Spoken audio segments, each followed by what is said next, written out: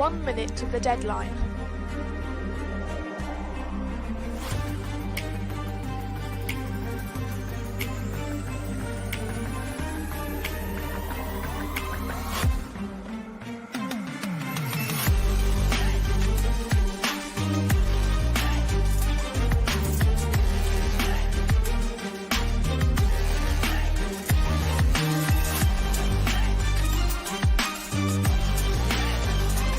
Seconds.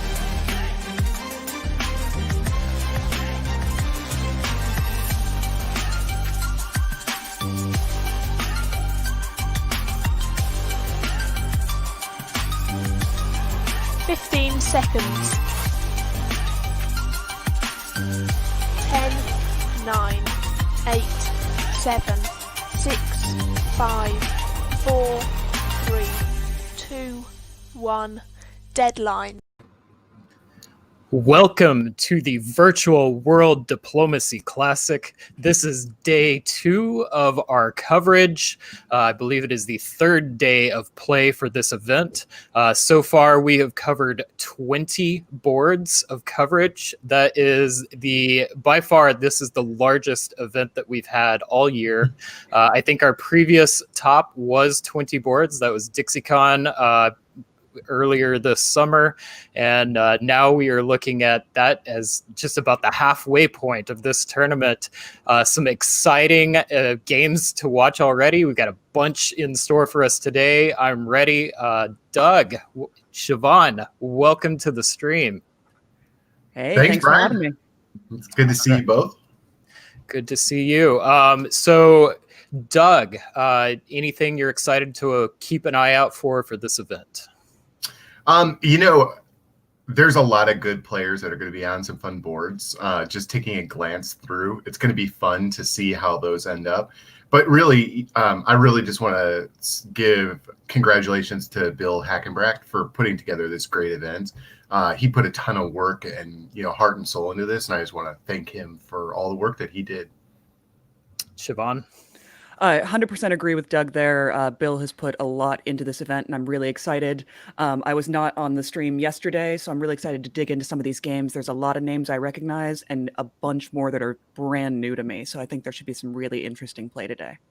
Yeah, this event requires a large cast to help organize it and to broadcast it. I think we should definitely call out that Bill did not do this on his own. He had a lot of support from a lot of major hobby luminaries from across the world. This is truly a global event. There are games being scheduled in time zones that are friendly for Asia Pacific, for Europe, and for North America. We have tournament directors from all over the globe, and they deserve a great shout out for how smoothly and organized everything has been going. And then on our team, if we were to cover this in our normal format, I think we figured it would be somewhere around the neighborhood of 40 hours of broadcast coverage, which is just impossible. We are going to do our best, though. We are covering every game. We're not going to be able to cover every game in our standard format. So we're going to use a mix of formats today. Some will be done in its highlights. Some may pick out some key moments, dig into it a little more, but maybe not get the full coverage. And still others will do a full game on. So we just ask everybody be understanding with our broadcast team, and this crew today is fresh. Most of us, I believe all of us, were not involved with the stream last night. The crew last night just did a tremendous job, and we've got big shoes to fill. So with that, let's get right to it. We're going to take a look, first of all, at the top participants going into today's round. So on screen right now, we see the top 10 players by their DBNI ranking. DBNI, of course, is the Diplomacy Broadcast Network Invitational. You score points in the DBNI tournament by winning other tournaments. So it's in essence a tournament of tournament winners and people that have placed well. So coming into this event, Bill Hackenbracht is ranked in first place, Tanya Gill in fourth, Tommy Anderson in fifth, Nicolas Sahuge in ninth, Natty Schaefer in 11th, Maxim Poffov in 15th, Karthik Konath in 17th, Conrad Woodring in 21st, Farron Jane in 23rd, Jason Massbaum in 30th. Of course, the top 28 slots will qualify for the DBNI Invitational, and that has pretty large implications for today's games. The reason why is this will be our largest event. So Doug and Siobhan, whoever wins this event will score 100 points for this event. All of the other events are ranked against this. They're compared in size. So Dixie was formerly worth 100 points. The winner of Dixie will be reduced slightly in their points. So we're going to see some major shakeups in these standings after this event has completed. And this event is so large that particularly positions 21, 23, 30, anyone on the bubble here could be significantly impacted by today's games. So Doug, you know a little bit about winning. What would you be doing in this type of situation? What would your strategy be? Knowing that you get so many points from this is the kind of tournament where you really want to grind out that extra dot, that, not calling the draws early when you maybe feel like you're in a good spot, but let things develop, play a little longer to see if you get yourself an opportunity to get a solo. Remember, the goal for the preliminary rounds here is to make that top board. So you've got to do whatever you need to do to make that top board and position yourself for that. And if that means you got to play all night, well, maybe you just need to play all night. And Siobhan, you've got a lot of experience playing in these larger tournaments, competing for top boards. What would your approach be?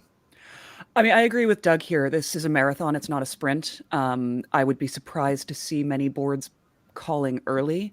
You look at Jason Massbaum in 30th, he has a real chance to make it into that top 28. And anyone who gets him onto the top board, that's the golden blade against me. Stab Siobhan, get Jason Massbaum on the top board so that I have to talk about it. All right, well, let's take a look now at our standings going into the VWDC. So the previous ones we were looking at were the DBNI rankings. These are the standings for the event that's happening right now. So going into this round of coverage, this is what the standings looked like. Bill Hackenbrack flexing really strongly by first organizing the largest diplomacy event that we've seen in years, and then says, all right, I got you all here, and now I'm going to win.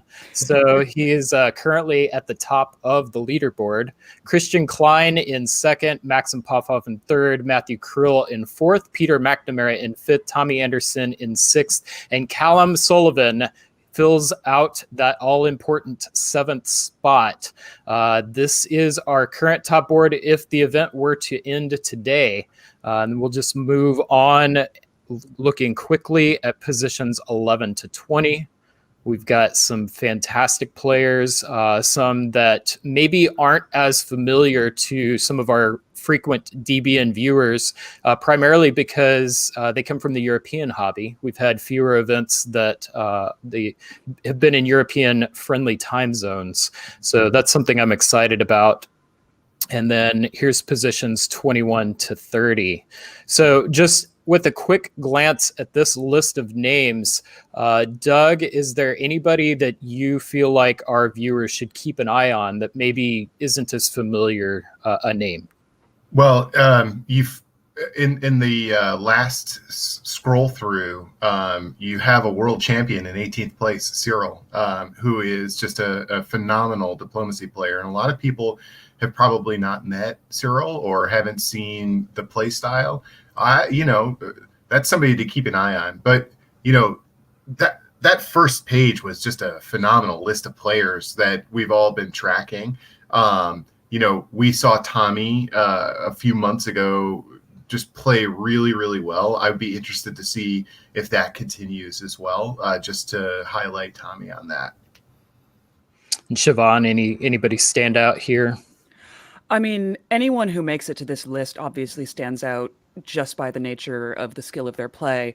There's no one on this list that is soft. And, Doug pointed out Cyril, who a lot of us aren't familiar with, especially this year on our broadcast. So I'll be really interested to see what he does. Yeah, and I think it's important to remember this is we're going into now our fourth round of play. So the way that these games were numbered, there was an early round, which we called round 0, then round 1 and round 2, which have already been covered. That's 20 boards of diplomacy that have already been played to get to this point. We're going into round 3, which is the fourth round of play. Each player is allowed to participate in up to 4 rounds. So there's 6 rounds in total. Each player can only play in 4 of them. So someone who has already played a lot of rounds, this will be their last chance to rack up a score. So someone like Bill has 1 more round that he could score in. After that, he's just got to sit back and watch the rest of the players. So I think it's about time we go ahead and bring on Corey to the stream. Corey, welcome. Hi, everyone. Corey, this is probably the first time many of our viewers have gotten to know you. Why don't you introduce yourself?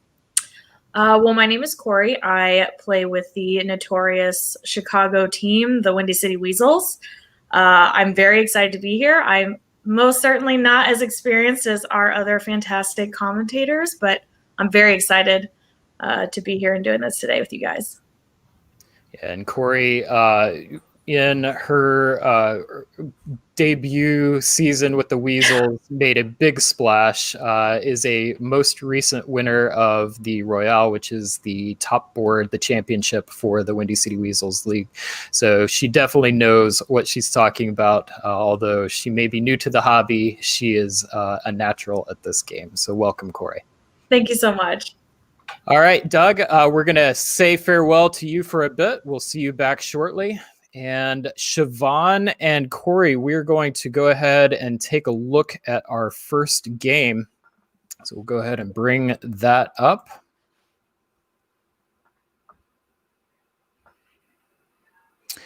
So, whoops, that is the wrong view. Here we go. So for VWC Round 3 Game A, board Abu Dhabi, we have in Austria Oliver Prignet from France, and I apologize particularly to all of the Europeans in typical American fashion. I am probably butchering many of these names.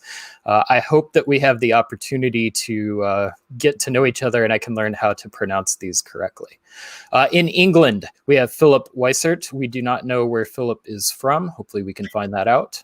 France, we have Tony Swinnerton from Australia. Germany, we have JJ Raymond from Santa Monica in the United States. Italy, we have Jonathan Frank from Baltimore, Maryland. Russia, Stuart Nain from Scotland, home of my ancestors. In Turkey, we have Drew Weinstein from New York City. Corey, any of these names stand out to you?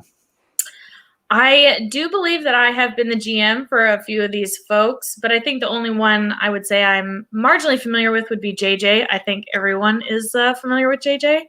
But other than that, I don't think I have played with any of these gentlemen. And I will point out that on the left-hand side, we see the score for their current place in the tournament. So JJ Raymond is currently in 12th place, and the DB&I ranking is on the right-hand column. So just keep that in mind. Okay, well, let's get right to it. Here we go. We're bringing up VWC Round 3 Game A. Corey, take us away. So I think the main thing that I noticed when doing my own research onto how this game went is that this is an alliance game. This is a France-Germany alliance game. It does break down a bit at the end, but I think that is to be expected given the fact that we're in a tournament and every point matters. I think there was a little bit of an interesting way that occurs later, which we'll get to. But we've got a great France-Germany alliance right out the gate. I think by the end of, by spring of 2002, England is going up towards Russia. And if I had to guess, I would assume that JJ is telling England, like, oh, yes, we would love for you to go to Russia. Let's be friends. Let's be friends. But as we see, what's really happened is JJ has used this to his advantage, and he's going to come with France to go straight for England. Unfortunately, Philip is out of place. He's sent his fleet up into, I think they were in Barents before, but he's gone all the way out. So he gets hit pretty hard, and I think that he is out very quickly. So yeah, spring of 1904, he might have been out by the end of 03. So it's interesting that while they're attacking England, which I think they made very quick work of, Russia appears to have gotten very big. In a previous turn, JJ did help. He assisted Stuart into Sweden with a support order, which I thought was interesting. And though the South and the East haven't really been a focus yet, it was also interesting to me to see that Italy was supported into Greece by both Austria and Turkey, which I don't think I have ever seen. I mean, it must happen, but that was a surprise to me. So by 04, Turkey is out of the box. FG, they're making a great division of England, and then you see them kind of separate their units. So for me, that's a pretty good indicator that it is a strong alliance. They're saying, hey, let's not cause tension by keeping a bunch of units at our border. Obviously, there's a couple, but just for insurance rather than we're just going to stay locked here and waste our units' time. So France swings down into the Med, and Germany takes the opportunity to go up and over into Russia. Russia, I think, loses 3 or 4 centers within a year and a half, something like that. He just unfortunately gets crushed pretty easily, pretty swiftly from Germany. Not a lot of coordinated support from my perspective with Austria or Turkey on trying to stop Germany from just really taking over, which ends up being very successful, and Russia drops down to 2 units, I believe. Italy is also short to go. He might be out in the next year, I think. And I think it's kind of all staying about the same, where there's not a lot of movement between the centers until we get to the point where France has decided that, oh, look, Germany is quite a bit bigger than me. And I think I deserve some of those centers as well. And we do have eventually a stab after quite a few bounces in what you would assume to be contested territories. So we're in spring of 10. France finally lines up for the stabs him at the end, and closes that gap.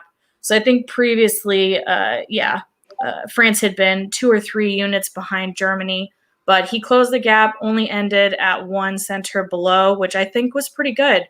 I don't know that I super agree with them calling a draw at this particular point, but also I'm not sure what time it was when they finished this game. So I don't know if anyone has any information on that. It's also important to point out that all of these games are time limited to 1910. So for the entire tournament, all of the games cannot go any later than 1910.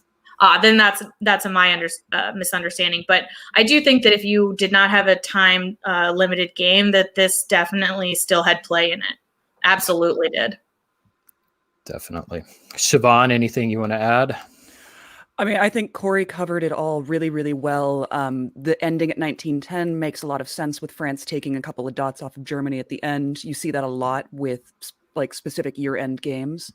This FG alliance was so strong. It was exceptional play, both from JJ and Tony.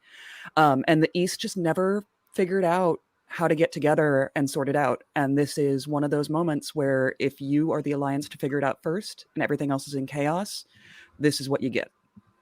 Yeah, that's an interesting point, because when I was looking at this, when I saw how quickly, unfortunately, poor Philip was taken out, I think if I was Turkey, Austria, Italy, I would have been much more concerned about what's going to happen now, right? Because it would be unlikely for France to choose that particular moment to stab Germany. It makes much more sense for them to swing to the Med. But if you look at what they're doing, sometimes they appear to be cooperating, sometimes they appear to not be, which to me means maybe they're not having the best communication when they're having their negotiations. All right. Well, thank you for covering that game. We're going to go ahead and go on to our next one. VWC Round 3 Board B, Bombay. In Austria, we have Dave Roberts from Snohomish, Washington. Dave recently squeaked his way into the VDL Top 7, Zach Moore's Virtual Diplomacy League. So keep an eye on him. He's a player who's definitely can compete at high levels. England, we have Laszlo Lavige, and I apologize, Laszlo, from Bilbao, Spain. France, we have Tommy Anderson from Massachusetts. Tommy, of course, the winner of, I believe, the Boston Massacre. Tommy is currently in 5th place in the DBNI and 6th place in this event. Germany, we have Alex Lebedev from Italy. Italy, we have Callum Sullivan from Perth, Australia. Russia, we have Gary Sturley from Macclesfield, Great Britain. And Turkey, we have Marian Orsulik from Germany.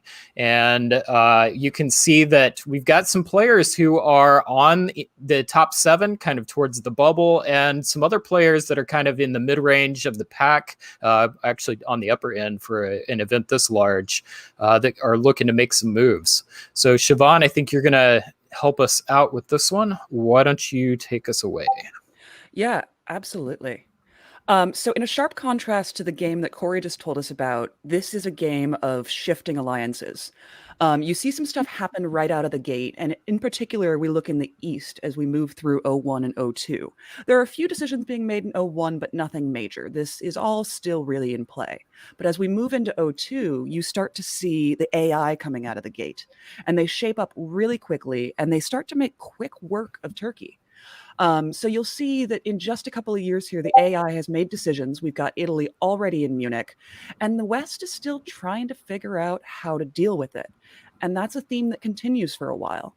So as we move through 03, the West finally coordinates, and we're starting to see an East versus West in what I thought to be, when I first looked at this, very locked-in alliances. However, as you see moving through 04, Austria decides, maybe I don't need Italy after all. And so as we move through into fall, after these moves, I believe it's here. Yep, he takes Greece, he takes Venice, he takes Tunis. And very quickly, the rest of the board, in contrast to the last game again, says, oh no, we do not want this. And almost everyone unites to fight the Austrian at this point. Except you notice that the German says, maybe while this is happening, I could sneak into Burgundy. So we see a lot of play here that's opportunistic, a lot of shifting alliances, which I love to see. And, I had a question at this point in the game when I first looked at it, can Dave hold on to this board lead? And we'll see, well, maybe not. And the next couple of turns are really interesting as France takes back Rome, Naples, puts England into Tunis. This EF is very strong once they decided that the Austrian was the threat. And I think there's a lot of really interesting play that could have kept happening here, but Dave somehow, and well done you, convinces the board to take the draw at this point. We could have seen another couple of years of really interesting play and maybe some more shifting of alliances. But at this moment, I think it's fantastic play by Dave. Great board top. I really enjoyed this game. Corey, anything to add? Yeah, I'll absolutely second you on I think there's definitely a lot of play still on this board. I am not sure how involved Russia got in this whole mess. It would be interesting to see how much they were really participating in those discussions, or if they were doing their own thing. Very interesting. Yeah, no, 100%. Russia was working with the Austrian a little bit through the mid-game to take out the Italian in Smyrna and a couple of other places. But other than that, seemed to be a little bit of a junior partner in this and was just along for the ride.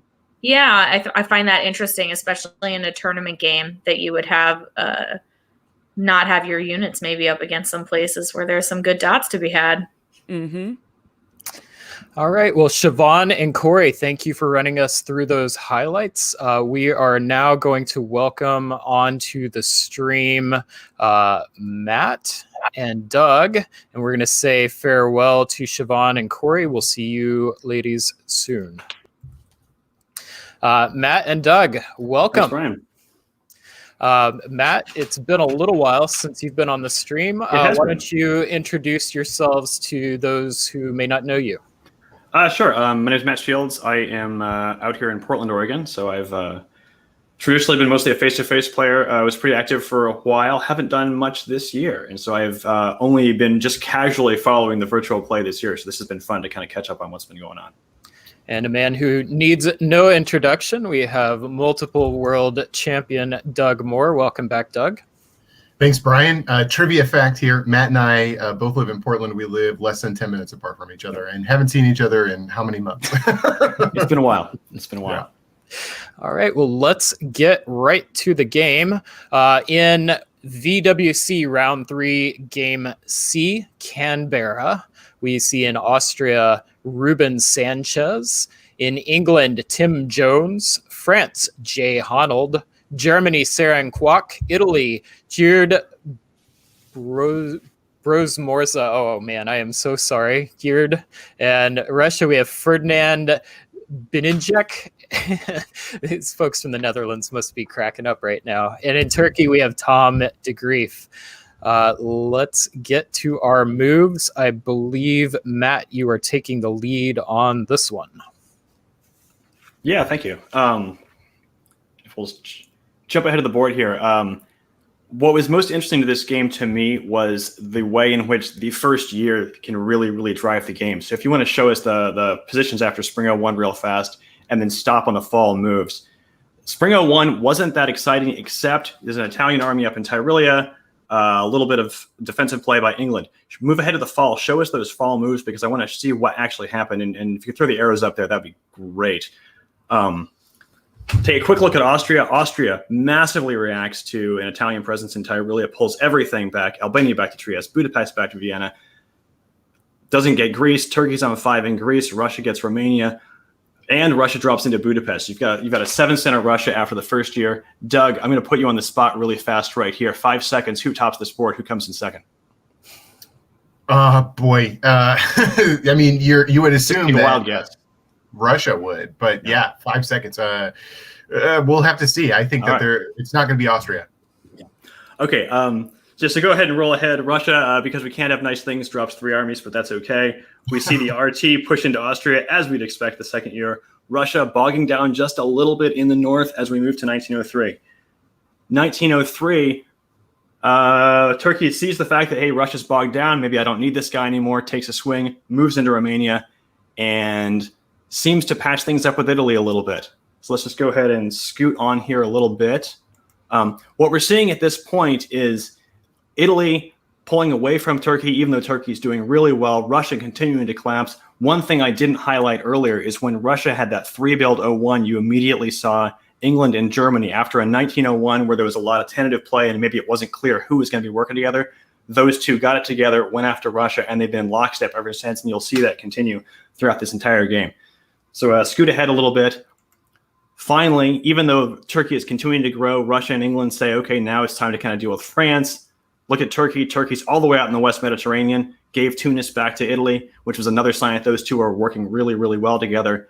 And now it's a little bit of a game of who can get to the stalemate line fastest and who can take advantage of that. So we see France down to 3, but we're also seeing Turkey and Italy trying to prop up France a little bit. And we stop right there. I was a little bit surprised to see this game stop this early. I thought that Germany's only 1 behind Turkey, and I think Germany had a chance to tie that up. But Turkey had such a strong start in this game that it was hard to imagine Turkey not finishing pretty well. And I think Tom did a great job when he saw the opening in 1903 to hit Russia, took advantage of it right away. And it was timed just when Russia was having to defend in the north, losing some centers. And I think that set Tom up really, really well for a strong finish in this game. I also thought the England and Germany did a good job of managing, some really dangerous, challenging situations. And, it looks like that Turkey's going to walk all over. They're coming into the center of the board together potentially. And, they're able to really restabilize that position, pressure Russia. And then also, make sure that Russia doesn't go down so that they're using those advanced armies to hold back on Turkey. I thought that was a nice job by Saren and Tim. Yeah, I thought both sides did a good job of keeping Russia and France in the game because it was better to have those guys holding those dots than to let those dots possibly fall to the other side. Yeah, but Matt, your beginning of this really started it off right. I mean, the overreaction by Austria on Italy's move to Tyrolia really just generated so much in this game. Yeah. All right. Well, thank you, Matt. We're going to give you a break again. See you back shortly. And add Siobhan back to the stream. Siobhan, welcome back. Hey, thanks. And Siobhan, everyone else has had an opportunity to introduce themselves. I think that most of our viewers know you pretty well, but just go ahead and say a couple words real quick. Yeah, absolutely. For those of you who don't know me yet, I'm Siobhan Nolan. I'm based out of the West Coast here in the Bay Area, California. I've been playing diplomacy for more than half of my life, and I'm not going to tell you how long that is because that makes me feel old. I love this game, and I love everything DBN has been doing this year. It's a great way to stay connected. A lot of new faces and names that I got introduced to. So thanks for having me. All right.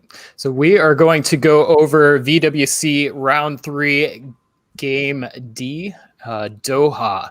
And we're going to go ahead and do full coverage for this game. So in Austria, we have Guillaume Machine from Paris, France. Guillaume. Thank you, Doug. I may have you just take over all the pronunciations here. In England, we have Klaus de Graaf. Klaus is fairly well known, played pretty active early on the season, has taken a break and came back with the Storm in the past couple of games at this event. 33rd in the DBNI and 16th place in this event. France, we have Conrad Woodring from London or New York, depending on where he is at the time. Conrad is very well known to the face-to-face hobby, is currently 21st in the DBNI. Germany, we have Andy Harris from Jersey Channel Islands in Great Britain.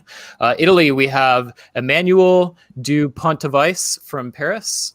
Russia, we have Cyril Savine from Augsburg, Germany.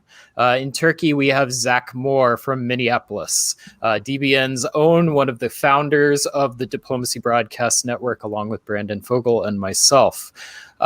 Great names on this board. Siobhan, I'll start with you. What are the matchups you're looking forward to most here? I'm really interested to see what happens in the East here with Cyril in Russia and Zach in Turkey. They're both very, very strong players. We'll see if they can work together or not. Like Doug mentioned at the beginning of this broadcast, Cyril is not very familiar to a lot of these players. They may know his name, but they haven't seen him play in quite a while, and I don't think ever virtually. So we don't really know what he's going to do. Conrad Woodring, very strong player, comes from a family of very strong diplomacy players, has not been super active this year either. So interested to see if he can get a hold in the West. Doug, what stands out to you? What matchups are you looking forward to? Well, first, this is just a great board. This is just chock full of fantastic players, so it's going to be really exciting to see how that goes down. I'm really interested to see how Conrad does. I'm very familiar with Conrad. We've played a lot of games. He's a strong player. And Emmanuel in Italy can be, sometimes a little bit of a rogue agent. He sometimes does things that are very unexpected. So I'm really interested to see the interplay between the two of them. Do they fight? Do they work together? And then how does Emmanuel's sometimes chaotic nature, will that have an impact on this game? Chaos Italy, one of my favorites. We are going to see how that plays out right now. So, Doug, you happen to be on the top of the screen next to me, so I'm going to give you first choice. Would you like to focus on the West or the East for this game? Flip a coin. I'll just go with the West, sticking with Conrad. All right. And Siobhan, that means you'll take the East. We'll start in 1901. Doug, we'll have you lead off. All right. We've got a channel move and a Burgundy move immediately going after Conrad. This could be bad news to start this game for sure.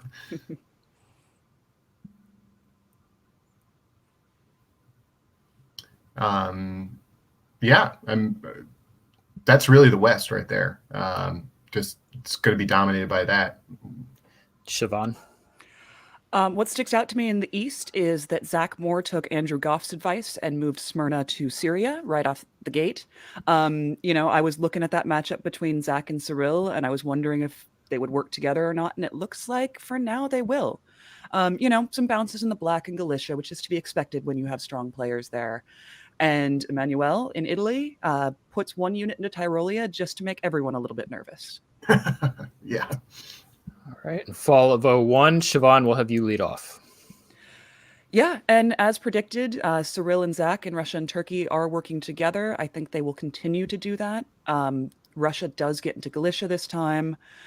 And otherwise, a convoy to Tunis, a bounce in Munich. The move to Bohemia is interesting to me because I think that Austria will soon have Russia-Turkey problems.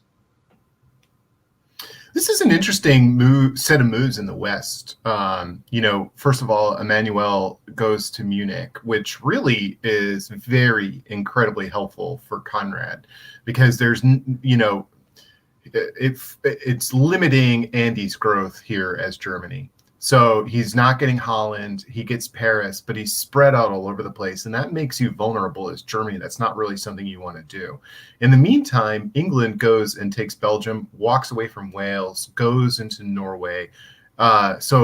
Even though France loses Paris here, this is not the world's worst result.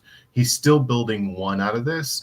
He doesn't really have an active threat, and he can focus on retaking Paris or building alliance bridges. So all of this pivoting really around Tyrolia and the impact that one move has had on the West. In winter of 1901, we see Conrad building the army in Marseille, Fleet Naples, Fleet Smyrna, Army Budapest, Army Vienna, Army Warsaw, Army Moscow, Army Munich, Army Berlin, lots of armies, and to make up for it, double fleets from Klaus in England.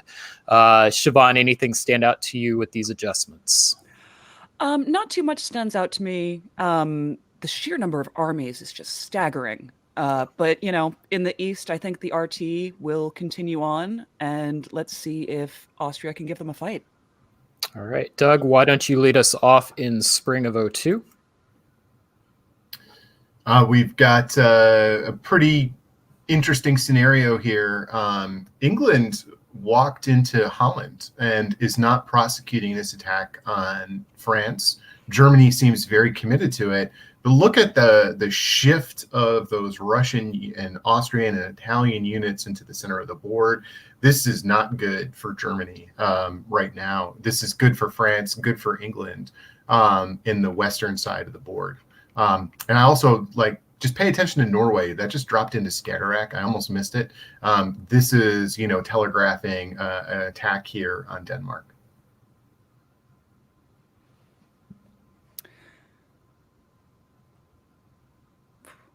Yeah. Meanwhile, in the East, I was very, very wrong about the RT, and Zach is getting cut out quite quickly. And what we do, in fact, have is an heir. Austria, Italy, and Russia are just everywhere on this board, both in the West and the East. So you're going to hear Doug and I both talk a lot about that alliance as we go forward. Yeah, it's going to take some real fancy footwork in the West, given how quickly they've moved to the center of the board to slow that roll. Mm-hmm. I'd like to know if the move to Bohemia was a factor in Russia deciding to go along, or if that was a precursor to that. It'd be fun to find out. All right, fall of 02. Siobhan, why don't you lead us off? Yeah, Zach, this is just a rough year for you. You're going from 4 to 1 after this turn. And that's gotta hurt. Otherwise, I'm not going to step on Doug's part of the board too much here, but that heir is marching up into the center of the board, and I don't think the other side of the board has the time. Well, interestingly, England is helping Russia into Denmark. That's not necessarily an ideal move if you're going to slow this down. It's good for getting rid of Germany. This is really great for Cyril. I'm not sure that this is a great move for the West, though.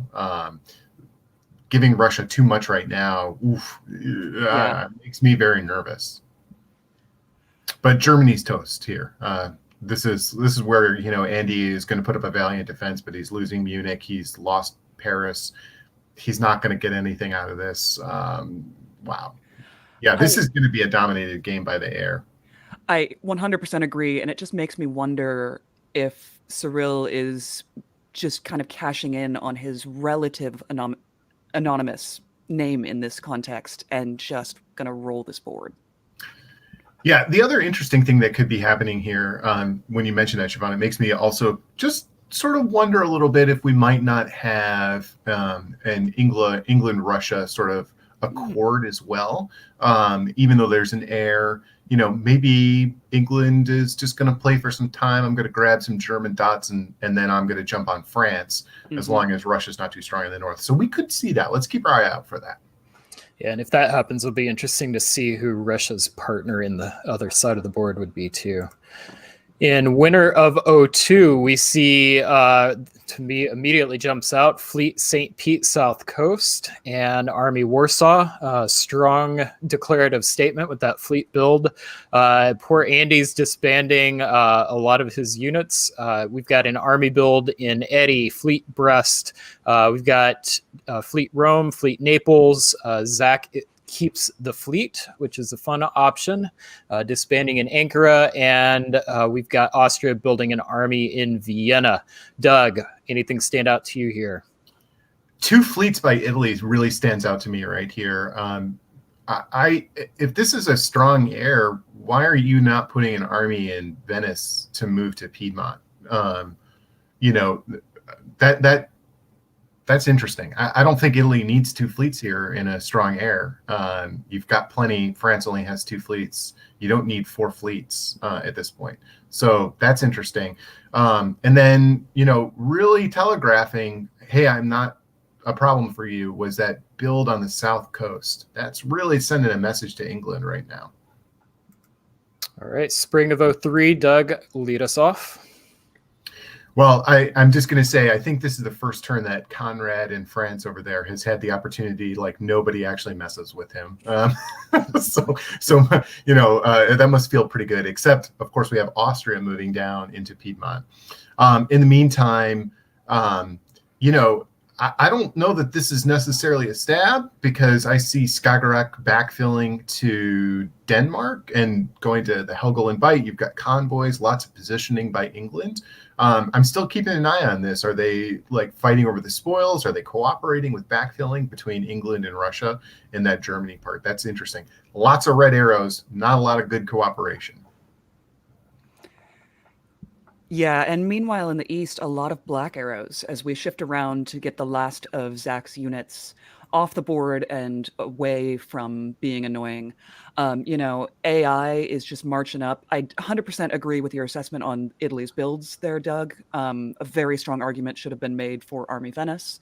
But, as we've said, Emmanuel can be a little bit of a chaos agent, so we'll see where those fleets go as we move forward. Despite the St. Pete South Coast build, Cyril does push 2 armies north, so I'm interested to see what happens next. Yeah, that's what stood out to me as well. Fall of 03, Siobhan, why don't you keep going? Yeah, and Cyril is just rotating those armies, putting them into position so next year he can have a play on Norway. A lot of otherwise kind of not much happening in the East. Zach, thank you very much for playing. Love, I guess, yes, support him back into Smyrna. I don't know why, but, it's some shifting of units. I have to assume that Khan to Bull was talked about and arranged because Russia is picking up one, so doesn't need to hold on to Bull at this point. Interesting that the fleet there in Denmark doesn't look like it retreats anywhere as it gets taken. So if you were going to continue attacking, wouldn't you retreat that to the Baltic? I would love to have been a fly on the wall while they were talking to figure that out, because that is very intriguing. Poor Conrad, the moment that things seem to stabilize, then you've got Emmanuel coming at you, you've got Guillaume coming at you. That's a real challenge to manage. It feels like Conrad has never really gotten off the mat here in this game because of the opening. But some decent cooperation going on in Germany here between England and France to slow that down. They really haven't progressed very much since they made that run in there. They've gotten the dots, but they're not clobbering through into the West the way that they maybe had hoped to do. So what I'm really interested in now is looking at your side of the board, Siobhan. how does that AIR break down, or do they kind of stick with it? Because they're hitting the limits of that alliance's growth potential at this point in the game. Yeah, I 100% agree with that. And I don't know what's going on in those negotiations, but I wouldn't expect this alliance to last more than another year or two. Well, in winter of 03, we've got 2 army builds from Russia in Moscow and Warsaw, Army Budapest. We've got fleet in Eddie. We say farewell to Zach Moore. Thank you for playing. Go back to bed. I know this was a really early game or late game. Not sure which one for him. All right, moving on to spring of 04. Doug, take us away. So, the first thing that comes to mind here is Belgium dropping down to Burgundy. What is that, to try and backfill? Because it led to the destruction of that army in Ruhr. Are they planning that? I doubt it. That's very, very dangerous at this moment in time. I mean, Conrad is holding back in the south. He could very easily swing his fleets out there. So an ill-timed stab, I'm not sure. And then there's a lot of maneuverings here in the north. This looks to me like they're putting that unit in there and they're going to blow it up. That's my guess at this point. Yeah, and meanwhile in the east, the air continues, stronger than ever as they pull all of their units away from each other in the southeast. This is just... it's a dominating alliance, and with all the chaos in the west, maybe they don't need to break up, but I do get the feeling that they're not going to get too much more growth potential, and someone's going to get itchy, and that someone is either going to be... it could be any of them, but I would expect something from Cyril to really tip the balance. Yeah, a few weeks ago in a VDL game, we saw a Eastern triple in air just completely dominate the board, completely blew past the stalemate line, moved into control almost the entire west.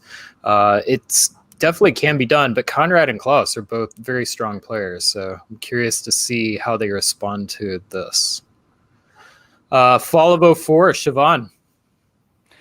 Yeah, a bunch of red arrows in the east this time as Cyril just sets up some self bounces. I don't know if that's because he's particularly anxious. It does mean that his Norway army has nowhere to retreat to when it is attacked. Austria and Italy move into the center of the board. And, interesting. I'm going to let Doug talk about what's happening with France. I want to start discussing that, but that's Doug's territory. Well, at this point, it's all intermixed. France is setting up for, the stalemate line as best that, he can in this instance. So he's pulling the fleet back, moving to Gascony. Remember that that Conrad had a build piffed. So, he might have been, guessing, hey, maybe I get a bounce here or something. But remember, Conrad does have a build in the bag at this moment in time. So, that's what's happening there. Really interesting to see what looks to be a stab on Italy and Germany. Austria takes Munich, and they blow up the army in Ruhr. This is not great for Emmanuel. And then dropping into the Tyrrhenian Sea, there's no build there. Rome and Naples are wide open. Well, and I missed it in my first go round, but Aegean takes Greece. Oh, so yeah, maybe they're swapping. Maybe it's a swap, but why would you want to piff that army in Ruhr, an advanced Italian army like that? Like, you really want that to... Something's happening here, and I'm not sure what it is. Yeah, some comments. I feel like I've created a monster with that VDL game. Seems like everybody wants to do offensive airs now. So yes, we see you, Jason. That was impressive, and I was curious after we saw that if anyone else would try that out. What I'm very curious about, though, is the players here involved are primarily European, not the typical audience for the VDL. So was this influenced by that, or did they come to a similar conclusion as the result of the current game's meta? So. All right, winter of 1904. We see Russia building Fleet St. Pete, France building Fleet Brest, Emmanuel in Italy building Fleet Rome. Lots of fleets. Doug, anything stand out to you with these adjustments? Cyril is still in the interior, which means that, which of course is where you want to build there. So that's a smart build. Certainly doesn't need another army, and making a statement here that like, hey, you might take Sweden, but I'm going to make you pay a price to do so. So don't make any mistakes. I like the fleet in Brest. You've got to hold the Mid-Atlantic, and so you're in position to potentially be able to do that. I don't like Fleet Rome in this instance. I think you need an army. You could be convoying an army over instead of an extra fleet that's sort of like locked behind the lines. I don't think that's necessary right now. I think it actually enhances your vulnerability and your susceptibility to a stab. All right, spring of 05. Before we move on, this is an interesting point in the game to me. I could see it going a couple ways. Doug, if you had to pick somebody to win this game or to at least top the board, who do you pick? I'm going to stay in the West here, and I'm going to go with England's position. No real enemies here. Great opportunities. France is occupied, and yeah, you're fighting with Russia. So what? You've got the dominant position over Russia for the long term. So I like England's position in this. Siobhan. Sticking in the East, despite his problems with England, I think Cyril has been driving this game, and I think has a lot more control than is immediately apparent on the board. So I'm going to stick with Cyril. And I think Austria would be a dark horse for me. I think there's some potential if Russia and France and Italy both get tangled up. There's a chance for Austria to make some moves if they play the clock right, since this is a time game. We'll see. Spring of 05. Doug, lead us off. All right. Not a whole ton here. I'll leave the hold to Siobhan, but Russia's units all held. Sorry that drew my eye. Yeah. I think the dangerous thing here is for France losing Marseille. I'm not sure what else you could do in that situation, just given the math.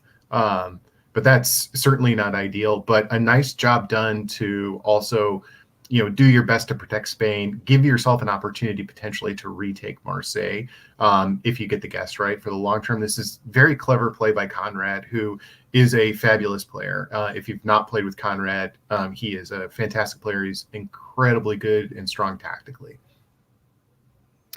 Yeah, 100%. And, those holds drew my eye immediately as well, Doug, and that has to just be an NMR. I can't imagine any reason why Cyril would hold all units. And so I will change my answer to your previous question. I now agree with Doug, and England is who I think will top this board. The air continues on. A and I are going to make some progress.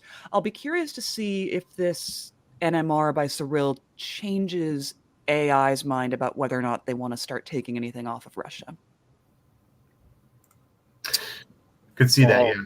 Fall of 05. Siobhan?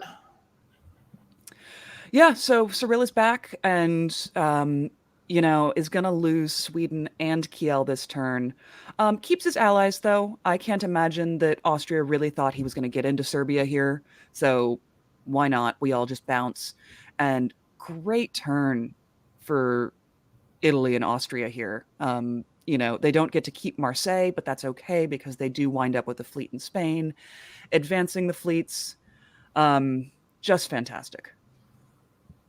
This is a great turn for England. And interesting, he moved Barents to the Norwegian Sea. I think he's saying like, hey, I've got a great position at this point. Mm-hmm. Maybe I need to think about going and shoring up France or collecting some scraps at this point. So I'm interested in that. And I'm looking for, most likely some kind of army build to get another army onto the continent. I definitely need another one of those if I'm going to hold this position that I have in Ruhr and Kiel. Think about it right now, he needs at least another army there pretty quick. So, good play here by Conrad as well. I love that, he took the Jim O'Kelly school of thought here and blew up that army. Now it's a rebuild way far away from the front lines. It weakens that position because they don't have another army to back it up. Here's the cost of that fleet sitting in Tuscany. And, that build going all the way back could potentially be destabilizing as well. It gives an opportunity to talk to Guillaume and say, hey, why don't you roll in here on Russia? So a lot of really intriguing stuff happening right now. In winter of 1905, we've got Russia disbanding in Berlin. England builds 2 fleets, London and Eddie.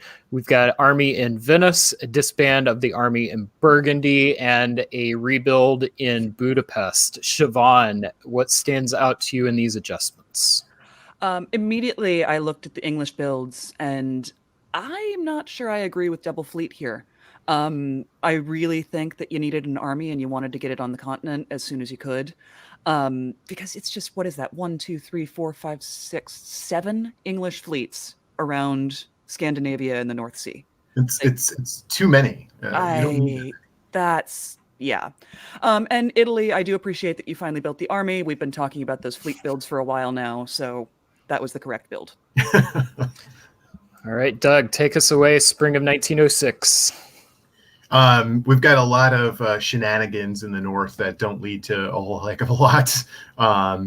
So, it's fun to go through, but not a lot there. Really interesting is the walkout of Kiel, going to Burgundy and to Ruhr, just clearly walking away from the line. And then, Austria taking effectively here 2 dots right from Russia and England. That's fascinating to me. I would love to know the negotiations of what went on there. Yeah, 100%. Meanwhile, in the East, Austria and Russia, that relationship is breaking down.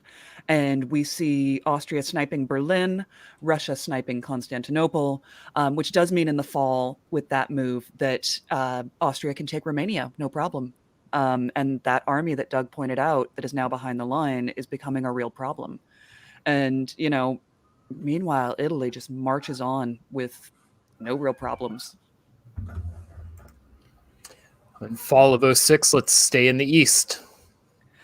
Austria decides not to take Romania, which is interesting because if Russia had wanted to take Bulgaria from you, big whoop, he's going to get bull or con. I really think that was a missed opportunity to support that attack on Romania. And Cyril does some attempts to do some positioning. It's not really working. We're still just fighting over Scandinavia. I think it all goes back to that NMR turn. And that was just such a loss of pace for him. And it's really hard to recover from. And yeah, that's about that. Good, nice tactics here in the West. Conrad has been outnumbered the whole time, and he's playing a dance back and forth with Marseille and Spain, which is fun to see. This is going to be really interesting because here we have England, who is actually pulling units, and you have an Austrian retreat into the North Atlantic to a wide open Liverpool. That could really be very, very painful. England building all those extra fleets, which are now completely out of position, is very costly at this point. So I imagine he probably regrets some of those builds at this point. You've got Emmanuel living up to your pregame reputation of that agent of chaos. I'd love to see that fleet in North Atlantic. Winter of 06, we see England disbanding Barents' army built in Vienna by Austria. And that's it. Doug, do these adjustments tell you anything? Russia is incredibly vulnerable right now to Austria potentially statting here. if England and Austria want to work together here, and they can just completely eliminate Russia from this game. That's going to be fascinating to see how that plays out. Likewise, Emmanuel is a good player, and I'm teasing a little bit when I call him an agent of chaos. He's played a really solid game here and is in a good position. Very nice job using the diplomacy here at different points to stay relevant. And look at the position now. That's a pretty strong Italian position. Sure, yeah, Russia could poke you for one, but what does that get Russia? It's like this will be interesting to see how it plays out for Italy as well. Well, why don't we have you lead off? Oh, or not. Really? Game draws here. Was not expecting that. Doug, is this the correct result? I would not take it again. If your goal here is to make the top board, as I was saying before, taking a draw here, if you're Austria or England, really feels premature. I think that you have opportunities to grow that don't include stabbing somebody and destabilizing the line. So, for example, England does not have to attack France in order to make long-term gains. Likewise, Austria doesn't have to do anything to Italy to make long-term gains. They could easily pinch Cyril here in Russia out of this game. I 100% agree with you. I would never have taken this draw if I am Austria or England. Sharing a board top after all this with this position, it feels wrong to me. Feels a little dirty. And also Emmanuel has Liverpool in the bag, right? Yeah. And Emmanuel is going up to 8 after this year, unless Austria dots him, and is then tied with that board top. Mm-hmm. You've got that fleet behind the line. You could also be tapping the Mid-Atlantic. There's a lot of things that you can do with that really indicate that this game should have continued or has a lot of potential play in it. Mm-hmm. All right. Well, let's go ahead and take a pause here, and we're going to just talk through this round, what we've seen so far, and Brandon's going to, behind the scenes, seed the board for the next round. So, Siobhan, we'll start with you. What are your thoughts about the round we just saw? I think it was a fantastic round, and I know it was at an odd time for a lot of players in North America, I believe. I forget exactly what time this round started. But, we're starting to see in the middle of a long, huge tournament, maybe exhaustion is coming into play. Doug and I were on the same page that we didn't think that game should have ended, but, sometimes you were just so tired and you can't do it anymore. So I'm really curious to see as we move forward, especially for the North America players who are keeping some really odd hours that they're not used to, how does that factor into their play? Doug, how about you?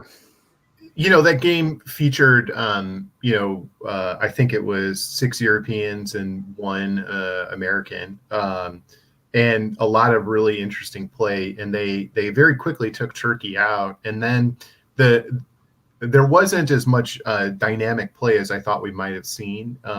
They really kind of stuck through with some of those alliances. It was almost a very conservative game.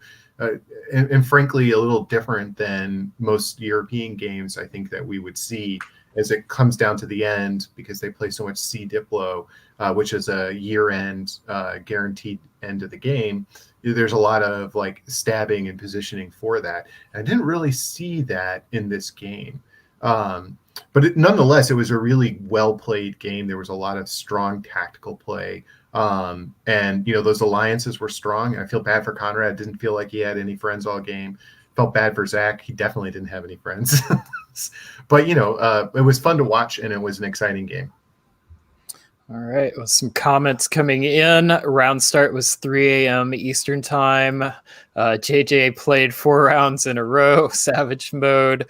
We've got some dedicated players. Yes, Sarah and JJ, you're insane. We agree. So, yeah, I mean, some dedicated players. We've seen this all year round. Players continue to surprise me with their dedication to this game. And we, the viewers, are the beneficiaries of that. So speaking of beneficiaries, let's get back to our tournament. And we are bringing up the standings at the start of this round. So VWC 2020 positions 1 to 10. In first place, Bill Hackenbrack maintains his position. JJ Raymond moves up to second place at the score of 464. Christian Klein in third. Tom DeGrief in fourth, Tommy Anderson in fifth, Maxim Popov in sixth. Klaus de Graaf now has made it into the top 7, just edging out Matthew Krill by a few points. Cyril and Peter rounding out our top 10, looks like with a tied score of 320. It is close. It is exciting. Anything stand out to either of you about these updated standings? Take a look. We were just talking about England in our last game, right, Siobhan? And look who's in 7th place. That score is not going to get you there. Yeah. Play I think more. it's gonna make all the difference. And Matt Krill, who's a West Coaster, did not play this last round because it was 3 a.m. And I'm expecting him to be back later in the tournament. And he's a very strong player. And what is that? 14 points between Klaus and Matt Krill. That might make all the difference. Right. And JJ Raymond, we saw in the comments, played 4 games in a row. Nicely done. 464. I think that's probably going to be enough to get to the top board. As we kind of look at these scores, that's probably enough right there. Nicely done. All right. Well, Doug, we are going to bid farewell to you for a moment. Siobhan will stay on. We're going to welcome back Corey. Corey, welcome back. And we are moving on to round 4. And I'm sorry, we're just momentarily saying hi to Corey because we like her. And we're actually bringing on Matt. Thanks, Corey. Bye. Matt, welcome to the stream. Bye, Corey. Bill Hackenbrack, I would like to nominate that moment for the Whoopsie-Doodle Award. Yes, there you go. All right. So we are going to move into round 4. Matt, are you ready? Absolutely. All right. We'll go ahead and bring up round 4. Which board are we bringing up here? We're going to do board B. Oh, okay, great. All right. And here we are. Round 4, game B, Basel. In Austria, we have Louis Quintel from Switzerland. England, Jason Massbaum from Los Angeles. In France, Andy Harris from Jersey Channel, Great Britain. Germany, Gabe Rax. Italy, we have Rafael D'Amata from Washington, D.C. Russia, Yurd Bjorsma from the Netherlands. Turkey, we have Denis Peskov, location unknown. So not a lot of familiar names. You can even just see from the DBNI rankings, Jason Mathbaum probably being the player that we know most. We've got him in 14th place in this event and Yurd in 14th as well. So they're tied. That's what I'm looking for. Siobhan, any matchups you're interested in here? I'm always interested in Jason Massbaum versus anyone. So, you guys keep saying it's random that I get to do these Jason boards, but I'm starting to wonder. But real talk, Jason is a fantastic player. He's absolutely going to be coming into this board looking to get into that top 7 and make the top board. So I would expect some strong moves from him. The rest of the board are fairly new names to me, so I can't give you too much. All right. So going on with this event in board B, we're doing this one in highlights fashion. So Matt, we're going to have you lead off. Go ahead and bring this up. All right. Thank you. What was interesting about this game to me, it was an example of if you go into the game with a plan and just stick with the plan, sometimes that's all you really need to do. So as we flip through the 1901 here, spring 1901, nothing really interesting happened. Austria went to Armenia while Russia went north, which was sort of interesting to me. A little bit of weird moves by Austria. But then in fall of 01, Austria kind of gets bailed out, walks into Romania with no support. Don't know if he talked his way in there or if there was a mistake made. But after a rough start, that really helped him out a lot. Moving into 02, you really see England and France start to get together a little bit. They hit Germany pretty hard. Russia, Turkey decide this is the time to swing back and hit Austria. So you're starting to see two main alliances form in the East and the West, and those two really, stuck with each other pretty much the entire game. Austria does a good job of kind of hanging around, I think, as you go into this next couple of years. You'll know, this entire game, he never really has anybody work with him, but he's still hanging around at 4, hanging around at 3 for a long time. So, good job to him for doing that. As we move into 03, you sort of see England, France start to consolidate a little bit, while the East feels to me like they're spinning their wheels a little bit, like they're slowly gaining, they're slowly making progress, but they're not getting anywhere very quickly, and that's something that's going to come back and haunt them a little bit. One interesting thing you see in 03 and then again in 04 is Germany, even though he's been getting hit by England and France pretty hard, decides to throw his lot in with him and just voluntarily starts moving units east. I have to assume that was some kind of either a diplomatic breakdown between him and Russia, or EF really told him something that he liked to hear, because he sticks with them pretty much from here on out. From this point on, what we're really seeing is a lot of sort of slow, methodical progress by Jason in England. And the entire rest of the game, you see EF on one side, RT on the other side, and nothing really changes that much. So you can flip through to the end of 1905, and what do we see after this?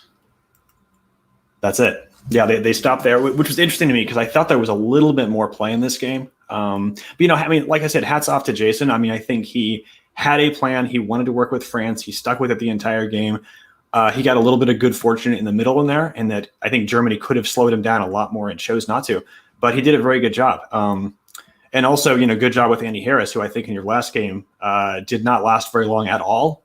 And here he is with a very strong second place. So good job to him, too. Siobhan?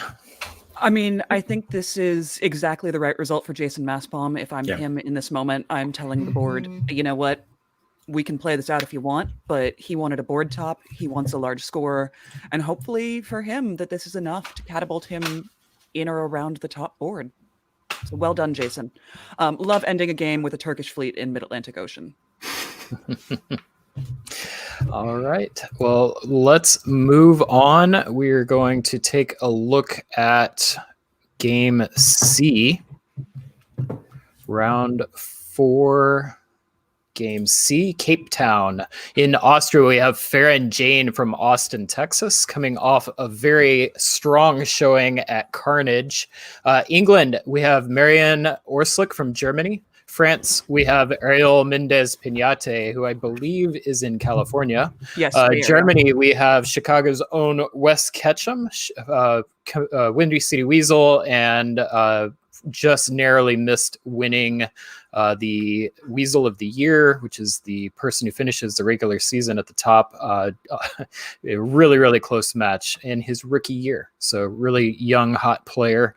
Italy, we have Tanya Gill from Toronto. Russia, Jenny Hutton from Scotland. In Turkey, we have Conrad Woodring from London.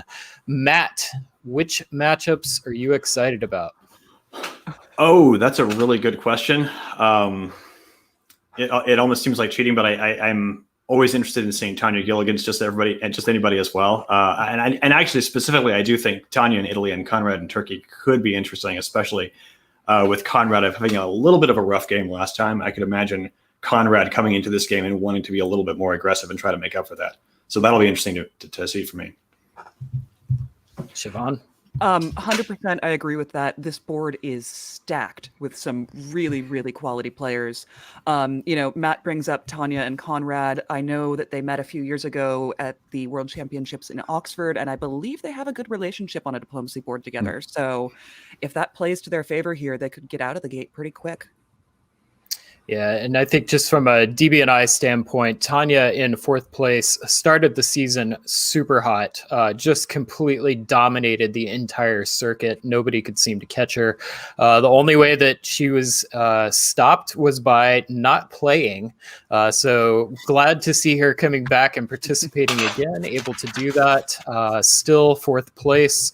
Farron in 23rd, Conrad in 21st on the bubble. So probably hungry for some points. Let's watch what happens.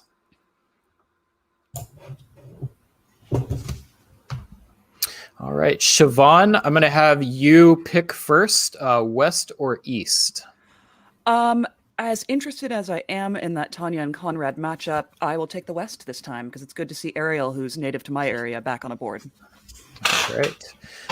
In that case, why don't you lead us off with spring of 1901? All right. For the West, it's all fairly meh. I mean, there's a bounce in Burgundy. You have to imagine at this point that was just arranged.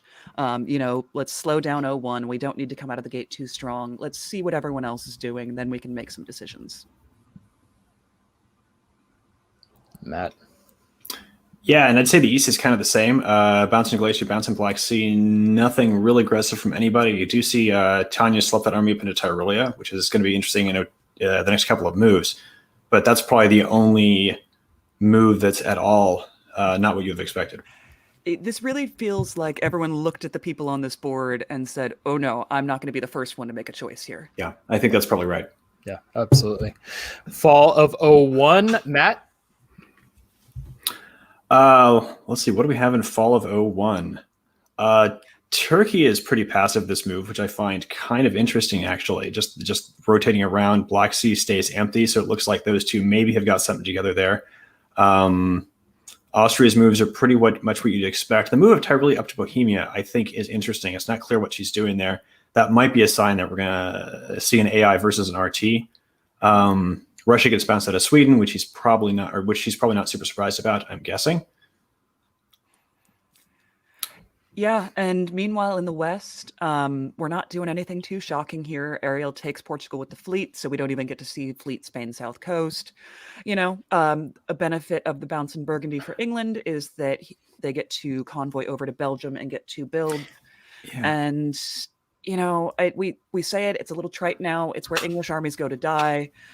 I'm just waiting for someone to do something. Yeah. This one might go okay though. I mean, you've got an empty Burgundy, an empty Picardy, an empty Ruhr. That could work out. I also failed to note Tanya's hold in Apulia in the fall. That was a little surprising to me. It seems like if you're not going to convoy, you might want to move it back up. So that might be another sign that she really doesn't want to make Austria nervous. Mm-hmm. Yeah. Well, with 2 builds, we will get to find out if Ariel builds Army Liverpool. Let's find out. He does not. So we have 2 fleets in Eddie and London. We've got Fleet Brest, Army Marseille, Fleet Naples, Army Trieste, Army Budapest, Fleet Smyrna, Army St. Pete. Matt, we'll start with you. Anything stand out with these adjustments? No, it's mostly what you would expect. Turkey was already set up well to go west. I would have been surprised to see him build a 3rd army at this point, because that would have probably constrained him more than Conrad would want to be constrained. Italy and Austria's builds are almost certainly what you'd expect. A little bit interesting that Russia built the army in St. Pete rather than in Moscow. So that may be a sign that she's a little bit nervous about what's going on with England. Because certainly if she thinks she's fighting Austria, having that extra army in Moscow that you can drop to Ukraine would have been helpful. All right. Lead us off in spring of 02, Siobhan. Yeah, just taking a look. There's some shifting happening. Ariel is making some moves against the English player, it looks like. Trying to push up into the channel. It seems like the English saw that coming and decided to support themselves in. I did find the double fleet build from England a little curious. I'm not sure I love it. But I guess if you and Germany are attacking France, this is what you do. And Russia gives up entirely on Sweden and gives it to the German.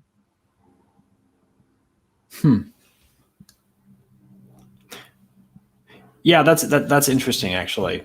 Seeing that, I'm a little bit surprised to see Bothnia pull back to St. Pete, honestly. It's not a great place for that fleet to be. I'm sure she was worried about Norway slipping in there, but Norway slipping in there in the spring wouldn't have been the worst thing in the world. There's a reasonable chance you might have been able to take it back depending on what else happened. So I'm not sure if I would have done that. Conrad loses Bulgaria. And I was just looking at this trying to see if I could think of a way he could have solved that problem. And there's actually not an obvious way that he could have solved that problem. So he's in a rough position right now. It'll be interesting to see what happens with him next. And Tanya, it looks like, might be joining that as well with the move from Naples back down to Ionian. Army moving up, though, so yeah, I think she's trying to be. I think she's trying to leave her options open still. Trying to see if anything else is really interesting here. The Turkish army in Galicia is going to be really, or the Italian army in Galicia is interesting to me.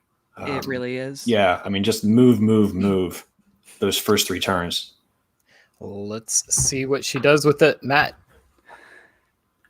Austria puts her in Romania with it, so this is interesting. So what we're seeing is, yeah, we're definitely seeing the AI solidify and the RT solidify, but the RT aren't in a great position to actually respond to this. And I think a little bit we're seeing the consequence of that Russian build in St. Pete before, because she immediately moved it to Moscow, and now Moscow's moving it to Ukraine. You know, if she put it in Moscow in the first place, she'd be a whole season ahead.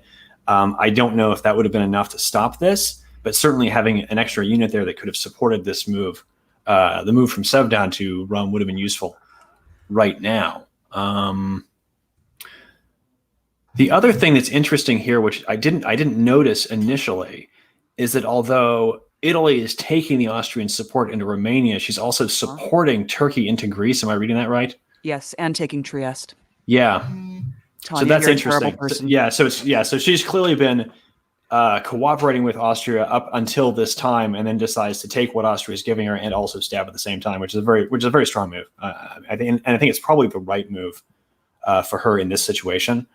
They're in a little bit of an awkward situation now, in that she's clearly working with Turkey, but also they've got all these fleets stacked up against each other. You know, Conrad's not in a great position to either help much against Austria or swing back against Russia.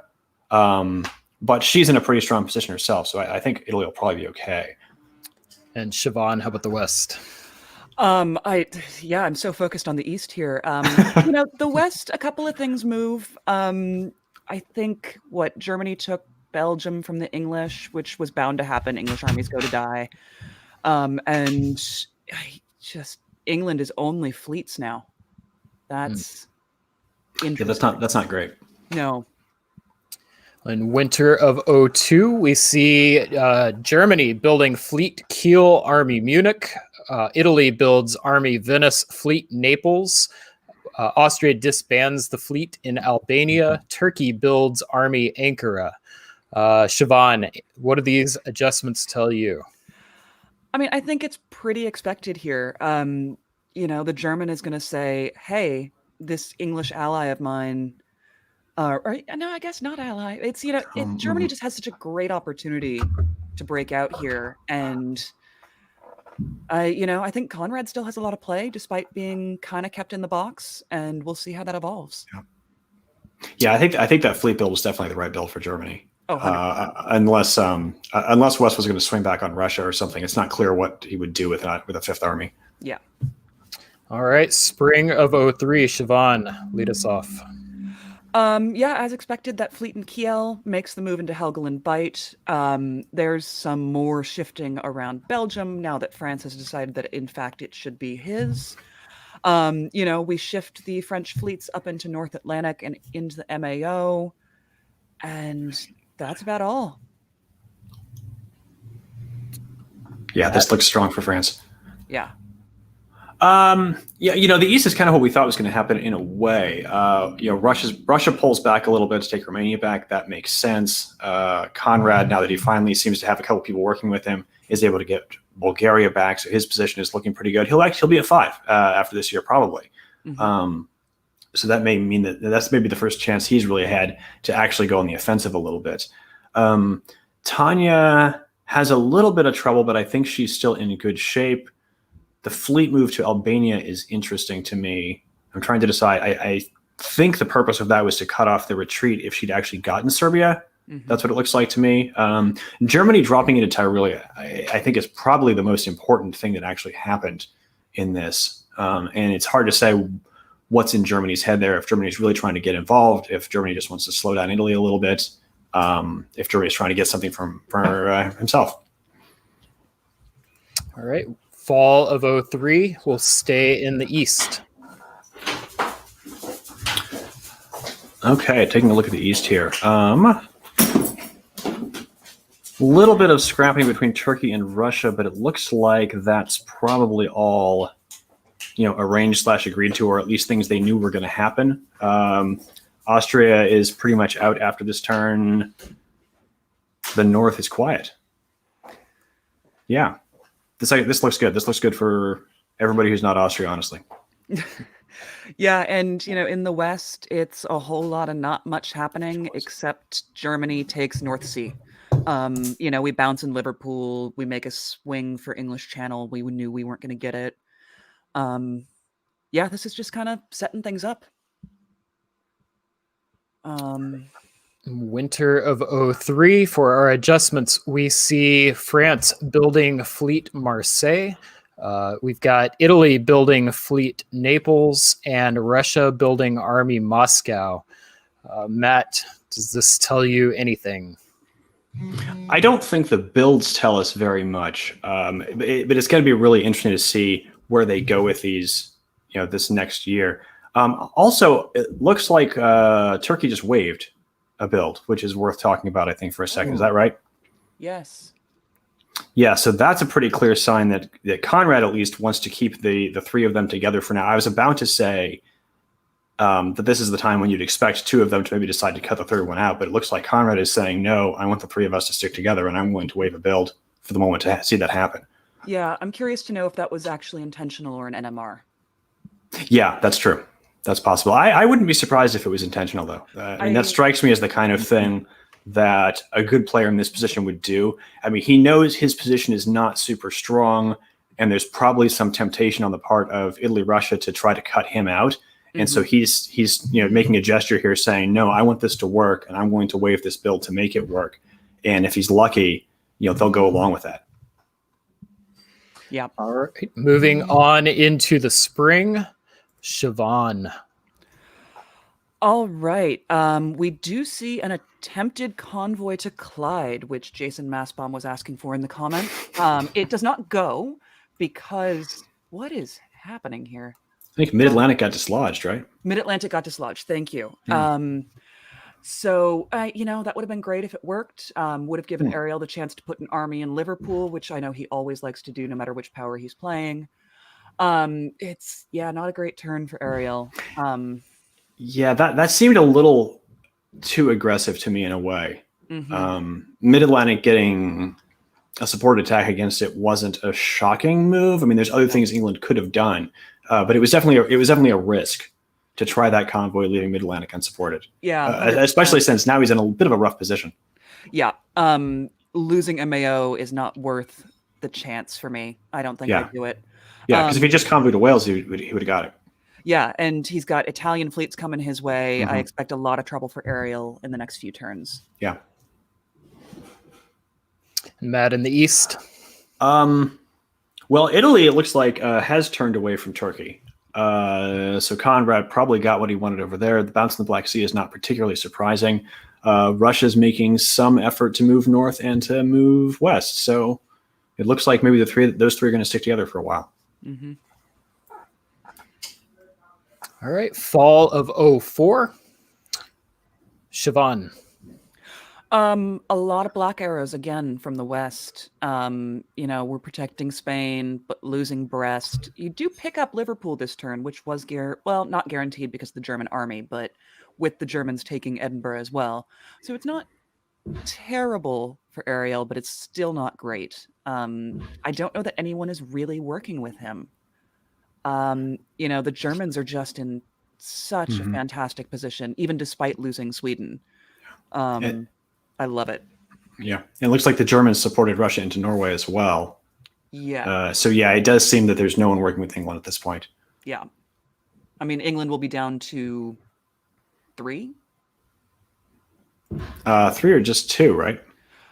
Brest, London, Sweden. Oh, you're right. I'm sorry. I missed Sweden. Yeah. Yeah. Yeah. And looks like meanwhile, Italy is continuing to move towards Spain. Does not follow up into Piedmont. Which is interesting. Why? Yeah, it's not obvious to me why, unless she's worried about Tyrelia going to Venice. That's the only thing I can think of, but yeah. I don't know. And we're going to go ahead and pause here. So we'll see our builds whenever we come back to the game. But before we leave, we'll play Who Do You Like? Matt, I'll start with you. You are given a chance to come in, take any of these positions to come and win the game with. Who do you want to take over? Whose position? Oh, that's a really good question.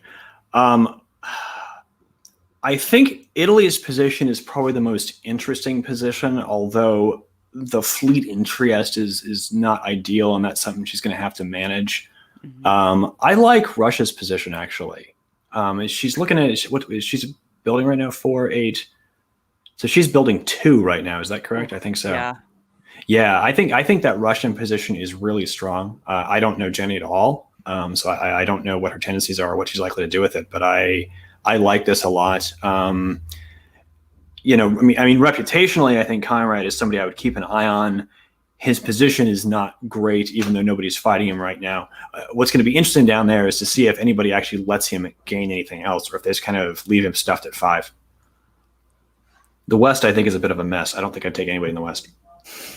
If I had to pick someone in the West, I would pick Germany.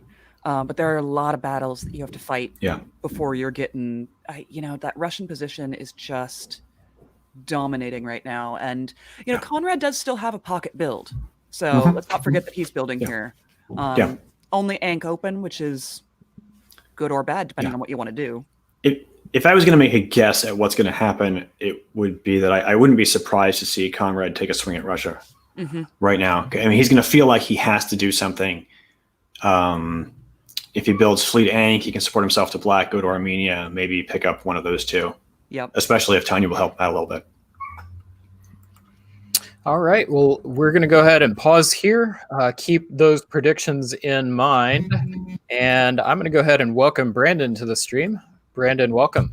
What's up, guys? Ooh. And I'm going to drop for a moment while you cover a round for me, and then we'll come back and get right back to it. All right. I assume the controls of this airplane. Howdy, folks. How you guys doing? Good. Not too bad. All right. I'm most excited that I can still see after doing 20 boards in 6.5 hours until 3 in the morning last night. It's fabulous. All right. I think we're doing a little switcheroo here. I believe I switching out both of you guys then. Is that right? And Corey and Doug are coming on? I think so. That is. All right. Then get lost and don't go too far. See you guys in a bit. And here we have Corey, welcome back, and Doug, welcome back. How are you guys feeling? Good. Day is just getting started, isn't it? All right. What we are looking at board F, is that right? D? It's either D. Well, we're doing Corey's board, yeah, because Doug, your board hadn't finished yet. It was a D? I think that is D. All right. Then Or clearly D. I haven't done enough homework. All right, why don't I show the player list and call it out? In Austria, we have Drew Weinstein coming to us from New York City. In England, we have Karthik Kanith, a regular on our broadcast, coming to us from California. In France, we have Matthew Krill out of Everett, Washington. Germany finds Matt Lynch out of Dublin, Ireland. In Italy, we've got Claes de Graaf coming to us from the Netherlands. In Russia, we have Roland Trotter coming to us from Boston. And in Turkey, we have Chicago's own Jay Honold coming to us from Chicago. We've got lots of good numbers over here on the right-hand side here. 2 of these players are on either side of the split line, the cut line for the top board tomorrow. That's Matthew Krill in 8th and Claes in 7th. And a bunch of other people here are all in play. So these, being in 55th place means you are above the 50% line and definitely in range. And also got people vying for DBNI places. All right, Corey, let us hit the map and put you on the clock and tell us about it. So I think the key theme of this board is that there are a lot of moves, but not a lot of gains necessarily. What we're going to see is a lot of attacks, supported, alliance shifting kind of moves, but ultimately when we get to the end of it, there's a clear winner and everyone else is kind of in the same position that they started, not necessarily by center, but by count. So it's an interesting 0-1. France looks to be already having problems for some reason. There is an English fleet in MAO, which is a little bit shocking. And France also supported supported Paris into Burgundy, but then didn't really do anything with it. Russia doesn't do much. They lost Black and they self-bounced in Gal, which was an interesting choice. So at the end of 01, what we really see is not much interesting has happened other than the English moves. So we scroll through and we get to the end of 02, and France really doesn't look like they're doing well. They have no friends. England is there, Germany's there, and surprisingly, Italy is there as well. Not really looking good for him, and I think probably this was a little bit of a panic mode. I'm not sure I've ever seen Italy turn this way, but that could just be due to a lack of experience rather than the type of play that you might see in a tournament. But good on him. Matthew really works. I'm assuming that he had some pretty interesting conversations with England because he is able to kind of get England off of his back, and we'll see them stick together pretty much for the rest of the game. Turkey is in a little bit of an interesting position. They pushed hard into Russia and got pushed right back out pretty easily, talking about making a lot of moves but not really going anywhere. They stay pretty consistent throughout the entire game. And I don't know whether that's shifting alliances or just not really super clear communication with folks in the East.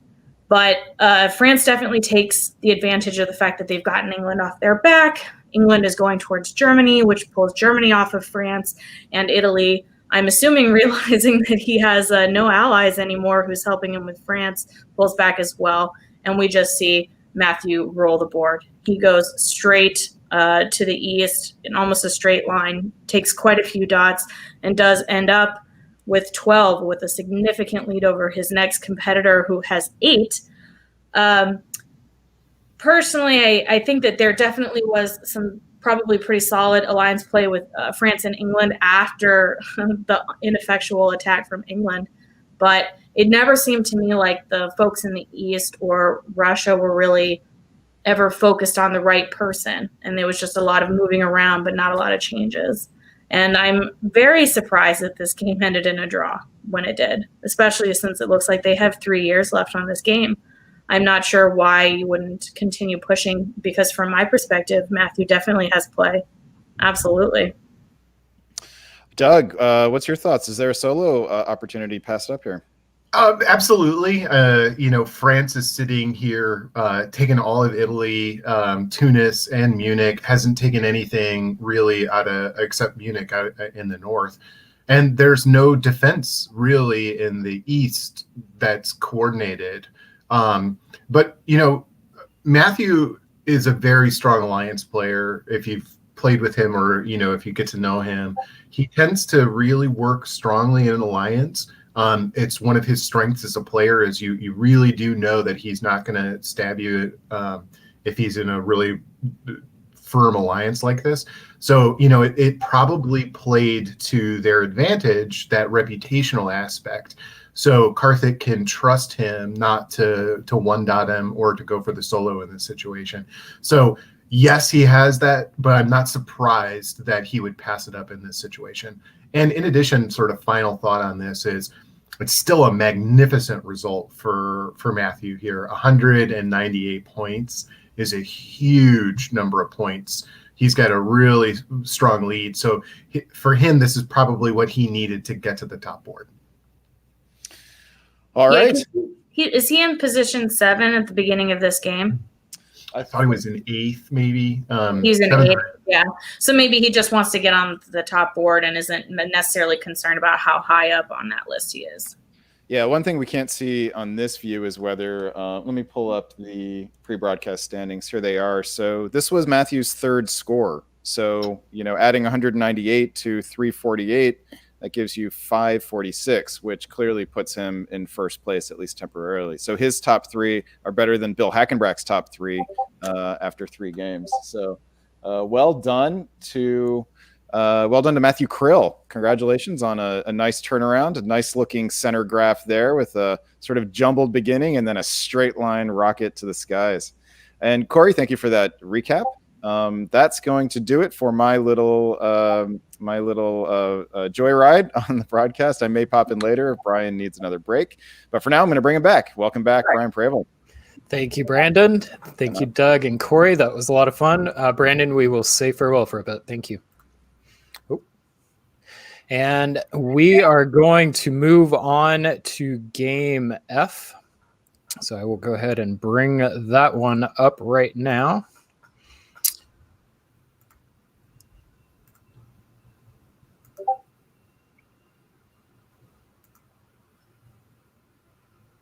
Oh, almost got it.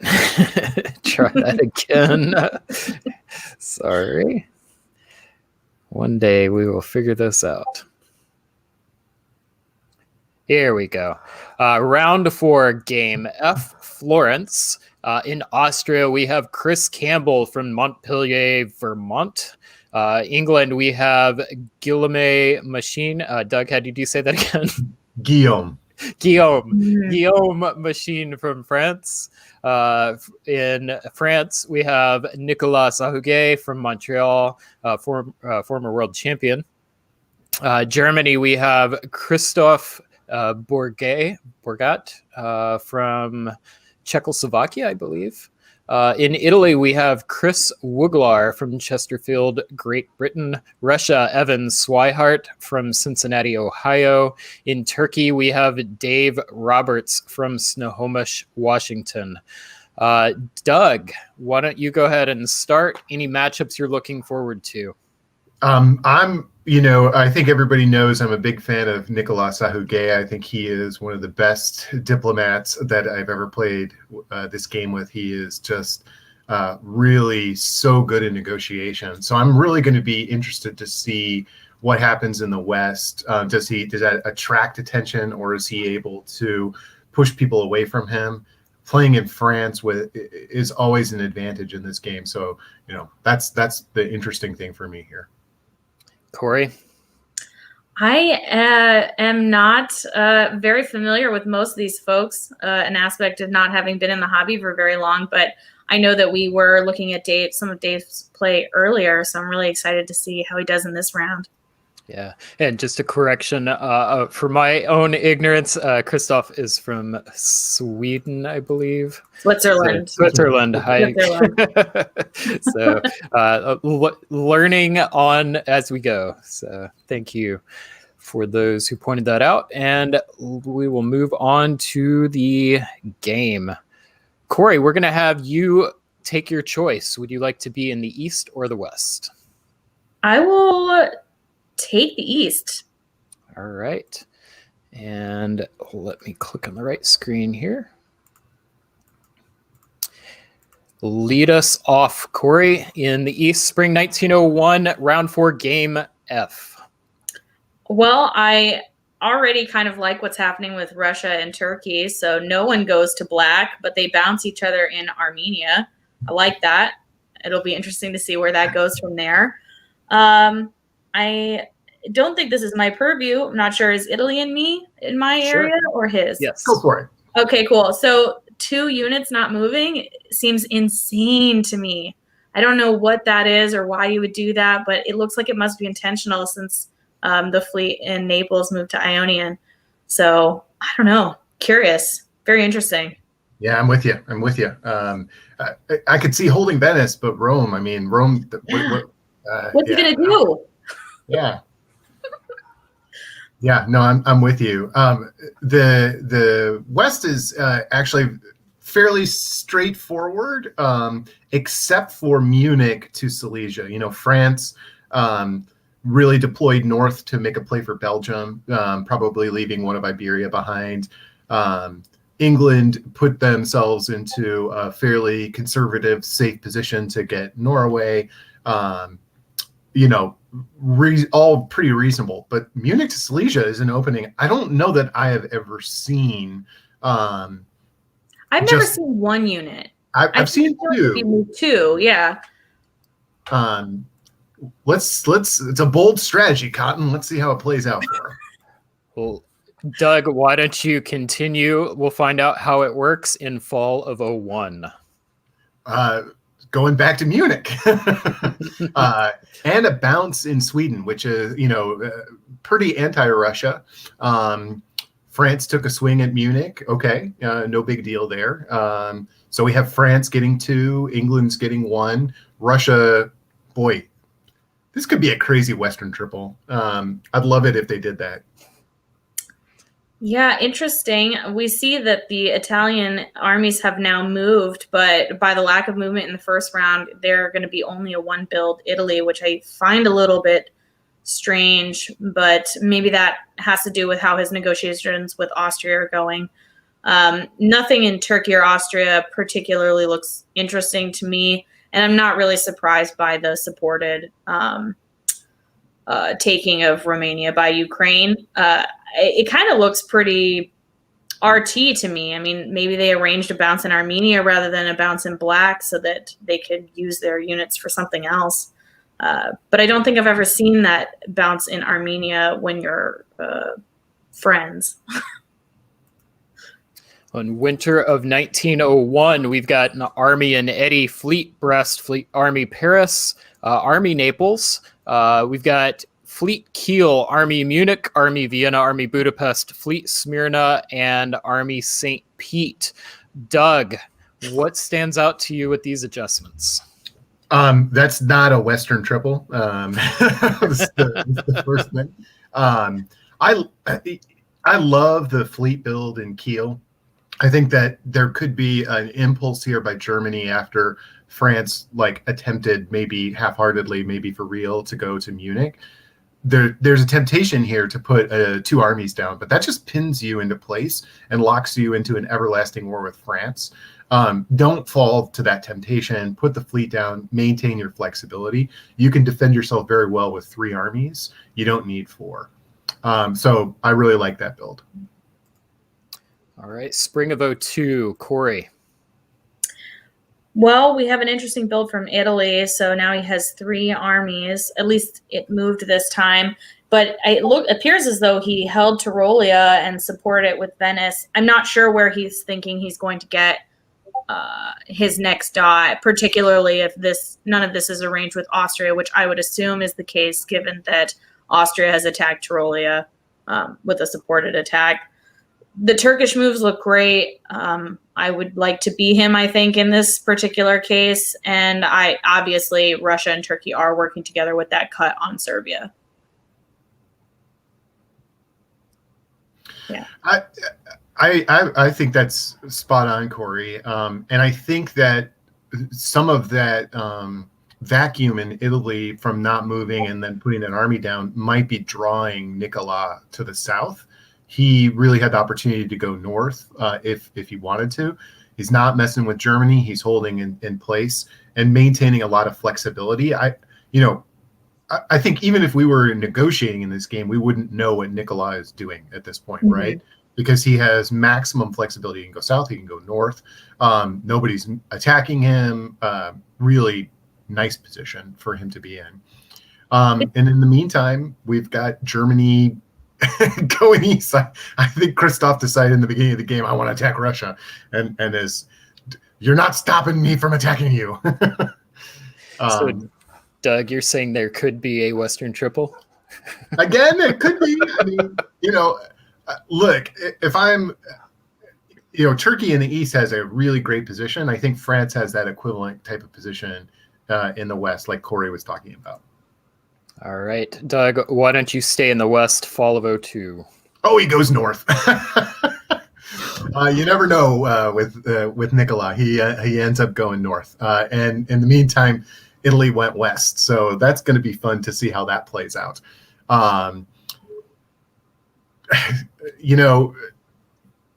I'm not sure what to say other than there's a lot of entertainment value in that.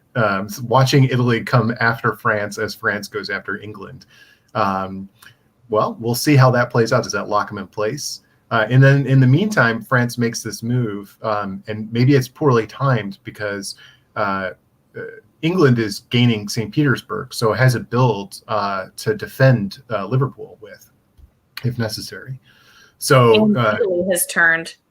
Italy has decided that France is going to be their right their target. Now, this isn't bad. This is not good news for France, but it's not like devastating or anything like that. Germany's not there.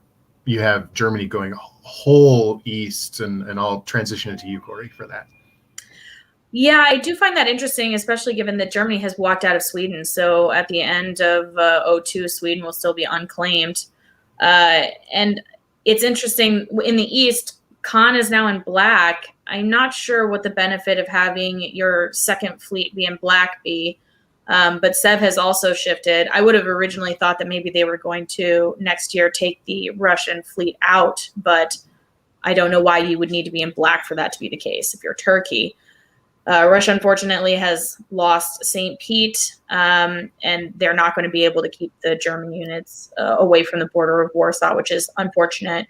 I'm interested to see what Austria does, frankly, because it doesn't appear like they're going wholeheartedly for Greece, and maybe by spreading out, they are going to make a decision about, am I going to go for Germany or am I going to go for Russia?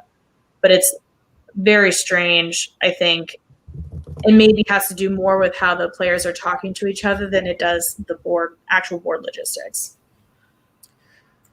An interesting thing, Ed Sullivan on the Diplomats channel, he was a guest broadcaster with us yesterday. I think he's going to join us again tomorrow. You should check out his podcast on YouTube, the Diplomats channel. But he points out every Western power speaks French as a primary language. So I don't know if that will influence the game at all, but it is really important to keep in mind when looking at international events of this type. Winter of 1902. Hey, we've got Army Liverpool. We've got Fleet Brest. Austria disbands Fleet Albania. Turkey builds Fleet Khan. Corey, what adjustments stand out to you?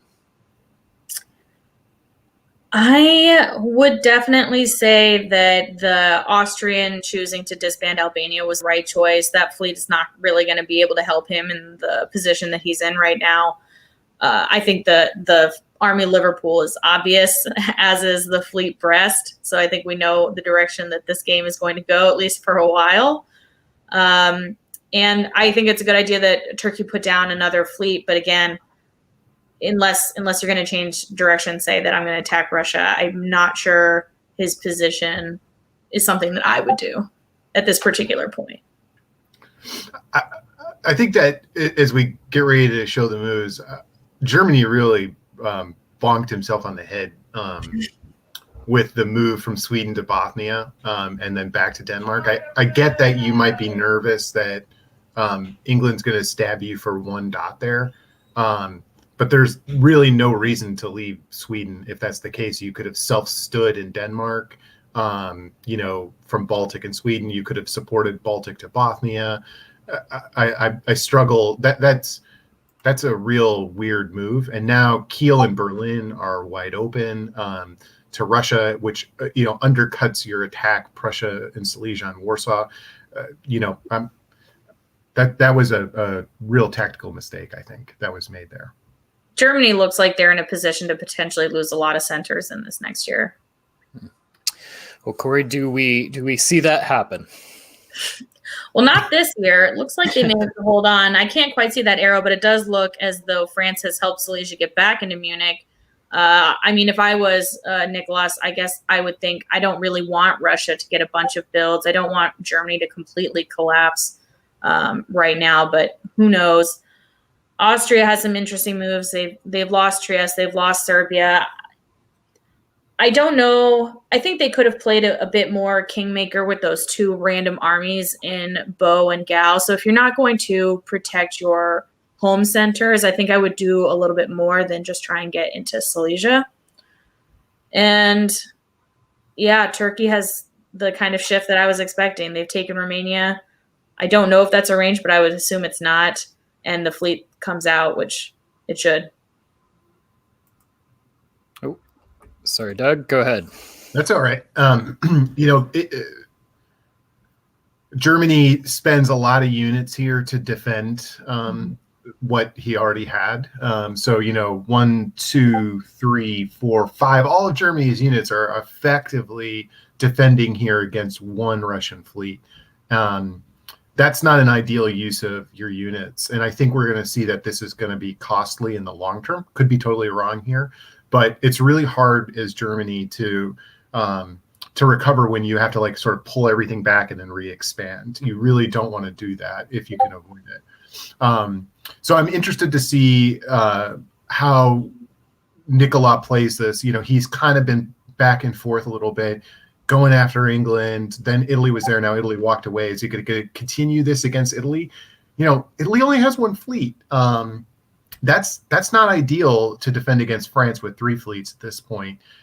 Plus he's in Marseille now. So, it kind of feels to me like if I'm France in this position, then I'm probably going to stay in the south. Right. Yeah, I'm curious, Doug, have you ever seen a game where the move by Germany to go straight for Russia, where that ends up not necessarily being a poor choice or not necessarily opening you up to this kind of situation? I've never seen that work well for Germany. It's the magnetism of that move for France and England to just go take those dots in the West is so strong. It's just really, really hard not to go grab them. And that's what it kind of looks like to me that England is planning to do, and look like from last year that you're essentially just waiting to be the carrion bird and go for German dots when it's the right time. And that very well may be, next year. Right. Well, I mean, it's already potentially cost Germany, Sweden, because England's sitting there right now. Now, Germany could defend that, potentially could attack that, and look, that's exactly what happens. But you were right, Corey. You were spot on with your analysis, which is that the carrion birds are circling. So here we have, France actually pops in, taking Holland and moving to Ruhr while driving south to the West Med. So, France is positioned themselves in a really nice way. And Germany is incredibly vulnerable still to England and Denmark. Now, potentially, you've got all the guys in the East, which I'll let you do. I think now I like Nicola's position at this point. This is really strong. Yeah, going over to the East, Austria certainly has some problems. I'm wondering if he had been talking to Gameday, England. I'm not sure how to pronounce his name. I'm wondering if he had been hoping that Livonia would cut Moscow, because he had no chance of taking Warsaw with the number of units there, whereas he couldn't actually have taken Romania either. But by being in those two spaces and choosing to keep those units, I think I was expecting something a little bit more when he disbanded the fleet and chose to keep those. I think that Nicholas has a great position, but Turkey, Dave, he's got a great position. Fantastic. He has 3 fleets on the board. It appears that he's working with Italy. He's taken the Russian dot he wanted, and Russia is very likely to go out relatively soon unless someone decides that they want to keep him around. I think he's got a great position for Turkey. Yeah, no, I think you're right. Going up 2 units right now, you have 2 opportunities to build. You don't need to put a fleet in the Black Sea because you're already there. You can always pop back down from Romania. You really have a lot of fantastic opportunity for growth. Really nice position to be in, and you're friendly with Italy too, which is a benefit. You can kind of take your time, let Italy get pinched in against France as France moves south, while you go grab some Austrian and Russian dots and sort of build your strength behind the line. And I kind of feel like Italy doesn't have a choice. Italy has only 1 fleet on the board. He needs a partner in the Med with fleets, and his only option is Turkey. So even though they're partners, my guess is Turkey is the senior partner. End of story. Right. And now we get the 2nd Italian fleet, which is nice. Finally. Much needed. Yeah, much needed Italian fleet. We've got another fleet build from Turkey in Khan, an army in Ankara. We've got an army in Paris, fleet in Eddie, and Austria, the big loser this year, disbanding in Budapest and Silesia. Doug, we'll go to you this round. What do these adjustments tell you about the board right now? Well, it's interesting. We haven't talked about it, but Guillaume as England only had 2 fleets for the longest time. He just built his 3rd. He was actually outnumbered in terms of his fleets by France. So, I like English armies, but it probably makes sense to have another fleet in this situation so that you can get back to the North Sea. You can also go to Skagerrak or Helgoland so that you're also getting some German dots if you're going to prosecute that attack.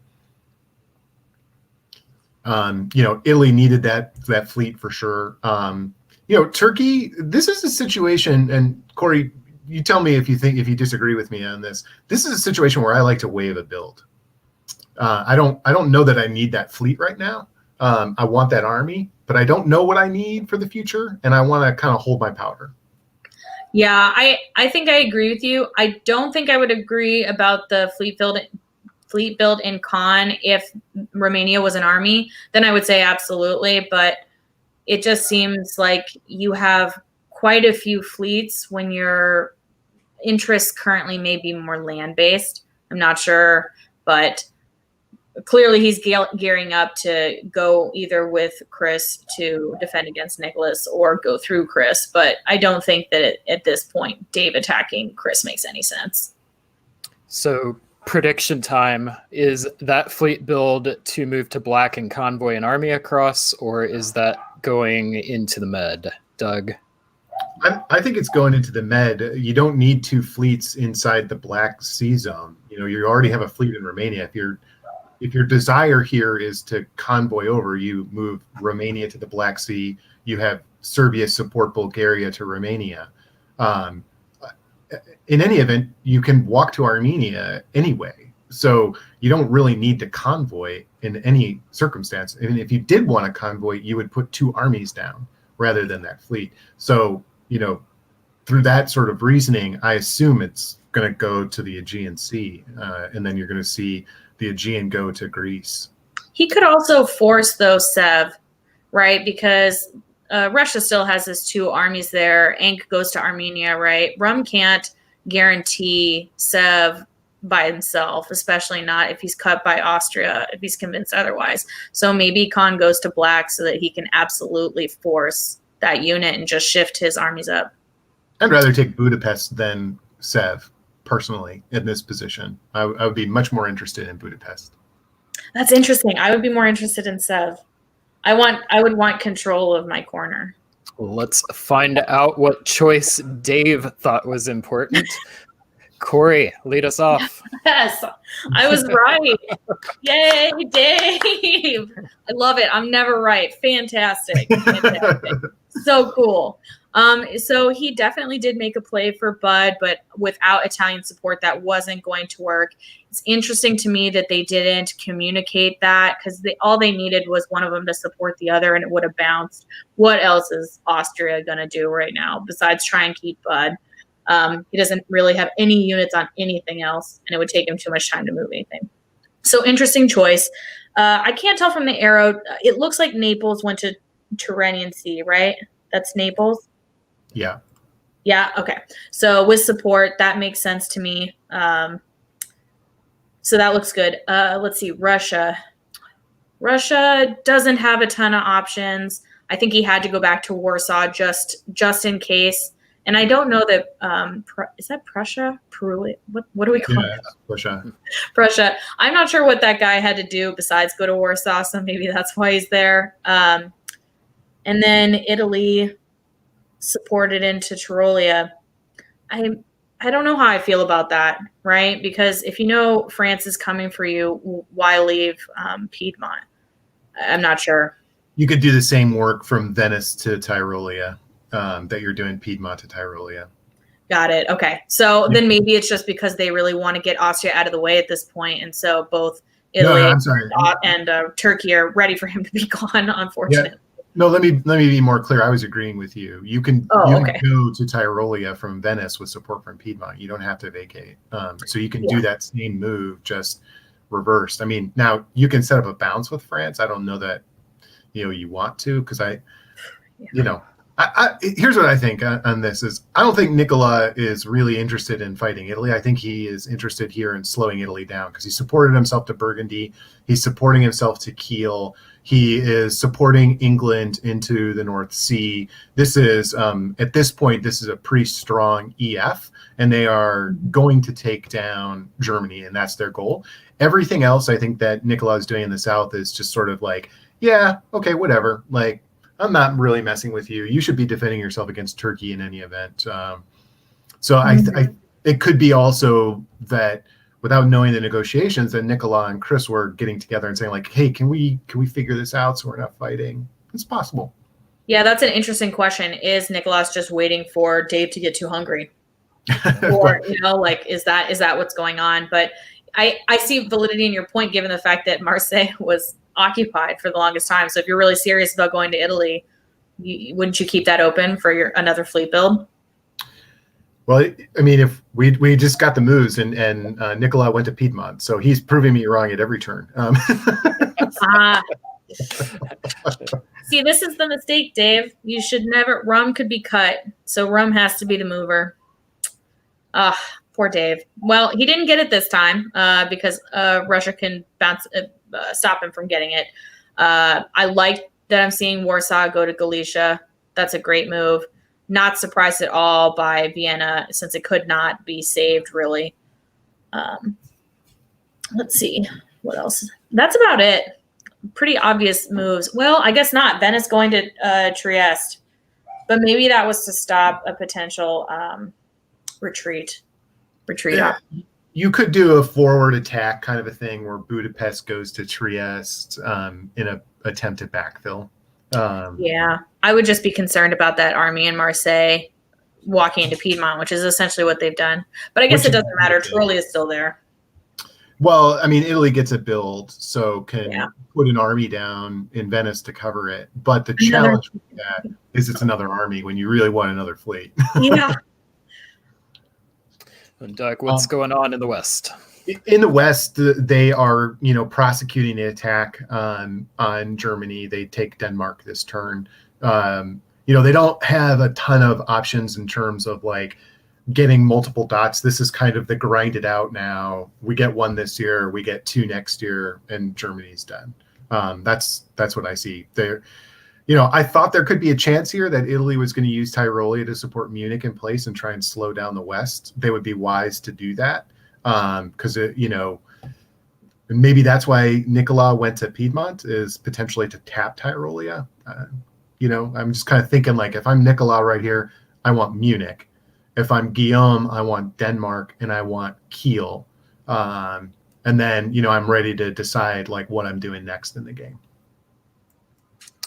Winter of 1904, we will reveal the builds and then play Who Do You Like? So in Winter of 04, we've got Army London. We've got Army Venice, as predicted. Christoph disbands the army in Berlin, in Germany. Those are the adjustments. So we'll pause here. Corey, we'll start with you. Who do you like to top this board? I don't know. I definitely have some indecision. I would have last turn before the moves, I would have said Dave, but Russia didn't go down a dot and he has a better position now. And I think it's going to be harder to chew through those. I think probably Nicholas. I think that's where I'm at right now. Doug, anybody besides Nicola you would pick? I think Nicola has a great position, but just to highlight sort of the EF and the strength of it, I'll go with Guillaume here. He's got two armies in England. He's like pretty much invulnerable at this point. Nicola could try and take a swing at him, but there's no incentive to do so. There's no dot he can take. So, he is a real free agent in this moment. He can continue after Russia. He can, do a lot of different things. And, it's not often that you see four armies that are probably going to get into the continent in some capacity. And English armies are really fun to have lurking about. All right. Well, let's keep going. Spring of 1905. Doug, why don't you lead us off? Okay. And here, wow, look at this. We've got a convoy into Prussia from Sweden, Germany, basically saying, yeah, I'm out. What do you guys want? And proving that he really, really, really hates Russia.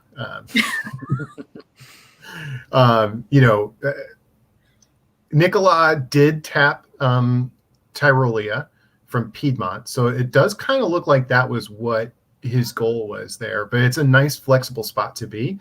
And otherwise, he's just rolling on through. He gets Munich, he gets Kiel. It looks now like England is in position to take potentially Warsaw. I mean, the EF is rolling. Mm-hmm. Yeah, they really are. There's an interesting shift in the Med. Tyrrhenian Sea, I believe, goes to Naples, and Ion comes out. I'm not sure if that's maybe what I would do. Gulf of Leon is open. You don't know that no one's going there, but it just seems interesting to put that Italian fleet back behind your line. As I'm not surprised to see, unfortunately, Dave does not get into Sev. Again, the Russian units are able to keep that on lock without some help. It could be that Dave is willing to wait and say, hey, Chris, let's make sure you get Bud first. And then once we know we can't be cut from an Austrian perspective, then we can do it.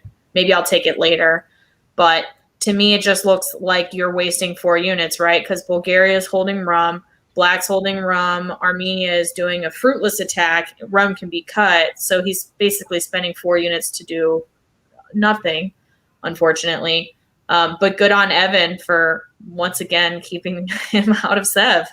And yeah, it does definitely look like Germany is done. Yeah, rewinding to the builds, this is why when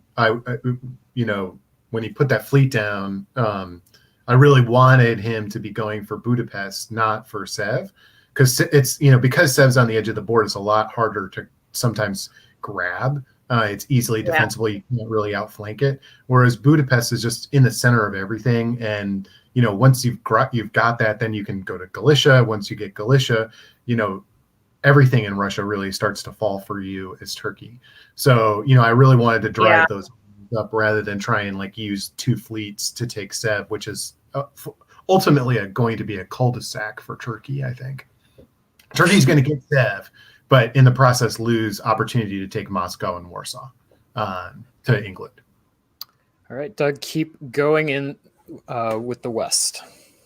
So this is really nice moves, coordination between the Western powers here. Look at all the black arrows that you're seeing. Everything is just cruising in. They supported attack into Warsaw, gets in. Germany is going out of the game, but is, punishing Russia for no apparent reason in the process. And as you kind of see, England takes Denmark, France takes Berlin. There's a reason that makes sense. We don't need to get into super detail there. But Kiel is really important for England in this situation. So this is, the EF is continuing to roll. They've got just a really dominant position. All right. In winter of 1905, we see a double army build from England. Loving it. We've got Fleet Brest, Army Marseille, Fleet Rome, Army Caen, Galicia disbands, Ukraine disbands, Silesia disbands, Baltic disbands, Bosnia disbands. We say farewell, Christoph. Thank you for playing. And this game just got really interesting to me. Corey, what stands out to you? I mean, I agree with you. The English double army build, setting up for some convoys. I absolutely love it. I also like that we're seeing Turkey build an army. I hope that his building an army has nothing to do with Italy, because with how well Nicholas and England are doing, I don't think that would be a good move at all to attack him. So I hope they're going to go up. Maybe he'll use the fleet in black to do a shortcut and get his army up there. Not sure. I really like where this board is right now, but I think that Chris and Dave have their work cut out for them if they want to have any hope of catching up to the West. Doug, how about you?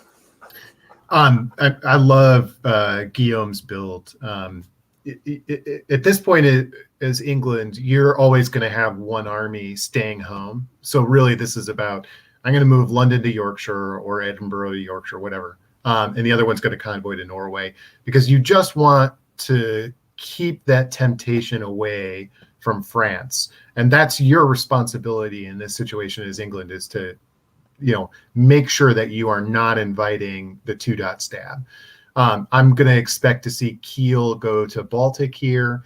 I'm going to, I assume Berlin's going to go to Silesia, and you're just going to see that line start to collapse. And Italy and Turkey have to work really, really hard here to establish their stalemate opportunity, if they're not going to just continue to get pushed. And remember, we're just starting 1906. They've got lots of time left to play. If they don't get themselves into position ASAP, they're in deep, deep trouble. Corey, can they do it? Oh, they called it. Oh, All right.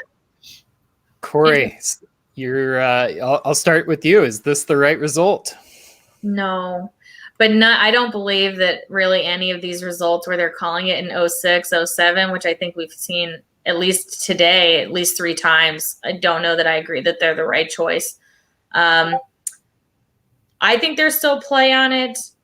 Maybe the board was getting too stressful within the negotiation setting, or maybe Dave and Chris were deciding that, we can't really effectively fight what's coming, so maybe we stop now before we lose any dots. I don't know that I believe that they're in that position of needing to do that right now. Doug?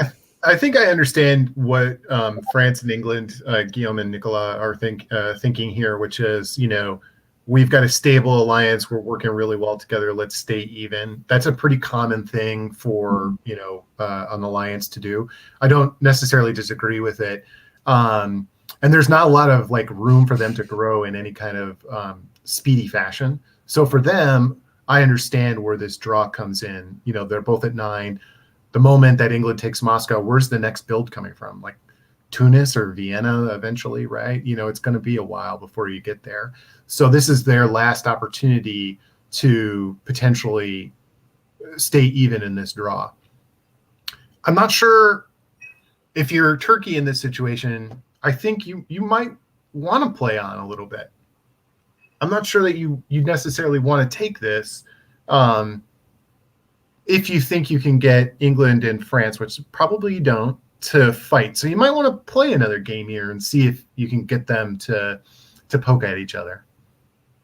Yeah, because I feel that even if Turkey felt like I can't get much out of it right now, if he could push the game another 2 years, maybe gets to the point where one of them becomes desperate for that one leading dot, and then he could take advantage of it. But I'm not sure.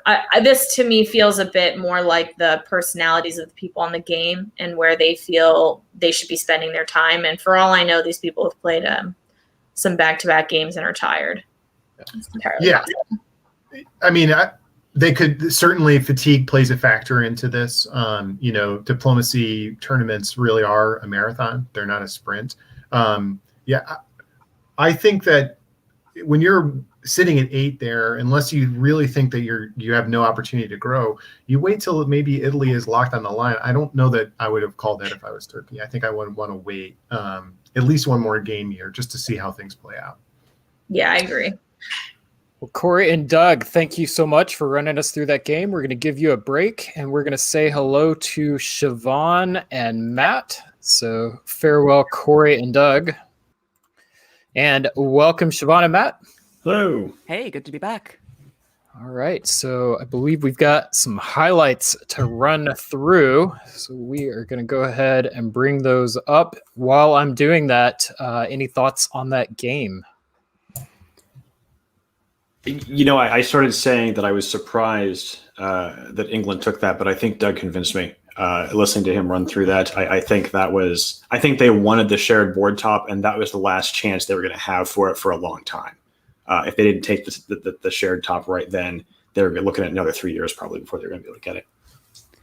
Yeah, 100% agree. And it's shocking how often I disagree with Doug and then he convinces me.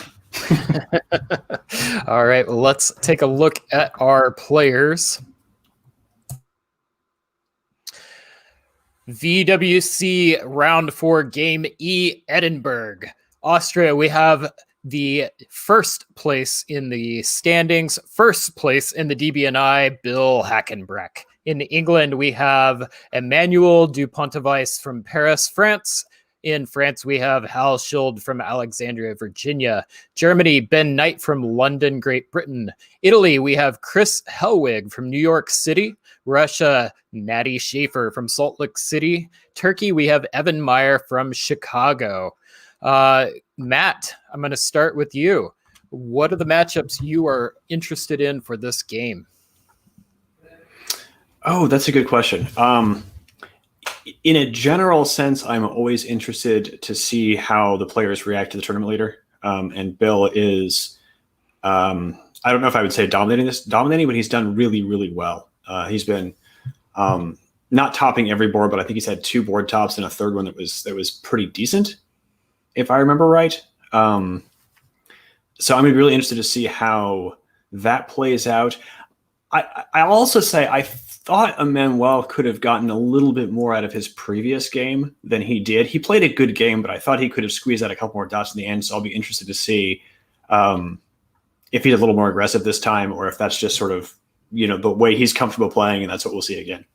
All right. Well, Siobhan, why don't you take us to it? Absolutely. So this was a really interesting board, and the theme that I'm going to run us through over the next few minutes is that sometimes you sit down at a board and you never really get a chance to do anything. All of 01 is fairly tame. Not a lot happens here, but immediately out of the gate in 1902, the witches start having a lot of problems. We're going to see the French move north against England. Germany's pushing into Helgoland.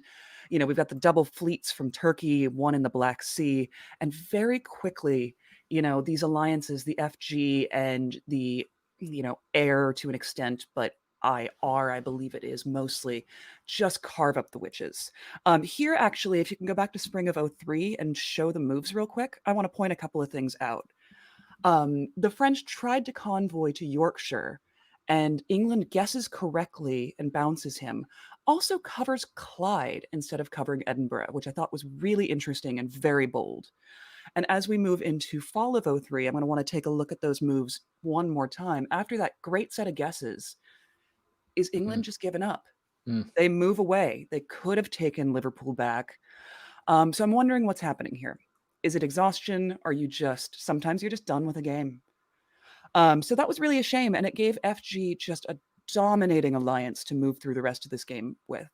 Thanks for playing Turkey. It was good while we knew you. England is going to be out this year as well. And FG just gets the chance to drop into the med and absolutely dominate. But what's interesting is despite that, I was watching France and Germany all game. Italy is just growing and growing. Bill is doing what he can, but he never really got a foothold. And at this point, the Austrians and the Italians, they look at the FG and they say, hey, you could push this if you want, but Italy's got a better position in the med. All I want's the board top is Italy. We don't have to keep this going. Matt, what are your thoughts on this game? That's really interesting. I missed some of the moves in there. It looked like there was a sudden switch in 03, 04 that caused Russia to collapse really fast. I thought that Russia was going to have a stronger finish than this. Watching this first couple, if you go back to 04, they're in really good shape right here. And so I was a little bit surprised to see that happen, especially when if you look, if you pause it right there, Austria has just lost a couple of centers to Italy, and it looks like they might swing and be able to squeeze at Austria, and somehow it just Bill works some kind of magic. Yeah. That's interesting to me. That's really interesting. But no, I think that's a good result. I think that's a result most of them are happy with. And the first time I ran through this game, I wasn't even watching Italy, and then the game was over, and Italy was the board top, and I was like, wait, where did that even come from? Yeah, this is probably the first board that I've seen where I understand the early draw in spring of 06. There's a lot of risk for everyone on the board, including Chris. Like he's got the top, he keeps playing, he could grow, but he might not. And then that's the board. Yeah. So this is an interesting result. Okay, so next up we are. Sorry about this. Why don't you guys wrap this up? I'm going to get the next game ready. Yeah, absolutely. I mean, I think we've been seeing some wonderful play today. And, you know, I think some of these early endings to games is coming out of the exhaustion of a tournament. I'm more likely to take a draw in 06 when it's round 3 or 4 of a long weekend. Yeah. Yeah. This format is interesting to me for that particular reason, because you know, it's an online game, it's an online tournament, but at the same time, it has some of the same characteristics you see in face-to-face tournaments, where because the games are happening live and you're communicating in real time, and you're trying to cram all of this into a very short period of time. I suspect that to a lot of the players, it feels more like a face-to-face event. You don't have all of those elements, but you've got a lot of them. And so that's interesting to me. I don't know that I've ever, before this year, you know, come across tournaments that sort of had this mixture of some online elements and some face-to-face elements. Yeah, absolutely. And, you know, I played my first virtual diplomacy game just last weekend, I believe it was. And, you know, while it doesn't have the same feel as actual face-to-face, it's still exhausting sitting in front of that screen. And I only did one game. I wasn't doing multiple rounds. Yeah. Yeah, the timing is interesting to me too, with rounds starting essentially on a 24-hour clock, which is something we've never seen before. Okay, well, we are ready. We're going to move on to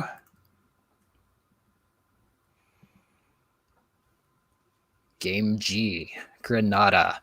In Austria, we have Arch. England, we have Tom de Grief. France, we have Liam Stokes. Germany, Ben Kelman. Italy, Joseph Michael. Russia, Maxim Popov. And in Turkey, we have Alex Lebedev. Some names that are pretty familiar to our viewers. Siobhan, what stands out to you for this board? Any matchups you're excited about? I mean, there's some names that we're really familiar with here on DBN. Liam Stokes, Ben Kelman, Maxim. Looking at Maxim's DBNI ranking, is he going to want to push that up a little higher? Is he happy to be in 6th place in the tournament and 15th in DBNI for now? So I expect to see some strong play from him. I don't recall if Liam and Ben have been on a lot of boards together and if there's any animosity there. So we'll see. Yeah, Matt? I'm mostly interested to see how Tom follows up on his game from last round. I thought Tom had a very good game in round 3 that he probably could have pushed even a little farther than he did. And so I'll be interested to see how he follows up on that. Yeah, Tom in 4th and Maxim in 6th in particular, right on the edge there. Lots of tournament implications with this game. So let's get to it. Siobhan, would you like East or West? I think I'll stick with the West, the Liam and Ben matchup. All right. Lead us off. Alrighty, so immediately we have a move to the channel, which I'm going to guess is just to guarantee Belgium. Germany's going to toss a little wrinkle into that with the move to Ruhr, but that's not unexpected. And a bounce in Piedmont, which we don't see very often. And, I'm neutral on that. We'll see where it goes. Yeah, the things that jump out at me, the bounce in Piedmont was the first thing that jumped out at me. I don't think I've seen a Spring 01 bounce in Piedmont for a while. The Smyrna to Ankara move is a little bit odd. I sort of half wonder if that was a mistake or a misorder. I imagine he's expecting that bounce, and even if you're not expecting the bounce, there's not a lot for the army to do there. The rest of it is pretty much what you'd expect. Yeah, Smyrna Ankara to Khan. This is the opening that I've been using a lot this year. The theory being it keeps Khan open for a build. And if you happen to get into black, you're in amazing position. But it's equivalent of holding in Smyrna to keep it open. So. Yeah. All right. Fall of 01. We'll stick with you, Matt. All right. Fall of 01. Austria, pretty much what you'd expect. Secures Greece. That's good. A second bounce into Galatia is also not super surprising. Russia manages to talk his way into Sweden. So that's going to be a real positive for Maxim. So we've got the convoy to Tunis, and we've got Alex already moving that army back to Syria. So presumably we're going to see a build in Smyrna right now. I'm curious if he was worried about next year seeing the Ionian to Eastern Med move. And so part of this is just to sort of nip that in the bud and say, no, don't even bother. This is never going to work. But I think we're almost certainly seeing the fleet Smyrna with him moving the army out. And we've seen two chances now where he could have gone to Armenia just to put that army someplace that it could have done something useful. And he's choosing not to. I mean, Alex is going out of his way, choosing not to park that army next to Russia. So that makes me think he prefers to work with Russia. All right. And meanwhile, in the West, I don't think I've seen a three-way bounce over Belgium in quite some time. Lately, it seemed like the powers in the West have figured out fairly quickly who should get Belgium and why. Going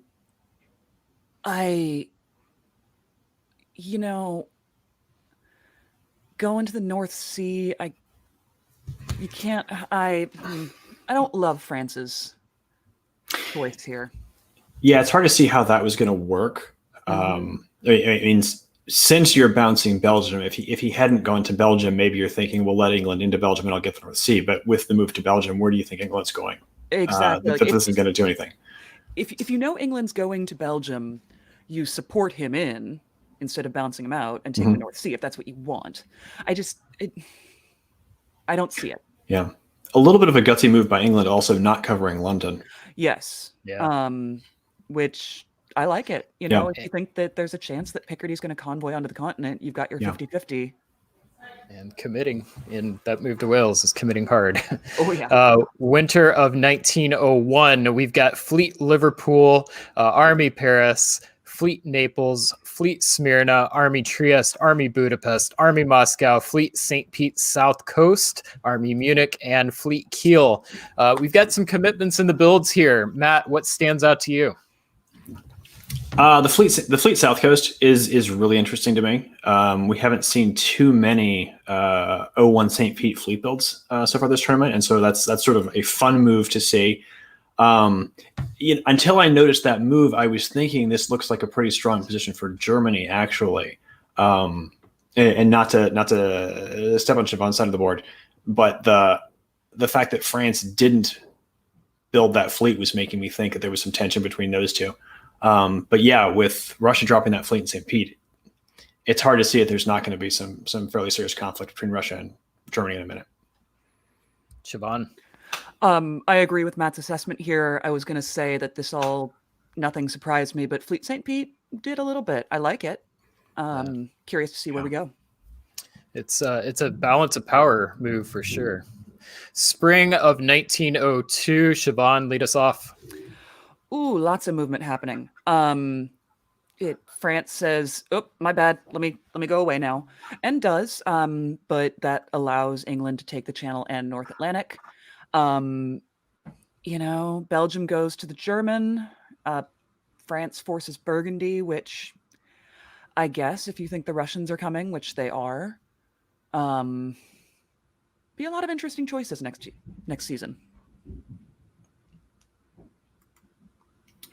Yeah, and I feel the Swedish gag rack is an interesting move to me. I think I like that move. That's presumably to try to cut off the North Sea slipping in there. Although, if North Sea is slipping in there, there's a good chance Norway would have supported it anyway. But there wasn't a lot else for Sweden to do, so I like that move. Yeah. Looks like Turkey and Russia are probably okay. I'm guessing that move to the Black Sea was something Turkey was okay with, since Turkey surely was expecting to have some amount of trouble with Italy, Austria. Either that supported move to Aegean that we saw, or the fleet slipping to Eastern Med. I imagine Turkey was expecting one of those two moves, so it's probably okay with Russia coming in behind. In fall of 02, Matt. Well, this is a little bit interesting. In the spring, we saw both those Austrian armies move up into Tyrelia and Bohemia, and then now that they've gotten there, they're immediately turning around and leaving again. We're seeing, I'm trying to decide if I think this is a real switch by Austria. It's not necessarily. Austria was more focused on Turkey last move, but still seems to be coordinating with Italy pretty well. So this still feels like a pretty strong Italy-Austria alliance to me. And positionally, I feel like they've got the advantage here, especially with the move to Galicia actually working. Russia keeps Sweden. Looks like they got that fleet in Skagerrak blown up. Yeah. So that's interesting to me. It could have retreated to the North Sea. Oh, you're right. It could have retreated to the North Sea. So Russia chose not to retreat it. That's an interesting decision. Mm-hmm. Russia is going to be even rebuilding one. Oh, it's tough to not take North Sea, even though you're pretty far out of position for Russia. Yeah. Probably has no choice though, because you probably just lose. You probably ultimately lose Sweden and St. Pete if you don't do that. Yeah, I don't know. I've been staring at that for a while, trying to. I almost always want to go to the North Sea if I can. Yeah, that's tough. I definitely would have been trying to come up with some kind of a plan where I can keep that fleet in the North Sea and still defend myself. Maybe that means Ukraine has to come back up to Moscow. Yeah. That's interesting. In France, not. Ooh, bad turn for France. Yeah, not terrible, but it's not terrible. I don't like the Mid-Atlantic to Portugal. I know you want to pick up that dot. Well, but I mean, just England being, he's got an army in Brest, a fleet in the Mid-Atlantic. That's a great move for Tom. Yeah. With a German who's not in the North Sea. Yeah. I mean, I guess the real situation is that France was just in trouble no matter what France did. Yeah. Especially with Italy picking up Marseille as well. So winter of 1902, we see Fleet London, disband of the army in Gascony, Fleet Naples, Army Warsaw is what we did with that rebuild, and Army Kiel. Matt, anything stand out to you with these adjustments? I'm a little bit unsure about the Army Warsaw. I feel like Russia still needs another unit in the north, but maybe they feel like they've patched things up with England. But honestly, this doesn't look like a situation where they've patched things up with England. This looks like a situation where Germany's going to take Sweden and England's going to cover Norway. So I feel like they're still in a little bit of trouble up there, and they could have defended Warsaw from Silesia. So that's the one that jumps out at me is a little bit surprising to me, but it's not a bad move. All right, spring of 03. Let's find out. Siobhan. The English fleets march on. Portugal to Spain, Mao to Portugal. Wow, that is a chain of fleets. Yeah. France is losing Portugal, won't keep Spain, England walked into Paris. I mean, this is just domination in the West by Tom. Skagerrak did cover Norway, but Germany did not take Sweden, which is intriguing to me. Yeah, that's interesting to me as well, because Germany's seems like they're generally trying to coordinate with England, but maybe don't want to make things too easy for England by plowing into Russia as well. Yeah. That might be a smart move by Germany, given how strong England's position is. Germany may be thinking, I may need some help against England later on. Well, and I think that just in the West, Liam had to choose who to fight against, and he's decided that he's more irritated at Ben than he is at Tom. Yeah, and the Portugal to Spain may have just been a coin flip kind of move too, because Mid-Atlantic could have gone to Spain, so that may have just been a bad guess. But not covering Paris. Yeah, that's rough. Burgundy. That's rough. Yeah. All right, fall of 1903. Matt, we'll have you lead off this time. Okay, fall of 03. I like the attempted convoy to Naples. That's a fun move. I'm trying to see what actually happened here. Was that fleet dislodged? No. Bring up the. Yeah. Okay, so we've got a convoy Tunis to Greece, and we've got Greece to Ionia. Oh, interesting. Greece to Ionia. Okay. So I think the Smyrna move was not a real attempt at a convoy. So the convoy to Greece works. That's a pretty strong move by Italy. It doesn't seem like it doesn't feel like a real stab though to me. That looks like it's arranged. Khan falls now, so yeah, this position is going to get pretty bad for Turkey pretty fast. Otherwise, a lot of bouncing. Austria moving back to the west again. So now I think we're seeing a little bit of Austria moving back and forth up there, which is probably not the greatest situation for Austria. Yeah, and not really coordinating with Russia either. So it feels like Austria is flailing just a little bit, even though their position isn't too bad yet. Yeah, losing some momentum for yeah, sure. Definitely. Some indecision. Siobhan, the West. It's a bad turn all around for Liam Stokes, but that was to be expected. He does survive with one in Spain. Thank you to Joseph in Italy for that support. So I get the impression that the Italian is trying to temper the English growth here, because, I mean, if he'd also gotten Spain, that would have been 3 builds for him, which would have just been devastating to the rest of the board. Yeah. Germany gets into Burgundy, and we finally kick the Russian out of Sweden. It's just great turn all around for the West.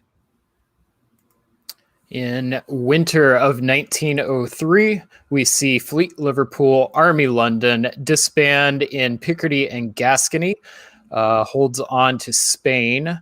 We've got Army Venice, Fleet Naples disbanding East Med, and in Bothnia, we've got Army Kiel. Siobhan, talk to us about these adjustments. What are they telling you? I mean, the English player is going to continue marching on. If the Italian is trying to slow him down, it'll take a little more time, but I think that Tom has all of the advantage here eventually. I'm not too shocked at the Italian I hate only having one, or I guess it's 2 fleets for the German, but if this is an EG and they've said, okay, I'll build all the fleets, you build all the armies, I guess that's what we're seeing. I was about to take issue with the Fleet Liverpool build, but I think it's okay. I realize England has a free walk into North Africa right now. So as long as they do that, they can get that whole line moving and maybe are in decent shape. That's going to be an awful lot of fleets stacking up in the Med here. I'm a little bit surprised to see England totally throwing in, going after Italy essentially, and not messing with either Germany or Russia. Yeah, and I just traditionally I have a problem with these sort of like either EF or EG alliances where E just says, okay, I will build only fleets, and Germany says, I will build only armies. I feel like it just locks you in to not a great position. I mean, I don't know. Yeah, I mean, I feel like England can get a board top with this, but it may not be like an exceptional. Mm-hmm. Well, Siobhan, what happens in spring of 04? Spring of 04, he does not take the free walk into North Africa, just goes right for Spain, which France is letting him have. Interesting. Looks like they're also setting up to take Marseille from the Italian. The EG marches on and they're pulling their units away from each other. That is some next level trust there. Matt, how about the East? Yeah, Turkey almost completely gone at this point, which was not surprising after what we saw last move. Russia maybe overcommitting a little bit much to the south since Turkey's just about dead. I'm trying to see what happened with that attempted move to Livonia. It looks like maybe Kiel misordered that convoy. Kiel, Livonia, Munich. Yeah, so It's for some reason, Baltic. Sorry? It's supported instead of convoyed. Oh, there we go. That would be it. Yeah. Yeah, so that's unfortunate for Germany, because that would have been a pretty devastating position. As it is, Russia can hold on to St. Pete for now. He's going to lose it sooner or later. All right. In fall of 04, Matt, let's continue in the East. So we get the convoy to Livonia right this time, the bounce in St. Pete, which is pretty much what we expected. Turkey kind of I don't want to say giving up at this point, but a little bit giving up down there. Austria fully committing against Germany, trying to slow down Germany, but I think it's probably too late to do much more than just slow Germany down a little bit. Italy does get Spain, so that's interesting to me. I got the French support, so that's interesting. So France walked out, and apparently Italy got them to flip with their last dying move to put Italy in. So that's something I didn't expect, and presumably the France didn't expect that either. Yeah, no, and I think that this is one of those moments for Tom where you see that possibly the disadvantage of having taken the dot instead of going for some position. There was a turn a couple seasons ago where the French and Spain were offering to support an English fleet into Western Med. Just imagine if you'd taken that, moved the line of fleets behind it, just what a position that would be. Yeah, I think that's right, because he didn't really need a build right then that much. I think the position being either West Med or North Africa, either one, probably would have been better than what he's ending up with. Yeah, and Liam is offering help to anyone who will take it, and it looks like someone finally has. Yeah. And the pith of the fleet, so that's going to lose rough. a lot of tempo there. Yeah, that's really rough. All right, winter of 1904, we see Fleet Liverpool get rebuilt. We say farewell to Liam. Thank you for playing. We've got Ben building another army in Kiel. Maxim builds St. Pete South Coast Fleet. We've got army in Trieste for Arch. Alex disbands Syria and Smyrna, keeping the fleet. Siobhan, anything on these adjustments that is noteworthy? Nope. EG continues their fleet army arrangement. They both are slowed down a little bit this year with the failed convoy and the loss of Spain. But, I still think they've got a great position and they trust each other without abandon. So. Yeah, I still like their position. The St. Pete build is, I think, probably wrong at this point. I love St. Pete fleet builds in general, but realistically, he's not going to get that fleet anyplace, and it means he's not threatening Norway anymore, which makes England's life easier than it should be. Yeah, and it's, looking at where the English and German units are, put it in North Coast, and that way you can retreat to Norway if England decides to take it from you. Yeah, that'd be better, yeah. I mean, if you think you can maybe flip Germany to your side, then North Coast would be better. All right, well, let's pause here. We'll play Who Do You Like? Matt, I'm going to start with you. Who has the best shot at topping this board? That's a good question. I actually like Italy's position. I think Italy's position has a lot of potential. Let me put it that way. He's close to a lot of dots that he can slip into. If his neighbors were to coordinate, it's not a particularly strong position, but there's not much sign of that happening. This doesn't feel like a situation where Austria is going to take a swing at him right now. Russia doesn't have time to mess with Italy, so I like that in general. If you'd asked me a year ago, I would have said I like Tom's position the most, but I think that loss of tempo and getting that fleet build blown up was rough. So I think I like Italy the most, and probably Germany after that. Siobhan? I think I prefer Germany only very slightly over Italy. Yeah. My challenge with the German position is, given how lockstep EG has been, where does he grow next? And it'll be interesting to watch. I don't think he's going to stab England, and I don't think he really can, but they need to figure out what comes next, or we're going to see another 1906 draw. So that was going to be my question. Just predictions right now. Will we see the EG breakup before the end of this game? No, I don't think so. I don't think so. Yeah, I'd be a little bit surprised. Germany's not in a position to hit England, and England's not really in a position to hit. Yeah, they're just not. We may see like some agreed upon trading of dots near the end. If it comes down to this is how one of them gets the board top, but yeah, all right. We'll watch and see. Siobhan, lead us off in spring of 05. Spring of 05, some things are just very expected. We're moving the fleet out. Interesting. He didn't feel confident that Irish would actually be vacated, which means he wasn't guaranteed Spain, which Yeah, I guess he wasn't technically. It does come at the cost of Germany losing Marseille, which is unfortunate, but they can probably just force that back in the fall. Um, and Italy throws all of his fleets in the Med to try and slow down England as much as possible. Matt, what's going on in the East? Taking a quick look at the East, St. Petersburg falls, which we are expecting. And finishing off Turkey, pretty much otherwise it's what we expect. No sign of trouble between Austria and Italy. Austria that's a whole lot of red arrows, not actually going anyplace, but actually doing an okay job of clogging things up and discouraging Germany from even trying. No real attempt by Germany to actually break in, which again raises that question of where is Germany's next threat actually coming from? I mean, it looks like at this point it's just going to be from Russia. Yeah, we did get to retreat into Warsaw, but yeah, that's true.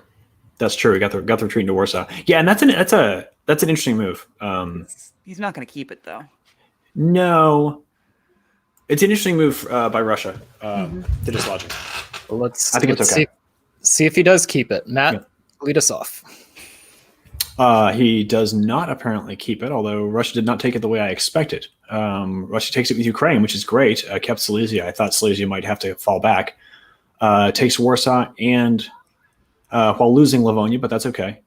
Being in Bothnia is great. So actually now that fleet build is actually looking pretty smart because now the fleet's actually in Bothnia and can cause Germany a little bit of trouble.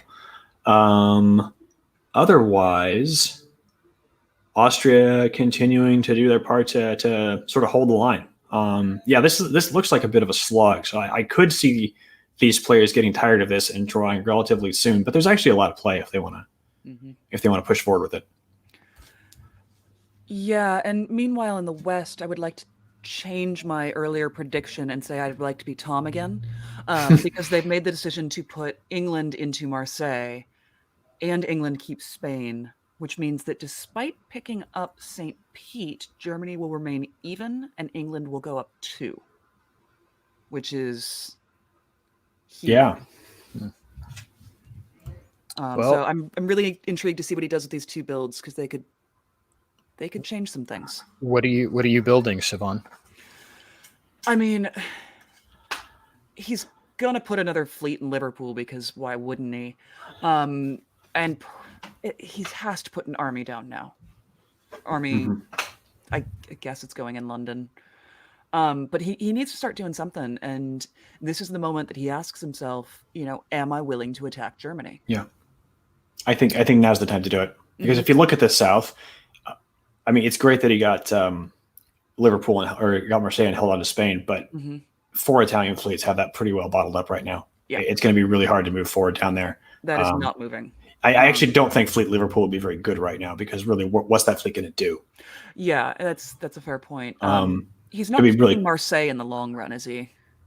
Not if he attacks Germany. No, not if he attacks Germany. He will lose Marseille. So that's I'm sure part of his calculus. Yeah. 2 fleets: Fleet Liverpool, Fleet Eddie. Sticks with it. Interesting. Yeah. No. Yeah. So that's a firm commitment to stick with.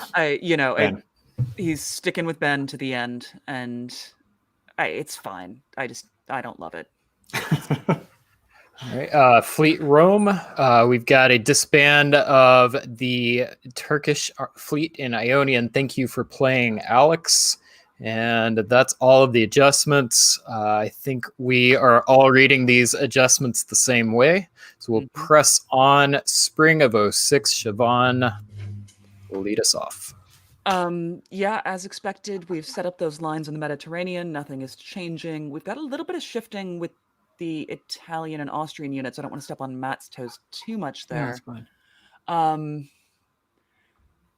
I like if you've got all the fleets, put them out in the water and they're not going to go anywhere. But I guess as England, you want to own every water space around your island, and he is well on his way to doing it.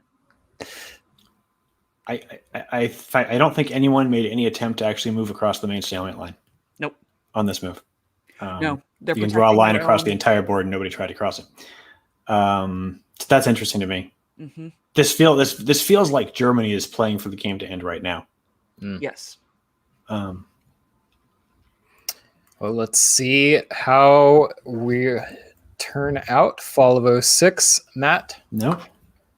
Well, we're still playing. So there's that. Russia goes back up to Livonia. Actually does have a play. Well, not really. Almost has a play to get St. Pete back, but not really. Austria staying on the line with Germany. Germany still not making much attempt to cross it. I think I'm seeing Prussia convoying back to go to Kiel. I think is what we're seeing there, which is an interesting move to me. Yeah. If I'm seeing that correctly, I'm not That is sure I understand why that's happening. I just want to.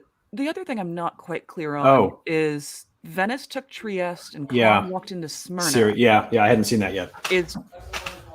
I don't understand Austria's motivation. Okay, there's some weird stuff going on in the east. Austria has been being the good soldier and just trying to keep Germany from advancing this entire time, even though Germany's been making no real attempt to do it.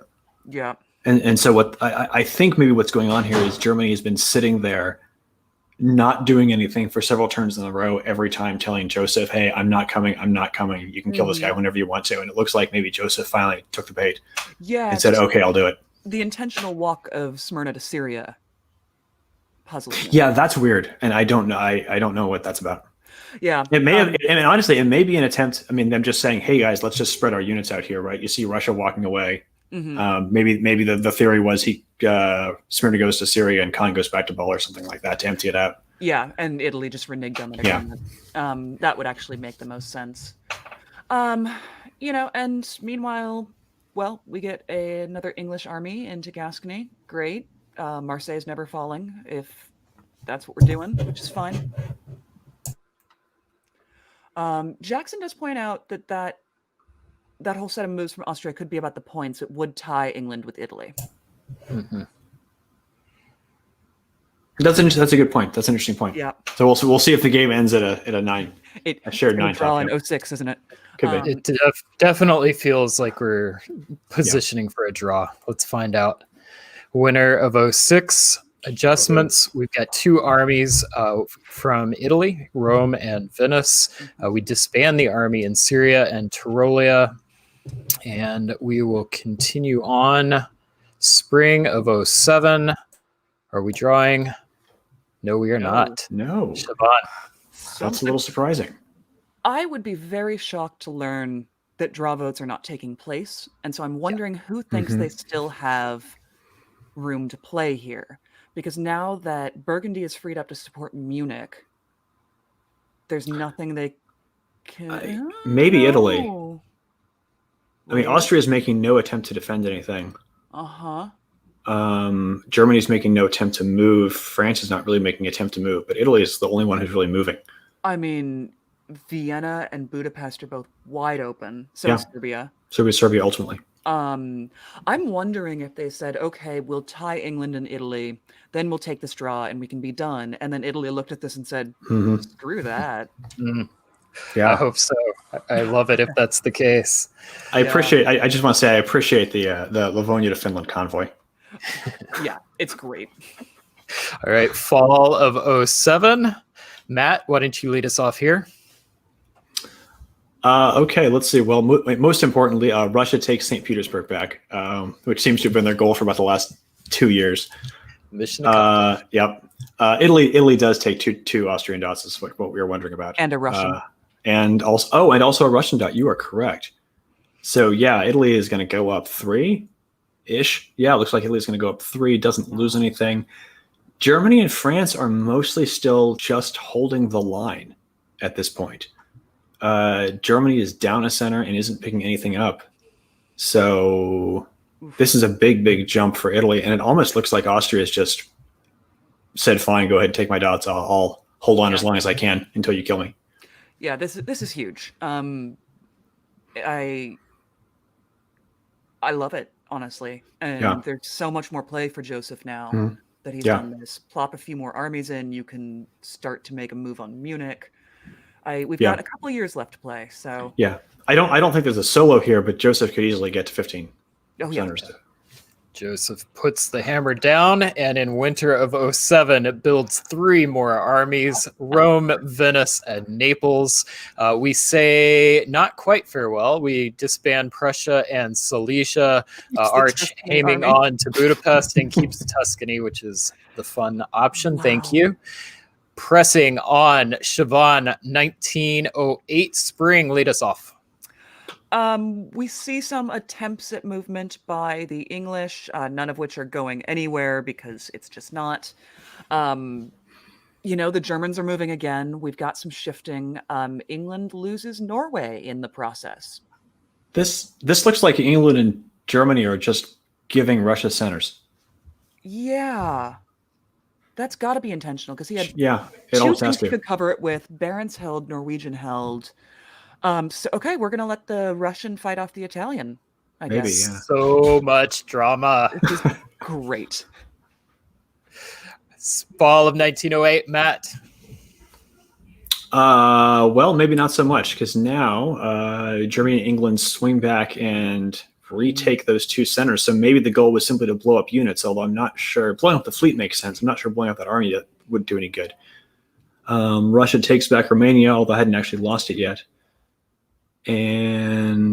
But Italy's still kind of going back to Bulgaria. Yeah, so Italy is still planning on fighting Russia and gets into Armenia. In the West, this is the first real. Actually, yeah, you go ahead with the West. Yeah, no. Tom takes advantage of the fact that the Italian is so focused in the East that there are no movements being made towards Marseille or Spain to shift the units around, get the fleet into Marseille instead of the army, which I think is just brilliant. Yes. And I'm glad he's still moving. The Italian still has just such a great position here, but we'll see where we go. Going to be up 1 more, yeah. Looks like Russia got suckered in Scandinavia. Yeah. That's possibly what happened. Winter of 1908, we've got Maxim building in Sev and Moscow. Looks like an invalid build in Venice. I think that's how to read that. We've got fleet in Naples. Yeah, he attempted to build 2, only had one build, and it goes alphabetically. Yep.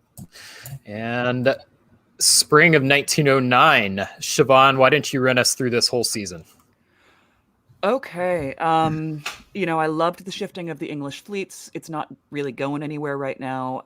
He could have had Wes right now if he'd wanted it, but oh well. That army in Paris is pulling away from the German, which as it should. The German's making some moves in the middle of the board, and the Italian and the Russian are trying to figure this thing out. And Matt, fall of 09. Okay, so Italy still takes 1 from Russia, but it ends up being 7 instead of Romania. Otherwise, mostly just covering dots. Had to park the fleet in Trieste, which is a bit of a bummer. Although the game's not going to go much longer, so it won't probably matter. It looks like Italy's running out of steam here a little bit. Might get 1 or 2 more, and that's probably about all we're going to see. The rest of the board is pretty much just holding the line, playing defensively. It means a lot of movement, but it's defensive movement. It's not really intended to take anything. It's just intended to make sure we don't lose anything. Yeah, that's exactly what I'm seeing as well. And, we're coming up against the time limit for this game. And I think England, despite having the opportunity to break into the Med, has decided that this is the way the board is going to shake out. And it's an Italian board top. Winter of 09, we see an army build from Italy in Rome. Siobhan, spring of 1910. All right. Same old around the Western Med. We take St. Pete, which is fine, but Russia's the only person trying to slow the Italian down. So, and then a whole bunch of mostly red in the middle of the board. Let's see, Sev takes Romania, Black takes Sev, okay. Yeah. And Matt, the final turn of the game. This has been exciting. Before we reveal our orders here, any predictions? we've got Italy's going to top the board. I don't think there's much that can actually move here. It looks to me like Italy can defend everything he's got. Can't really take Sev back. No, but keeps Rum so even. Yeah. This looks like it's even to me. Germany doesn't. I mean, in theory, there's 3 units on Vienna. Yeah, so there's a chance at Vienna. I think that's the only real guess there is if Italy wants to try some dynamic move like cutting Galicia and Tyrolia or something to save Vienna. Yeah, but I mean, it's the last turn. Yeah. All right. Well, Matt, talk us through it. Last turn of the game. All right. Oh, wow. Yeah, so does try that. Russia walks into Budapest. That's fun.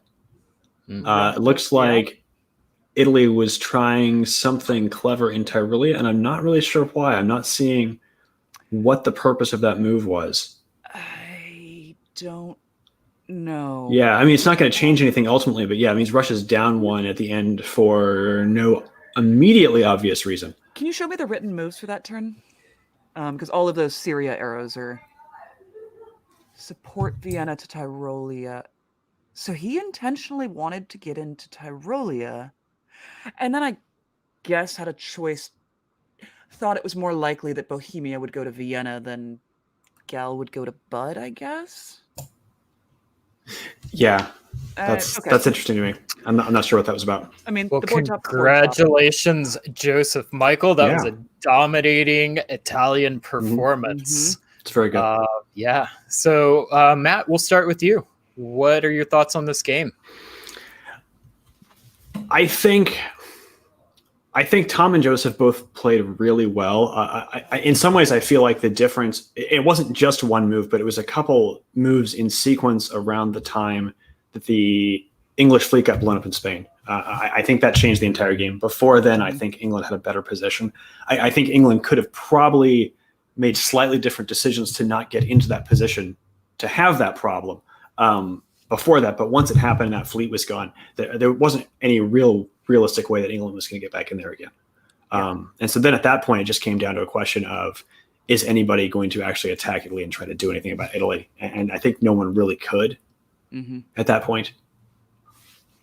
Yeah, I 100% agree with that. And just that turn where the Spanish fleet got blown up and the German failed to convoy into Livonia, it just... Yeah. The alliance was dominating before that, but it gave Joseph the opportunity he needed to just come out with no one against him. Yeah.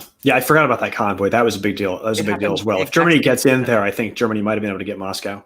And then you've got a different kind of dynamic in the east. Yep. Well, again, congrats to Joseph. Great game. And I think it's also noteworthy the alliance between Germany and England. They stuck with it. They made it work. I was rooting for the stab for entertainment value, but who's to say? I don't know if we end up with a different result if that happens. Yeah, I don't know that we do either. I have to confess, if I'd been England, I would have been very tempted to stab once it was clear that it just wasn't happening down in Italy. But that would have also been a dangerous move. It would have been very dangerous, and I probably would have done it, to be honest. But I don't know that it winds up benefiting me, having seen this. No, and it's probably the one circumstance where you might see an Italian solo, is if you try something like that. Yeah, but we are stabby people, so we would have done it. This is true for sure. All right, well, let's go ahead, and we're going to go back to game C. We're going to finish this one out. Just as a reminder, whoops, I goofed that one up.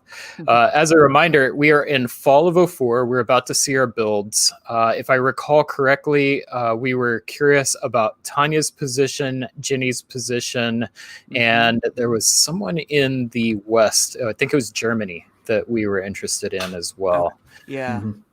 This was a stacked board. Yeah, absolutely. So let's pull this up. I'm just going to run through in orders mode real quick just to refresh everybody, get everybody caught up. So in Wintervo 2, go. Yeah, as I recall, Conrad was having some early issues, but managed to recover from that. Looks like an IT. Jenny's position was great. Yeah. Um, All right. Well, Curious to see let's these builds here. get Yeah. to our builds. All right. England disbands the fleet in Norwegian. We see Army Warsaw, Army Moscow from Jenny in Russia. And that's it. Matt, Wait, you were wait. curious. Conrad waved again. It's the yeah, second time in a row he's waved that he build. had the pocket build. Mm-hmm. So yeah, this feels like Conrad is trying really hard to keep the three-way alliance going. It's probably the right decision by him, I think. I love it, actually. Yeah. It's a very Eddie Bresson type of move. Yeah. All right. So we'll see if they take that. I don't recall who was whom. Does someone remember or have a preference for East or West? I think I took West because Ariel and I live in the same area, if I recall. So Checks out. we can All right. with it. Well, Siobhan, lead us off. All right. So we see a lot of black arrows. Sniping London from the English. The English are doing everything they can to stay relevant as we move forward, but it's a tough position. I love the movement to Marseille and Burgundy, getting up on that line. And yeah, the shifting of fleets from the German. Loses Baltic, but Matt? Not a ton happening in the east. A couple units just pushing west, Venice to Piedmont just to get closer to that line. It appears that we're giving Conrad Romania, which is interesting to me. Or maybe he's just going to walk through it. So I'll be interested to see exactly what the plan is right there. That doesn't strike me as Conrad trying to grab a dot. That strikes me as let's try to get this Turkish unit somehow involved in the game, so it feels like we're all doing something. Russian into Silesia and push Conrad into Galicia behind. Or something like that. That's what I would expect to see here. Yeah. All right. Well, let's find out if that happens, Matt. Yay! It does. Although Conrad still takes Romania. So that means that's interesting. So he's taking a dot off of Russia, even though he already has waived a build. So now he's technically going to have two builds. Oh no, he doesn't yes, he does. Yeah, so Turkey's got two builds now. So that's going to be interesting. Did Russia pick anything up? It doesn't look like Russia did. No. So I think that means Russia's removing something. Now it'll be interesting to see if what they remove is Sev, or what she removes is Sev, or if which would be a sign that they're really sticking together. Yeah. Otherwise, that's a little bit rough and not a great sign for them, because none of the other Russian units are ones that I really want to lose that much. Yeah, and meanwhile in the West, France loses Spain. I guess had a choice to make. I mean, you've got that fleet in Mao that's definitely not going to be helping you out.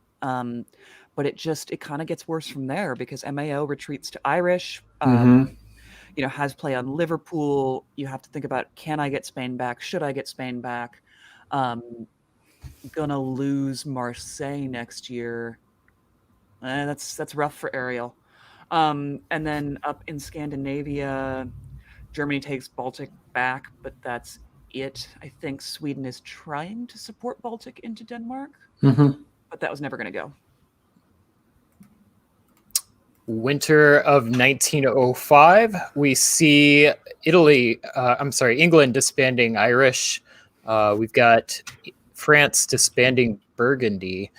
Italy builds Army Venice. Turkey Army Smyrna, just one.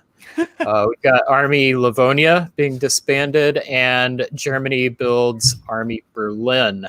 Siobhan, what do these adjustments tell you? I really hope to see Conrad just flex this entire game playing one unit short and still somehow manage to top the board. It's a prime move. I love the way he doesn't need it. He keeps everyone really calm about this whole situation, and he always has the option to plop it back down whenever he wants. Nothing else really stands out to me. That was a heavy sigh there. I think I'm trying to decide if Conrad, despite having waived that build, is going to stab Russia right now. Right? Now's a good time to do it, and you may even catch her a little more off guard because you just waived that build. And if Tanya was on board with it? Which I think she would be. That's interesting to me, because Budapest is easily takeable. Right for the Even taking. And he could get 7th this year easily. yeah. Like, Well, Yeah, if she doesn't bounce Black Sea right now, yeah. sticking in the East, Matt, let's find out if that happens. No, it doesn't. that's sad. Well, good on him. In the East, we're seeing a concerted efforts to get those Turkish armies involved. So pull the one up to Bohemia, pull that up to Galicia. That's kind of about it, honestly. Yeah. Tanya finally moves that fleet out of Trieste, which is nice because it's just been sort of parked there for a while, not doing much. Other than that, not a ton going on in the East, honestly. Siobhan in the West. France has some choices to make. Opted to take Spain back instead of protecting. Well, I guess couldn't have protected Marseille, so just walked it right back into Spain. We've got a fun little guessing game around the English homeland now, though. Since Wales kicked out the English Channel, it got to retreat to Irish Sea, which means it could go to Liverpool, but Germany could protect it. But if it doesn't go to Liverpool, who gets the dot? I mean, if Matt, if you're England here and you're sitting in Irish Sea, do you go to Liverpool? Boy, that's tough. Right. Because he's probably eliminated if he doesn't get it, right? I mean, he's got Sweden. Yeah. No one's making an attempt to take it, which for the life of me, Oh, that's true. There's just boggles my Sweden. mind. I think I don't take it. I think I'm with you. Yeah, because I think if I'm, let me put it this way. I think if I'm Germany, I'm going to Liverpool. Mm-hmm. I don't know if I would say that necessarily to anybody, but I think, I've got a ready-made excuse for why I'm doing it. France can't get too mad at me for it. Yeah. And I genuinely don't want England to take it back. I think if I'm Germany, I'm going. And I don't think England wants to bounce yet. And I think if I'm England, I want to force Germany to go in. Yeah, And I think that's right. Yeah. Fall of 06. Let's see if that happens. Yep. Siobhan. It's absolutely what happened. France will be, oh God, Spain just runs away. Takes Brest, so that's good. But down Marseille, down Liverpool, up Brest, so still has to pull a unit. Yikes. Okay, not a good turn there for France. This is great for Tanya in Italy. I think that she has so much play in this game and just a wonderful position and great allies. And somebody finally tries to take Sweden, but it doesn't go because the Russian supports the English. Oh, nice. Nice play, Jenny. Nice. That's actually a good move. Yeah, love it. That's a good move right there. I don't mind the Spain moving to Gascony. I think there was some. I'm sure Tanya was at least thinking about Marseille to Gascony. If she managed to slide those two armies over, that would be pretty strong. Yeah. And I just noticed that they managed to take Munich. I missed that in all the chaos. So Germany will not get a build, but wouldn't have had anywhere to do it anyway. Yes. Okay. That's not a great turn for the West. No. In winter of 06, we've got England disbanding Irish, France disbanding Brest. Italy builds Fleet Naples, and we've got St. Pete South Coast from Russia. Matt. And Conrad Waves. And Conrad Waves, Sure. yes. I keep forgetting. Why not? Matt, talk to us. What are we seeing here? This is just incredibly strong by the East. I at this point, I don't see any reason that any of them would ever stab at this point, honestly. They've completely collapsed the line. They can push this as far west as they feel like pushing it at this point. This is exciting. Tanya can't quite get the Mid-Atlantic yet, but she's going to get it probably.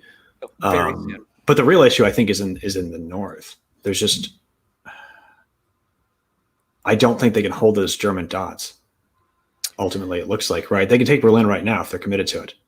Yeah. I don't know. What's your read on that? It looks to me like they can push through. Oh, they absolutely can. Yeah. There's some guessing around the German dots. You're right. And looking at this, this is just fantastic for Tanya because Turkey and Russia are going to get a little bottled up, and she has time to adjust her fleets so that she can force MAO, take Portugal. She'll get Brest. She'll eventually get Paris. It just Yeah.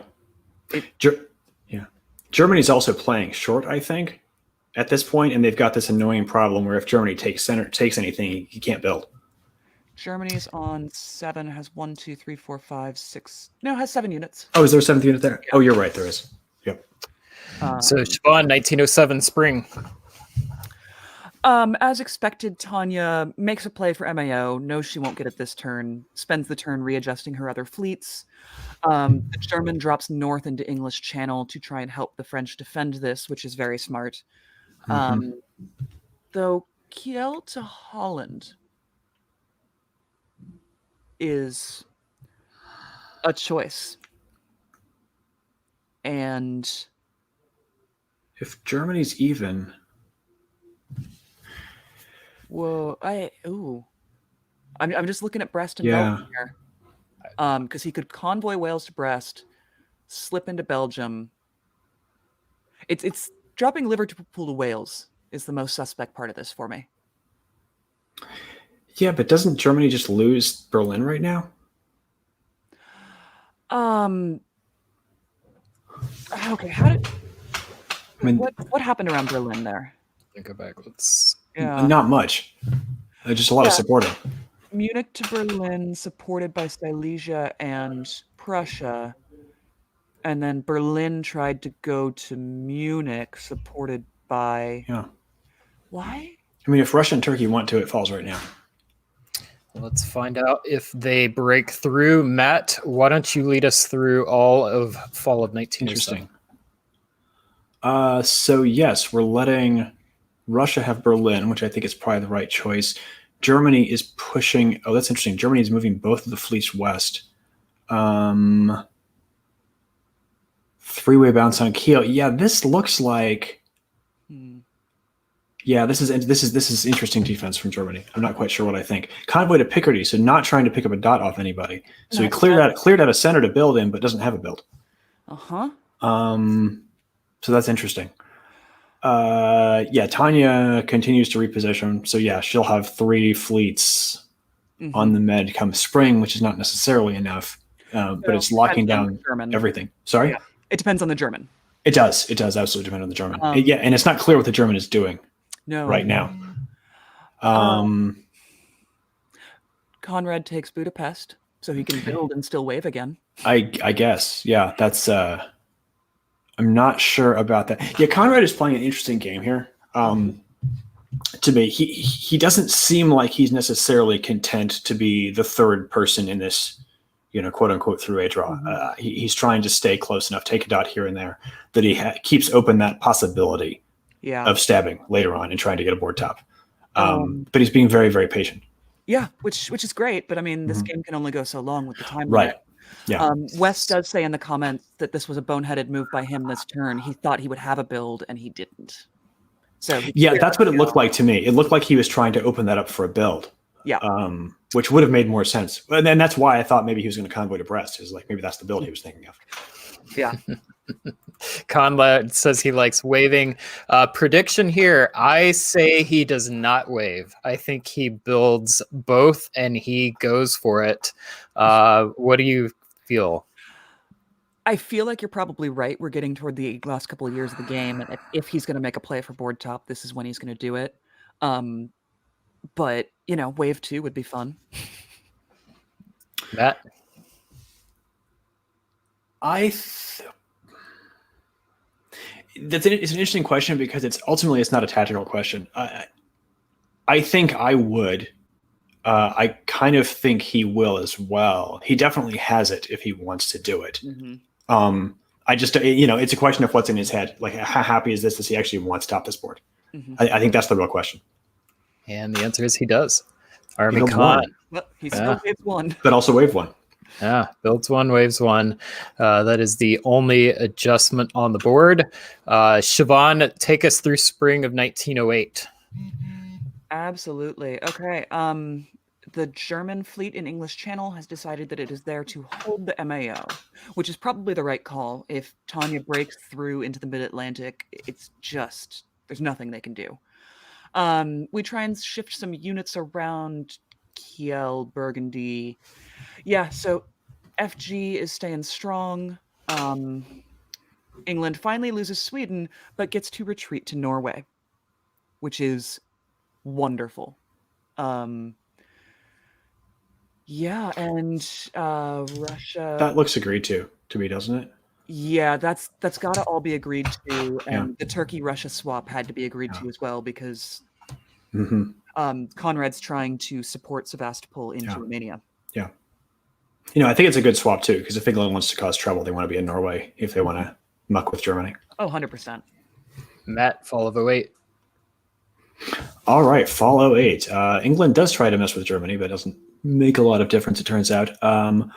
Interesting. So It stays alive. Russia takes Denmark, which means England actually goes up to 2, which is kind of fun. Hilarious. Conrad continuing to move those armies up. Mhm. Yeah, it looks to me like there's no real interest by anybody in the East to fight each other. No. Just a few defensive bounces here and there. They're being very smart about it, actually. Yeah. I love that England gets a build, but prediction he waves. Yeah. This also, I think, means that Russia and England can take the North Sea. They at least have a shot at taking the North Sea Mhm. in the next move. So yeah, it's just a question of how much they can get before they run out of time. I mean, we've got 2 years left. Yeah. Winter of 1908, we've got a German disband in Picardy and a wave from Turkey. Spring of 1909, Siobhan. Oh, how about I reveal the moves? There we go. Yeah, okay, what everyone's gonna do. Actual movement. Awesome. Oh yeah. Oh, there's the stab. Tanya is deciding to move around after a long time without being MAO. Which okay. And there's Conrad going for Sev. Pulling back Warsaw, Galicia. He's decided he wanted it. He takes 4. Doesn't matter that 3. the retreat to Armenia happened. That's all just for show now. Doesn't matter. It's a fleet. And England and Russia do take the North Sea. So good on you. I like this, Conrad. Yeah, it's actually Tanya's moves are a little bit unfortunate only because North Sea could have cut English Channel this move. And so she actually could have taken Mid-Atlantic if she didn't swing, didn't pivot around, but that's okay. But that just wasn't communicated probably. Yeah. And maybe Fall this is of better 09. anyway. Matt? Fall of 09, not a lot from Italy. It just looks like bounces, making sure nobody does anything. Russia pulls back to try to defend a little bit, but can't really defend at this point. So it's mostly just giving probably just giving a center or 2 back to Germany. Not much else. Russia takes Sweden off England, but that's fine. Down 4 dots this time. Yeah. That's huge. Is there anyone that is going to be able to catch Conrad in 1910? Not a chance. Germany could gain 2. Tanya's not going to, I don't think Tanya's going to give Conrad anything. Well, maybe she would. I mean, that's, I think without throwing dots, this is Conrad's game. Actually, yeah. And actually, Conrad can't hold Budapest. I mean, it depends what Tanya does there, right? Yeah, well, Tanya's telling us that all those bounces that had been happening between her and Conrad were not arranged. Ooh, fun. Okay, yeah. Drama. I can believe that. Winter of 09, we finally got the builds from Turkey. We got Army Cold Khan, Glacier. Army Smirnov. Technically, We got still waves because he didn't still have waves. Yeah, sure. the third builds. We've got Galicia disband, Armenia disband. We've got an army build in Kiel, disbands in Gascony and Burgundy, disband in North, disband in Sweden. Lots of action in these adjustments. Last turn of the year. Matt, we'll let you start this one. We'll let Siobhan finish. Sounds good. Next. So take us to it. Spring 1910. Spring 1910, the East has sort of patched things up a little bit after that. No attempt by Russia to take anything back. Tanya is seeing if she can get anything out of France. It's not clear that she can at this point. Although the French units are pulling back, so maybe she might be able to get. No, she can't get Portugal. Yeah, it's not clear if Italy can take anything or not in the next year. Not a ton of movement. Mm-hmm. Russia doesn't let Germany take Berlin. Yeah. Nope. All right, Siobhan, what's going to happen? Well, I mean, my prediction that I was joking about early in this game, that Conrad would flex and play short for the entire game and still board top, seems to be coming to fruition. He might try to even walk into St. Pete here and could, if Russia doesn't mess with him, possibly support himself to Serbia if he wants yet another dot. Yeah.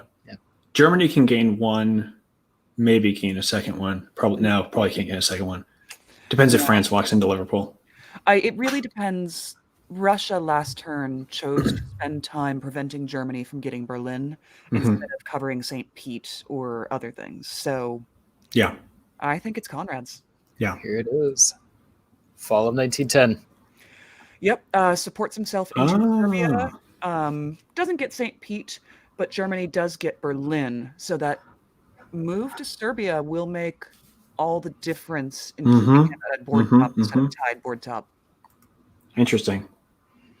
So we end the game. Congratulations, Conrad Woodring, playing short, still coming out on top with an 11 center Turkey. Germany close behind. There were points of the game I did not expect this. 10-point Germany, very close. So congratulations. Siobhan, is this the right result? I mean, yeah, it is. I would have been curious to see this game without the deadline because I feel like there's so much interesting play here. I mean, Conrad is playing 1, 2, 3, 4, 5, 6, 7, 8, 3 short right now. Tanya has a lot of really interesting play available to her, especially with the French pulling back out of Mao. It's a shame that this one ended early because I feel like this could have gone on for quite a while. Matt? Yeah, I think I agree with that. I do think it's the right result. This is more or less what I thought Conrad was going to try to do. He was more patient, maybe more patient than I would have been. I'm not sure. I thought the stab was going to come a year or two before that, and so then I thought for a while maybe he wasn't going to do it at all. But yeah, this is kind of what I thought would happen in this game. It was very smart play, hanging back in Turkey, and I think that's the way you want to play Turkey. If you're trying to do that three-way alliance. If you insist on being too big, if you insist on having too many units, you're going to end up fighting. Like if the units are on the board, you're going to end up using them to fight your neighbors. So it's better to just not have them and hang out. And I think that was exactly the right way to play it. I agree. Yeah. Okay. Well, again, congrats to Conrad for excellent patient play, good diplomacy, good balance of smart tactical and strategic decisions. Let's bring Brandon back onto the stream. Brandon, welcome back. Howdy, folks. And we're going to say farewell to Matt and Siobhan. Thank you. And we're going to bring Doug and Corey back on. Welcome back. And Hello. I'm going to remove myself. Brandon, if you will take the lead for a moment, and then I'll be back shortly. I will do it. Enjoy the break. All right, Doug and Corey, we have a highlights game to go through. I think, Doug, you're on tap for this one, correct? That is right, Brandon. And we are looking at game A. Right. This game is a really, really fun game. I had a blast. I had to flip through it 4 times before I understood what was going on. It was crazy. All right. Well, Corey and I look forward to hearing about it, as do our audience. Here is the board call for game A, Amarillo. In Austria, we have Jaromir Sulja coming to us from Georgetown, Ontario. In England, we have Stephen Hogue out of Lexington, Kentucky. In France, we have Andre Janeko out of Lisbon. In Germany, we have Christian Brown coming to us from Peoria, Illinois, the Weasel's own Christian Brown. In Italy, we have Stuart Nain out of Scotland. And in Russia, we have John Jameson, the Scot, playing out of Vancouver in British Columbia. And in Turkey, Morgante Pell from Vermont. This is a fun-looking board. Just knowing these names, looking at the DBNI rankings, and all of these players are in position to make a move for the top board. Doug, let's dive in, and I'll set the timer. You tell us what happens. All right. So as I said, I love this game so much. It was really amazing to watch. It was this game doesn't have a lot of love between players. There wasn't a lot of trust. There's a lot of alliance flips, and there's some fun twists and turns. So starting in 01, you see Germany moved into Holland. France takes Munich. England bounces Germany out of Denmark. And in the East, you have a whole lot of chaos. Russia grabbed the Black Sea, but didn't manage to take Romania at the same time. And Italy also attempted to take Trieste twice and was stopped by Austria. So you could see, there is no real alliance going on here with anybody. Maybe if you squint hard, you might see an EF. So let's skip ahead to the fall of 02. Now you kind of see maybe an apparent rat. But the West, nobody's working with anybody, really. They're all fighting.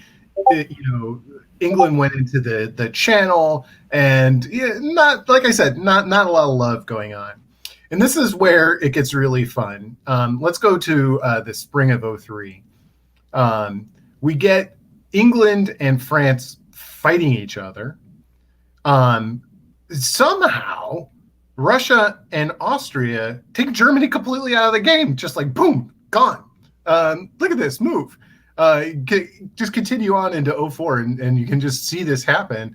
You have this whole shift up of Russia and Austria, while England and France are sitting there beating each other up and taking dots from each other, and Germany's like, what the hell? Like I said, it was very amazing.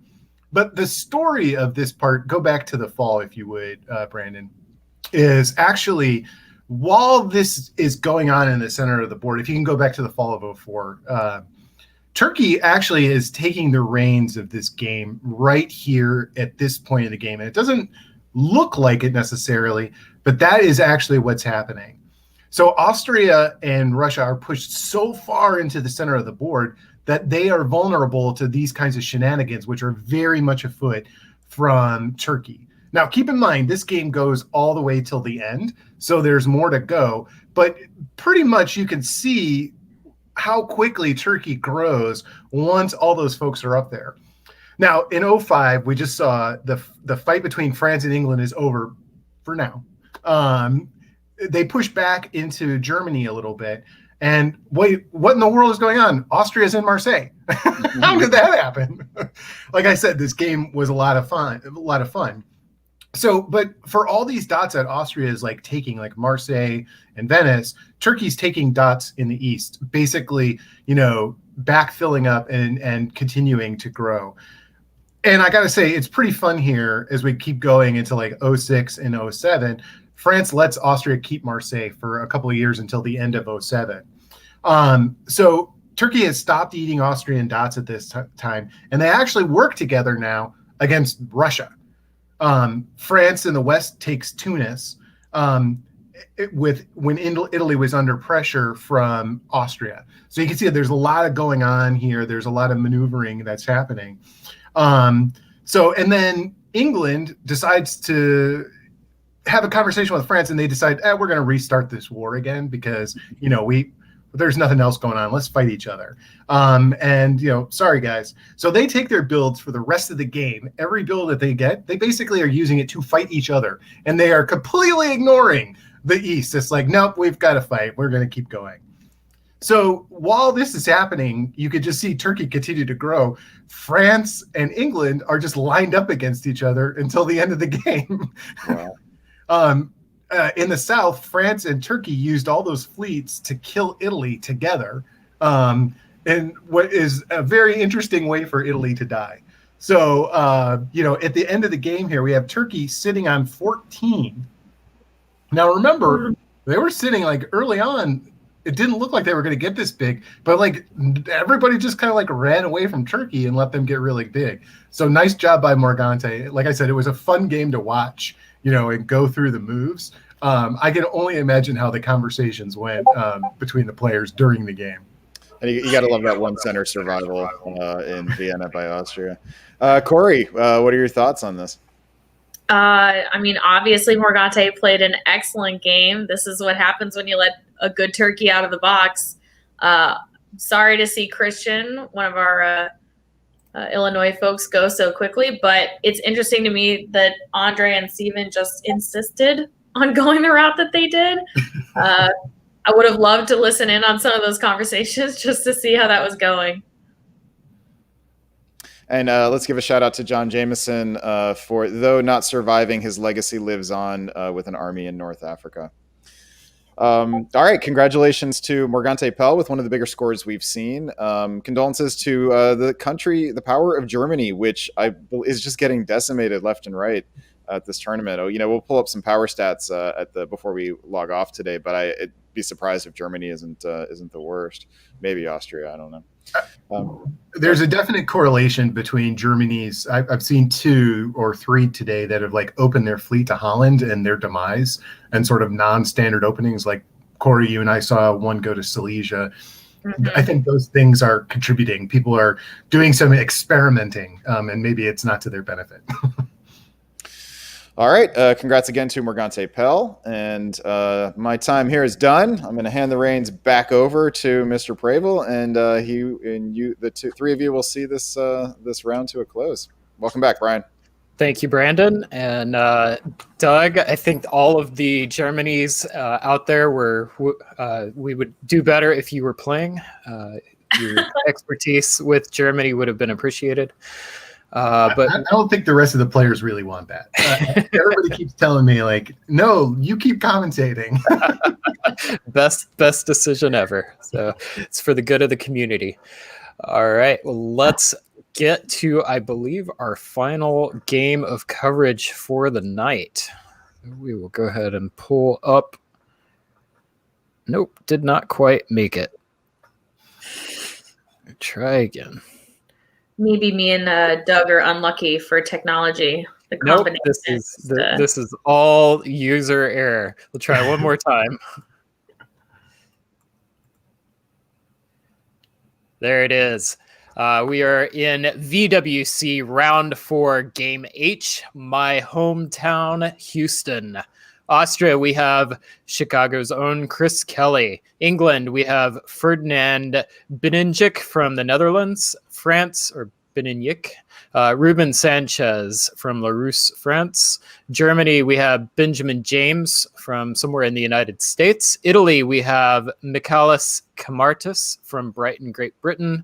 Russia, Jackson Roberts from Orange County, California. Turkey, we have Leslo Levij from Spain. We saw a couple of these players have played games so far. Doug, we'll start with you. Any matchups that you were interested in?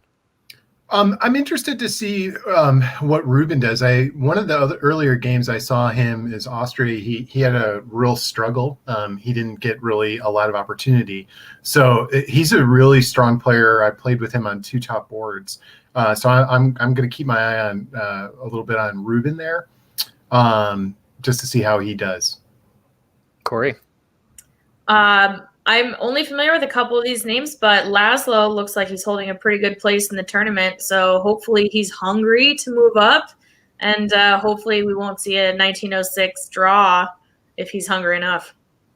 That's a good point, Corey. Really nice flag on 11th place. Laszlo has a shot still to make the top board.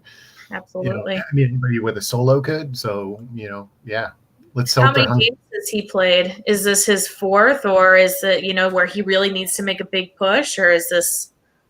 I don't know. I want to say 3rd, but I wouldn't bet on it. Got it. So, all right, let's get to the game. Corey, why don't you make a choice, East or West? Well, I think I did East last time, so I can take the West this time. Okay, then we'll have you start, and we will reveal Spring of 01. All right. So, okay, pretty strong opening from France. I guess they have decided on going towards England. Let's see, a hold or oh, that's not me. Oh, and Germany. Okay, so Germany's making a big push for Holland and Belgium. It'll be interesting to see how him and France work that out. I wonder in their initial conversations if they're going FG or if France is just deciding to go to England all on his own. Cannot wait to find out. Unfortunately, England has opened with a standard opening. I mean, maybe it's not the worst, right? But it's unfortunate that he was not aware that he needed to bounce France in the channel. And I think playing into the East, Corey, like building off what you said, we also have Moscow going to St. Petersburg. So, you know, this looks like it could very well be a coordinated Sea Lion attempt here. And the rest of the East is interesting. You know, I like this opening by Jackson, no bounce in Galicia, move to Ukraine. Basically saying, I'm going to play in the South diplomatically while I go and split into the North and try and grow up there. And, you know, the free build in Sweden is nice to have. Curious that the Venice held and went to Naples rather than Apulia. You don't usually see Naples in that instance. So I'd be curious to see how the rest of the East plays out. Why don't we continue in the East, Doug? Well, we've got a convoy, so it didn't really matter. Our friends in Austria and Turkey have decided, no, we're not going to let you have Romania, and also went to the Black Sea. So take that, you and your potential northern gains, Russia. We see those. So they had some fun with that. Yeah, interesting. Between France and Germany, the Belgium clearly wasn't decided, or Benjamin was not confident that Ruben was willing to let him have it. I do also find it interesting that England supported, is it Holland to North? Maybe in a bid to try and bounce in Belgium. But that to me is not great. Maybe they are already not having good communication, which to me means they may not survive very long if they're trying to work together. Interesting.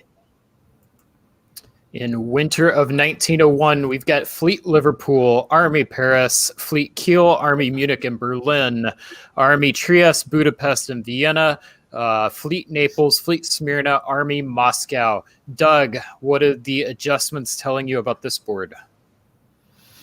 Well, Russia is not done with the North, I suspect. You know, I could very easily be seeing, you could be seeing, Moscow go north.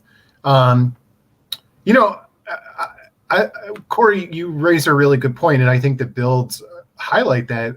I think that France and Germany are going to fall out here. You don't open up like that as France unless you have the reasonable expectation that you're going to get Picardy.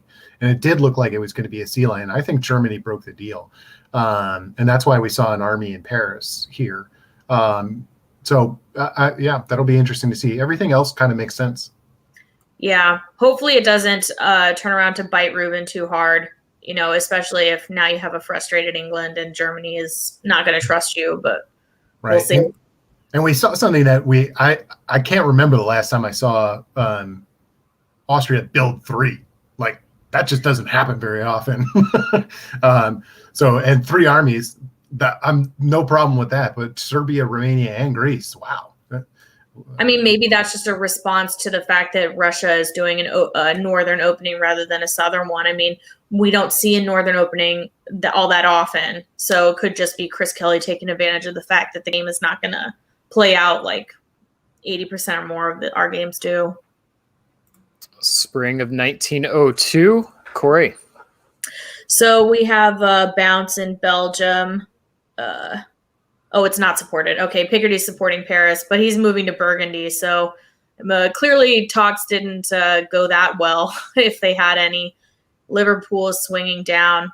I hope that Ruben is going to Ferdinand and saying, hey, I made a mistake. I'm sorry. Like, I'll get out of the channel. Let's de-escalate this, especially if he wants to spend more time trying to hold off Benjamin. I do find... Oh, that's the wrong side. Sorry, that'll be the second time I've done that. That's okay. It's okay. They're intertwined. They intertwine. So don't worry about it. I'm kind of really surprised to see Munich and Berlin go to Prussia and Silesia. I don't really know what to make of that in this situation. I don't see how this is a good play for Germany. It's like an all-out attack on Russia. It looks like England and France are probably going to fight, but if they can make things work, that's a little weird. And I do see here. There's not a lot of love for anybody in the East at this point. It looks like Italy made a misorder to go to Albania. That's what that looks like to me. I can't be sure because it was a convoy, but it didn't make it because he convoyed Fleet Ionian into Albania. So it looks like that was a misorder. And in the rest of the East, you have a lot of holding and cutting supports and things not coming through. So we'll have to see how that kind of plays out this fall. Are people able to get together and do something? We'll see. Yeah, and also wrong coast attack by Austria is worth mentioning. So that's a unique feature of the Backstabber interface for people that haven't played as much Backstabber. That can be this is two really unfortunate misorders that happen to happen on the same turn. I'm not sure McAllis. I'm not sure his order is a misorder. If I were him and I was Italy in the position I was in currently, I may not want to get involved just to see what Laszlo and Chris are going to do finishing out this year. Could be Why would you go to Apulia though with a fleet? That's that doesn't. Yeah, that's fair. If you're temporizing for time, you go to the Tyrrhenian Sea, not right. Apulia. That looks a lot like trying to be in a position to go after Trieste with all my units. Well, curious to see how Chris responds to whether he thought it was a misorder or not. Doug, talk to us about fall of 02. Oh, Chris. It looks like Chris NMR'd. That's unfortunate. That's an easy gain for Russia right there with support from Turkey. No move happening. That's very unfortunate. I think that really is the key part of the conversation.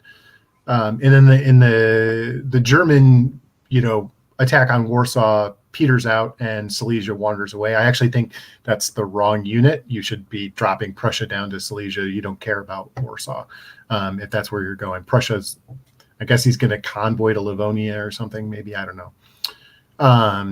So interesting setup by Germany, but I'm not loving that position.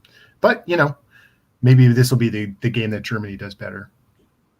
Yeah, it does feel like Germany has a wasted set of moves, right? Moving to Prussia and Silesia and then bringing one of them back. And there wasn't a bounce, so he's back in Munich. It looks like that France did get into Belgium. It looks like Picardy and Burgundy are supporting that, so that makes sense. Irish isn't English, so unless Ruben can convince Ferdinand to back off, he's potentially going to have an attempted convoy from London, but who knows if it'll succeed given how many units he has down there. And yeah, other than that, looks pretty normal. It does seem interesting though that Germany is helping England to try and get into Sweden. It does look like it works. And Jackson had a retreat, so he must have chosen to take that off. Yeah. I was going to flag that and ask what you think about that, because that's a really interesting pull at this point of the game. Since Jackson took Romania, it doesn't have to piff that unit and rebuild it. I don't know why he would do that, particularly because it doesn't look like his armies are going to, be able to come up right now and fill the void. But maybe that's what he's hoping, is that he can just shift them and have a little bit more versatility from that perspective. And if he needs it, always build another fleet in St. Pete. But I'm not sure what he's really thinking at this point.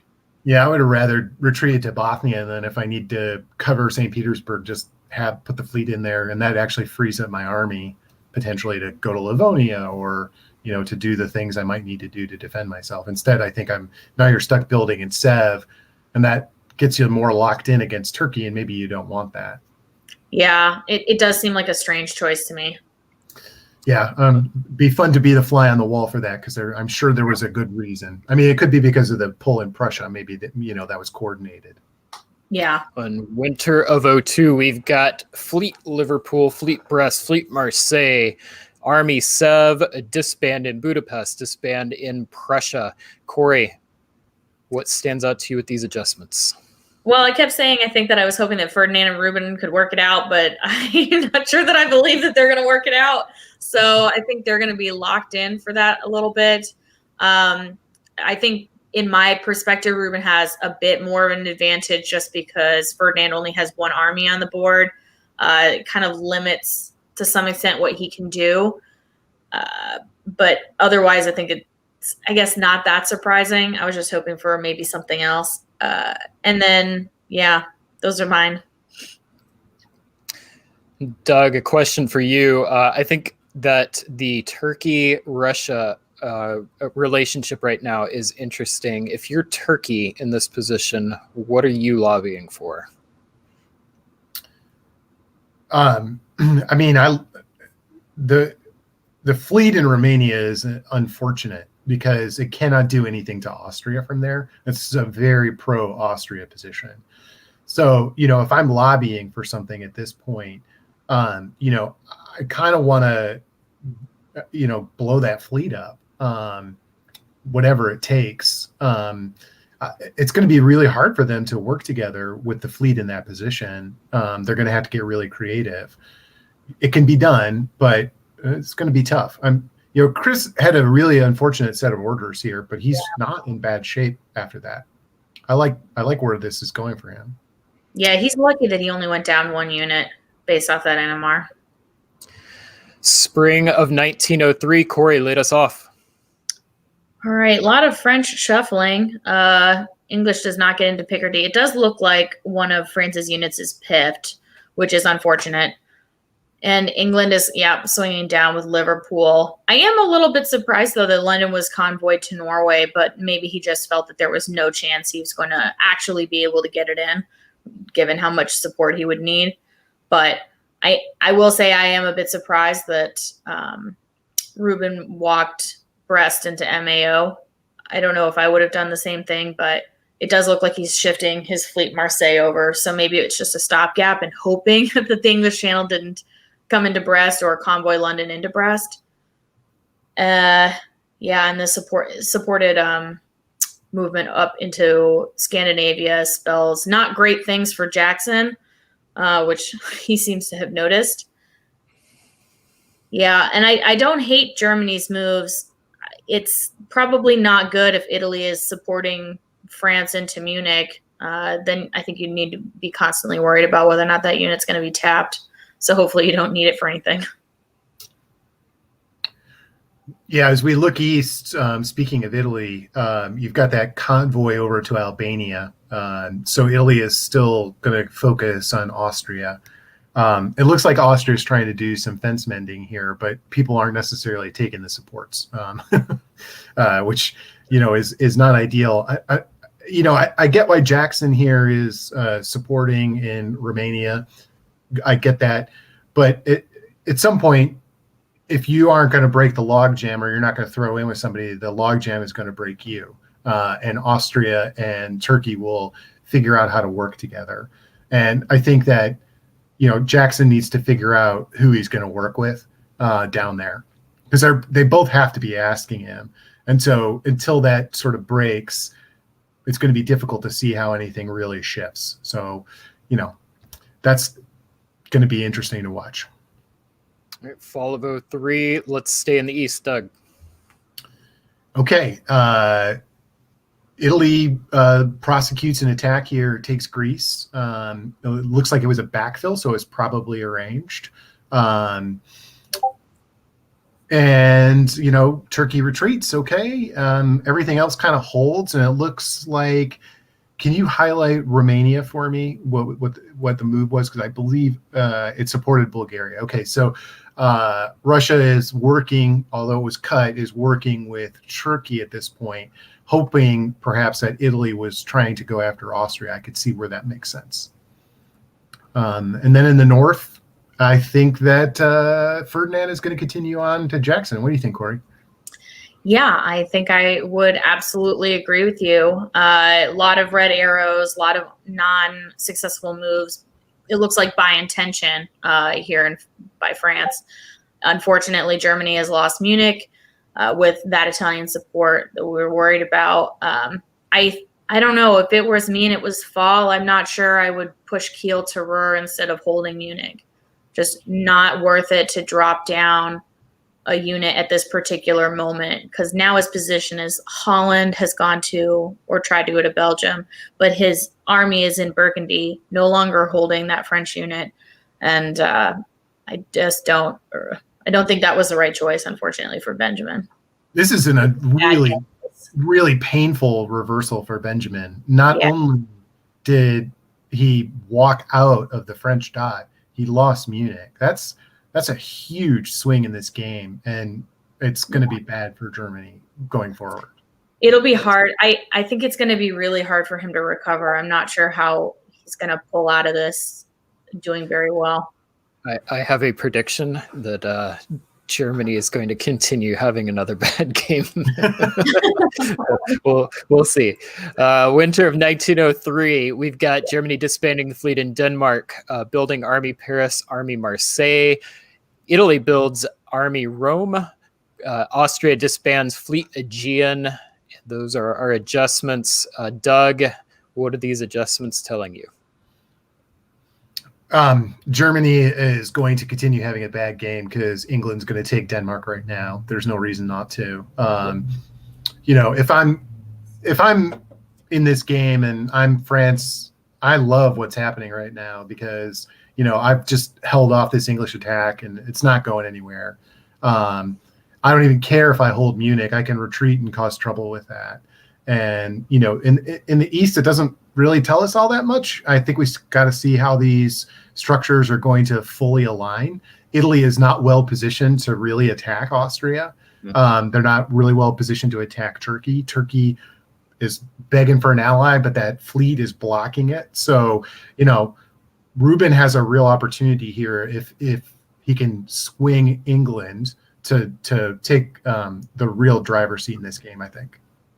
I think that the winner in the East is the West. Spring of 1904, Corey. All right, so a lot of shifting up. France is pushing Germany out of their territory, and it looks like England is trying to. What is North doing? It's supporting Burgundy to Belgium, correct? Yeah. Okay. Yes. So England is saying, here, let me help you out a little bit. But it's interesting. You don't see him taking Denmark, but maybe it's just he can take it whenever he wants since there's nothing in Kiel.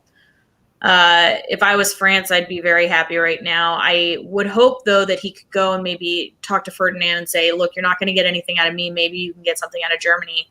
Why don't you move Irish out of here and do something else with your units?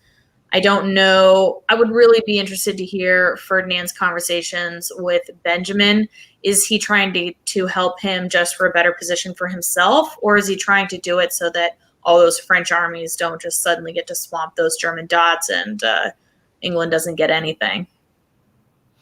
Well, England continuing to fight is giving a lot of time for the East to sort of resolve itself. And right now we've got an AI versus RT structure going on.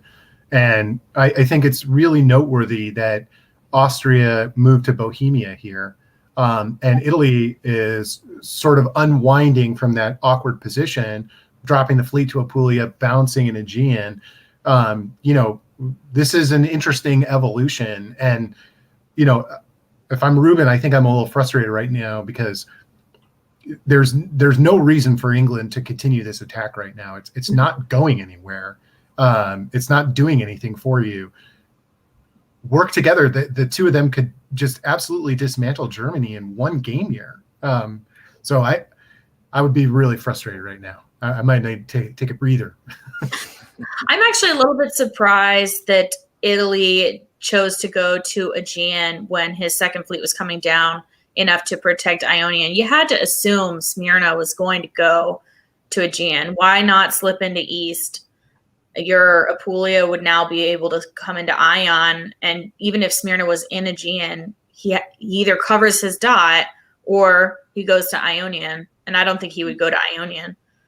So I could see both sides. Yeah. Yeah. Sometimes it's nice to bounce and keep it locked in place. Maybe you could persuade Russia to come in, and then you can blow up Bulgaria. I guess I would be worried about Turkey fixing his relationship with Russia enough to take the blackout. Yeah.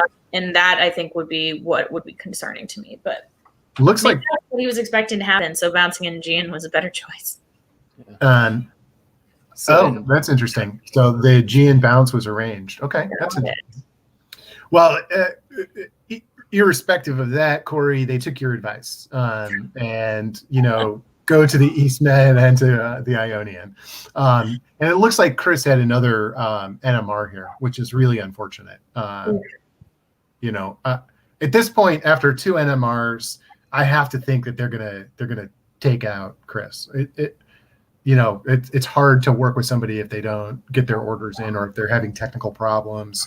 It's hard to keep that relationship. Yeah, I would agree with that. Hopefully it's just a technical issue. Maybe if Chris is lucky, he can get it fixed and come back from that. But I agree, 2 NMRs, especially when you're in the center, is a little bit difficult. It'd be one thing if he was over in Turkey and wasn't as yet influencing too much, but that's certainly not the case in Austria. Corey, what's going on in the West? A lot of red arrows, a lot of bounces. I don't understand why Ferdinand is still going for France. It literally makes no sense. France is doing what he needs to stop England from doing anything, and is making progress with Germany, which I find unfortunate because I feel that Ferdinand is really giving up his chance for dots. I don't. Why spend 2 units on a fruitless mission when you could have potentially had some of Germany? Seems like a strange choice. Yep, I completely agree. I don't think Germany can survive realistically. I don't think that there's anyone around him who has enough, I don't know, not units, but is in the right position to help him in an effective way. So Ferdinand, it just feels like, is maybe slowing down Germany's death, but isn't actually preventing anything. And Germany has a build right now, so it depends a little bit on what happens. This is where the East, like I said, I'm surprised that nobody has sort of like jumped in to participate. And it feels like that might have been Chris's job in this, yeah. So Austria was supposed to take Munich. Okay, well, that's interesting. The NMR clearly is having a big impact on what's happening here. Yeah, absolutely. Though it doesn't look like much has happened with Jackson in several game years. I don't really see much movement from what was the case in the last 2 years. Doesn't look like he picked up anything. It's a little passive, but at the same time, if in the last turn was helping Austria into Bulgaria. So although it's a passive position in the sense that the units aren't moving a lot, there was a clear statement of intent. Yeah. So in winter of 1904, we've got Germany building Army Kiel, France disbanding Army Gascony. Those are the only adjustments. We will press on spring of 1905. Corey, lead us off. So a bunch more arrows in the West, which I'm starting to get used to. I am a little bit unclear on what has happened in that one little center where there's 7 or 5 or 6 arrows. But it looks like Germany moved into Ruhr and piffed that unit, but France did not get back into Belgium. So Holland must have, but Holland didn't come down. They bounced each other. Got it. Some bunch more holds of St. Pete. That's very nice of him, I guess. And then not much else besides those red arrows, just everywhere. Yeah, likewise, the East, a lot of supporting going on, not a lot of movement, except in the further extreme south where the Ionian Sea gets into the Aegean Sea. And, Turkey's getting put into the box.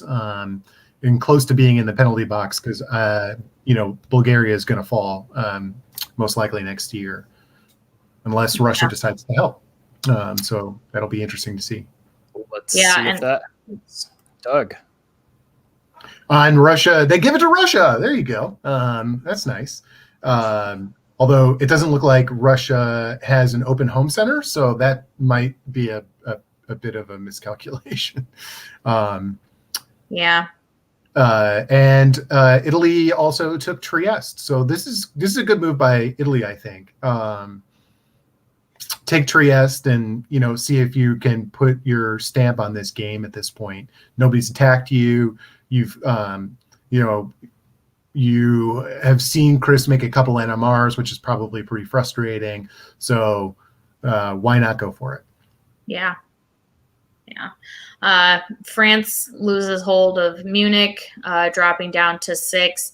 It's interesting. I guess maybe I'm wrong in thinking that Ferdinand was unnecessarily helping Benjamin at the cost of dots when it looks like it's had some impact. And Germany is able to get more dots south towards those French territories. So maybe this will help keep France from expanding too quickly. I am not surprised at this point that Ferdinand has moved Irish to NAO. Maybe they're willing to disengage now that France has had a little bit of a comeuppance. Very small, just 1 unit. I'm predicting that this is actually a fleet in Liverpool because England took Denmark. So I don't think at this point. You think it's not over? I think it's never ending. I think that England is going to continue to attack France for the entirety of this game. Interesting. And Germany is not in a bad position. Oh, there you go. You're right. Fleet Liverpool, Fleet Brest, Army Berlin, Army Venice. I think these are. Oh, and then we've got a disband in Silesia. Corey, spring 1906. What's going on in the West? Well, I kind of love it. Germany is back in the position he ended at, I think, at fall of 01. So he has, in fact, recovered, and it's not terrible. So, yeah, you're completely right. Liverpool's coming out. They knew that they weren't going to get into MAO this year, or this term, but they absolutely will get in next turn. They can't. Can they be stopped? No, I don't think so. Wait, 1, 2, 3. 1, 2, 3. No, yeah, they can. So that'll be interesting. I wonder if the plan is to try and bring a German fleet out, but probably not. I wonder if he's going to be stuck in Belgium for a while. So Munich tried to come into Burgundy. It didn't work. Nothing came down. Yeah, I think you're right. I think it's just going to be England going against France at this point with German support. I would like to know what's going on in their conversations, though. Is Benjamin just willing to take this as, oh, thank you for helping me, I really appreciate it, and is going to let Ferdinand drive, or are they going to try and equal it out?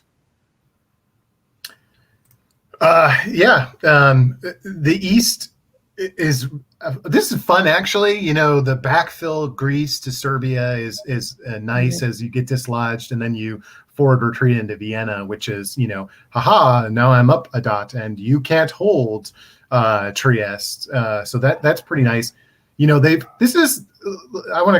don't know if this was intentional or if this is good situational awareness, but Italy has pushed Turkey into the box, flipped on Austria, and is going to be topping this board. Meanwhile, Russia, for several reasons, hasn't really been able to put any kind of stamp on this game. Italy is about to run away with this board if folks aren't careful, and it'll be fast. Italy's got complete control over those juicy Balkan centers. Fall of 06. Doug. Somehow the attacks don't exactly work because Germany tapped Tyrolia. That's kind of drive Italy mad, but there it is nonetheless. But Russia does get into Budapest, which is a nice move. The rest is a lot of red arrows. You can see through those red arrows that Italy is going to attack Germany. There's an assumption here that the attacks are going to continue from Russia as well, and Russia got to build out of it. So Russia's going to put something in Sev, obviously. Yeah. All right. Winter of 1906. Before I do this, I got ahead, and we have not done Who Do You Like? I love this segment. So, Corey, I'm going to let you go first. Who do you think has the best shot at topping this board? I mean, I agree. I feel a bit like I'm stealing, but Doug is right. I think Germany has the best position right now due to, unfortunately, Chris's NMRs. I would like to know if he would have turned on Chris by this time if that hadn't happened, but it looks pretty good to me. I just feel like Ruben and Ferdinand are going to hit against each other for a while, particularly if Germany is now going to be distracted with Italian armies. He's not going to be able to help. And then I wonder if we're going to end up with that England on top of France just pushing against each other for the rest of the game, which would be unfortunate. Doug, Well, what about you? I like Italy's position, as I said before. Russia has made a good game of it here. Nicely done by Jackson. It looks like we've got, a pretty good IR alliance, which is a very powerful one. They don't need each other's dots. They can stay out of each other's way and each have their respective spheres. If they can work this out, they can just dedicate some nominal force to dig Turkey out while they go, to their respective areas. They can fight Germany in Germany simultaneously and France simultaneously and dig out the box. It's very powerful. And if that's where they're going and they're going to kind of dedicate to it, with the West the way it is, this is the time if you're, Germany can't do anything to England because he only has one fleet, right? It's like they can really run this board. Interesting, though, to note that, his fleet is sitting in Belgium. North is unoccupied unless Denmark makes some kind of deal where he's sure that Kiel is not going to take Denmark. If he leaves that open, Germany could just slip right out. That could create some interesting tension in the game. But if Ferdinand, I think, doesn't try and at least send one more unit up to Russia, then they've really got no lid on how big the IR could get. Because they have full access to 4 dots right now. Right. Well, in 1906, we've got Army Sev disband in Trieste, fleet in Naples. We'll just push right through here. Corey, lead us off. A lot of holds. Oh, very good. He sent NAO to Norwegian, so hopefully that means that he's going to come up into Barents and actually finally crack St. Pete. That would be interesting. Ruhr moves to Holland, which is interesting because I feel like they push Holland down into Ruhr, or was it Kiel into Ruhr? So maybe going back to where they started. And I don't know if I would do that necessarily when you know that Italy is coming. You might need Ruhr as a support. But yeah, France is not doing much. Just a lot of holds. Seems like a wasted turn for him. I think that's what he has to do because he can't be confident that England is doing anything. I mean, Ruben is fully defensive at this point, and he's saying, I'm not letting you through, England. Germany didn't attack him. And so IR have all the pace. They walk into Trieste. Italy, gets to Bohemia. Germany self-stood in Silesia, which I don't hate, but then went Kiel to Munich instead of Kiel to Ruhr. That's a burned move right there. And then, the rest is, I think, just positioning in the East going on. Yeah. The only space for expansion is in the East. Everyone else in the West is just so stuck together that it feels like it might be a very slow game on that side. Yeah, I think that IR are doing a good job here of taking advantage of what's happening in the West and really, building a game out of this when it didn't look like they were going to have that opportunity. So I want to give, applause to that real solid effort that I see happening in the East. Absolutely. Fall of 1907, Doug. And of course, they fall into a fight. Oh, this is precious. I don't know if it was an attempted stab or if they were having fun or what they were doing, but somehow it didn't work, and there you go. Boy. So you have Budapest cutting Serbia, which means that Turkey gets in there, but all the rest of the other stuff doesn't work. The net result of this is, Russia losing one, Austria going out of the game and Turkey building one. And also, it's notable that Italy went away. So now I guess Italy is working with Turkey. So we'll see what Turkey builds. Does Turkey reward that by putting an army down? We'll see. Wait, don't forget Corey. I will not. Corey. Well, obviously all the interesting stuff is happening in Doug's quarter here, but Ferdinand is turning around. I think that's smart. I mean, these guys need to get their, S together, because if Italy and Russia are really going to blow up, then you need France to have fleets in the Med. He can't do that if England's just sitting here with this stupid back and forth of holding and whatnot. So I do like that they've come out of that. I do feel a little bit for Benjamin, because I feel like the writing is on the wall to some extent for him in 2 years, because what happens when Ferdinand has all of his fleets up north to make sure he takes St. Pete and come down? Well, where else is he going to go? He's not going to then turn around and take the year it'll take to go and attack France. I come for Germany. Yeah, I mean, I have to ask the question of, like, what is Germany's last couple of turns? This is a full year where he basically didn't do anything. Nothing. And what message does that send to your neighbors in France and England? You had a pretty strong ally in England. Why weren't you following through? What was going on?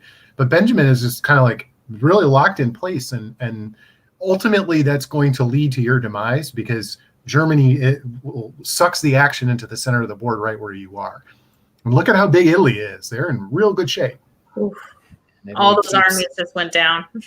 Bigger. We got Army Venice, Army Ankara, Army Sev, and we say farewell to Chris Kelly. Thank you for playing as he disbands the army in Galicia. Corey, what is this telling you? I think that the East has played a pretty good game, and I think given that we have a time limit and it's spring of 08, the West cannot recover. They're not going to recover. It's going to be a question of how much can I limit the massive gap that could occur center-wise between Italy and whoever else is next, because Russia is clearly going to lose at least 1 dot, more than that, most likely. And Italy doesn't have really anyone around him who's going to cause the damage needed to drag him back down. They are not going to be able to get into a position in time. So I think he's won the game as of right now. Doug, I see you nodding your head. I assume you agree with Italy. Is there anyone else that has a shot at this? I mean, so I don't think so. Somebody needs to break a dynamic that hasn't shifted. I mean, England is going to get St. Petersburg eventually, right? That's the only thing you've got. But, Ruben at this point, I think, has demonstrated that he's just going to be there and is not going to, no overture that Ruben has made in the course of this game has been accepted by either of the neighbors. Probably going to arrange well, there we go. Yeah, I mean, it just to go on what you're saying, Ruben, what he's doing now is he's basically saying, hey, Italy, you might get some dots, but you're not going to get my dots. But I don't think, given how the West has worked out, that he's going to care about others. I'm not sure he's going to stick his neck out to help Germany not lose a dot, which is interesting. I feel like Ferdinand and Ruben, they're the ones who let the East win. Absolutely. Yeah, it looks at this point like the sequence of moves. This is good. There's actually some action here in that it looks like the West is coordinating to try and deal with the IR. To some degree. It may not be the most efficient way possible, but they are doing something. So Ruben moved. It's a very clear move here by Ferdinand to go after St. Petersburg. That's going to happen. It's Germany isn't helping all that much. Just going to Silesia is not the most helpful thing in the world when, Russia's losing everything in the south at the same time. Yeah, I think Kiel needed to have gone to Berlin. If you're going to do this and you're going to go to Silesia, well, Denmark moved, and granted, he's next to 2 of your dots, but you would be protecting 1 dot already just by being in Berlin. But that would be much more helpful than sitting in Kiel. because now he's just got hold orders, and I question whether or not he's really going to do anything else but have hold orders for the rest of the game. Yeah, I mean, it's hard for Germany at this point. You don't see a pathway going forward to a victory. Yeah. So your question, like at this point, it's spring 08. This game has been so locked in. People have not moved a lot. You know, how are you going to break that dynamic? And that's what you need to be thinking right now is like, how am I going to break this dynamic? How do I get myself in a position to get more points? I like what Turkey did here. You know, it's like, I'll throw in with Italy. That's fine. You know, the question is, you know, you rewarded Italy with that build. Now, if I'm Italy, I want to top this board. I want to continue to get dots. I don't need Turkish dots to do that. I don't need to fight France to do that. I just need to run out the clock while, you know, other people are basically exchanging dots. So my goal here is Italy is to sort of, you know, lock this down a little bit and make sure that I don't draw too much attention my way. Yeah, I actually think Laszlo's played a great game, right? To get so constricted as he did and then to be able to come back and participate, I think is pretty great. But wow. it turns out you're wrong. I'm always wrong. Three-time world champion. Always wrong. But this is a good, like, let's call this a good move, though, right? Because it is a really good move, right? Yeah. This is 3 dots: Budapest, Romania, and Bulgaria in one turn. And he's vacated Naples, so he can build. So, you know, and he's up on the line in Tyrolia. This is good. Yeah. I mean, this is hard if you're Turkey in this situation. You know, you're doing the best you can with what you can, but you can't stop this. Again, nobody could stop this at this point because nobody is there. There's no mechanism to attack him. Yeah, it's interesting. I wonder if the conversation, because I know this is how I would be. If I was England or France in this situation, I'd be going to the other one at this point in the game, being like, man, what were we doing? This is such a bad idea. And it would be interesting to hear what they're saying and whether they're like, how they feel about how the game has turned out. I'd love to know. I mean, it's follow 8 right now. Italy is at 11 as we go into this. Russia, you know, is pulling 1, 2. You know, the question for me is just how big does Italy get? Yeah, and how does Russia hold on? And if it comes to it, which side is he going to let take the dots? Is he going to let Turkey? Is he going to choose to focus to stop Ferdinand from getting his dots, or choose to focus on Laszlo? I don't know. Mm-hmm. Well, winter of 1908. We see a disband in Ukraine, an army in London, army Venice, army Rome, fleet Naples. Michalis is hungry. He is going for dots. Let's see how far he can go. Spring of 1909. Corey, why don't you? They called it. No, you have a year. No, play this game. Keep going. You're telling me you just built 3 units and you don't want to use them once? Come on now. Yeah. Yeah. No. Go to Piedmont. You got 3 fleets in the west. Yes. Mess somebody up. Go have some fun. Yes, exactly. At this point, you're gonna win. You're so far ahead of everybody else. You're done. So now go have fun. Who cares? Just do whatever. It'll be great. Yeah. Ugh. I mean, you know, you could give Turkey Sev, take Warsaw, you know, I would want to keep playing just for fun. I would like, well, I'm big now. I want to keep getting bigger. Come on, guys. Oh, man. I would not have taken that draw. Would not.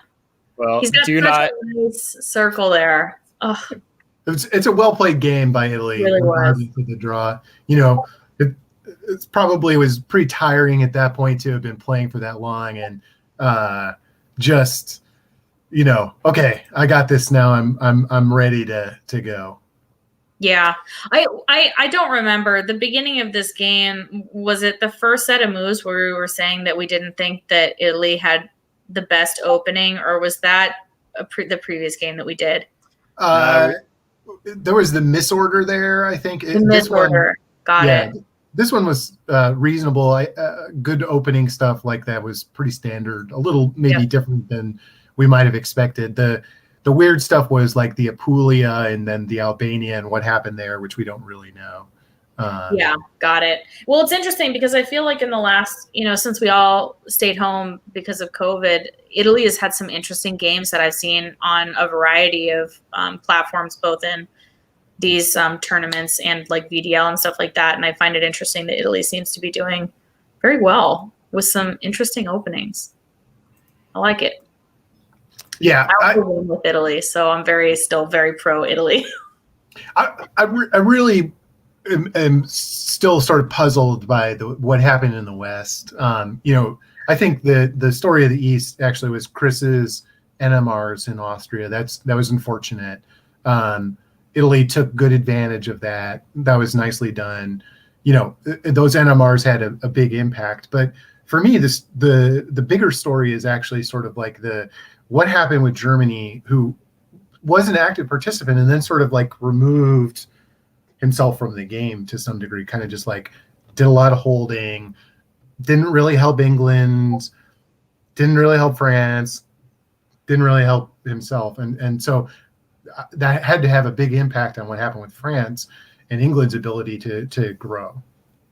Yeah. I would also like to know what the instigating feeling or action that caused Italy to decide not to work with Jackson anymore and to maybe switch his partner to Turkey. Maybe that's just a size thing where maybe he felt he could control Turkey more than he could control Russia, or if there was some kind of conversation that didn't go well, give me this dot for now, I'll let you have it, and someone didn't like it. I don't know, but it would be interesting to see why, because I thought they were going to be in lock pretty much.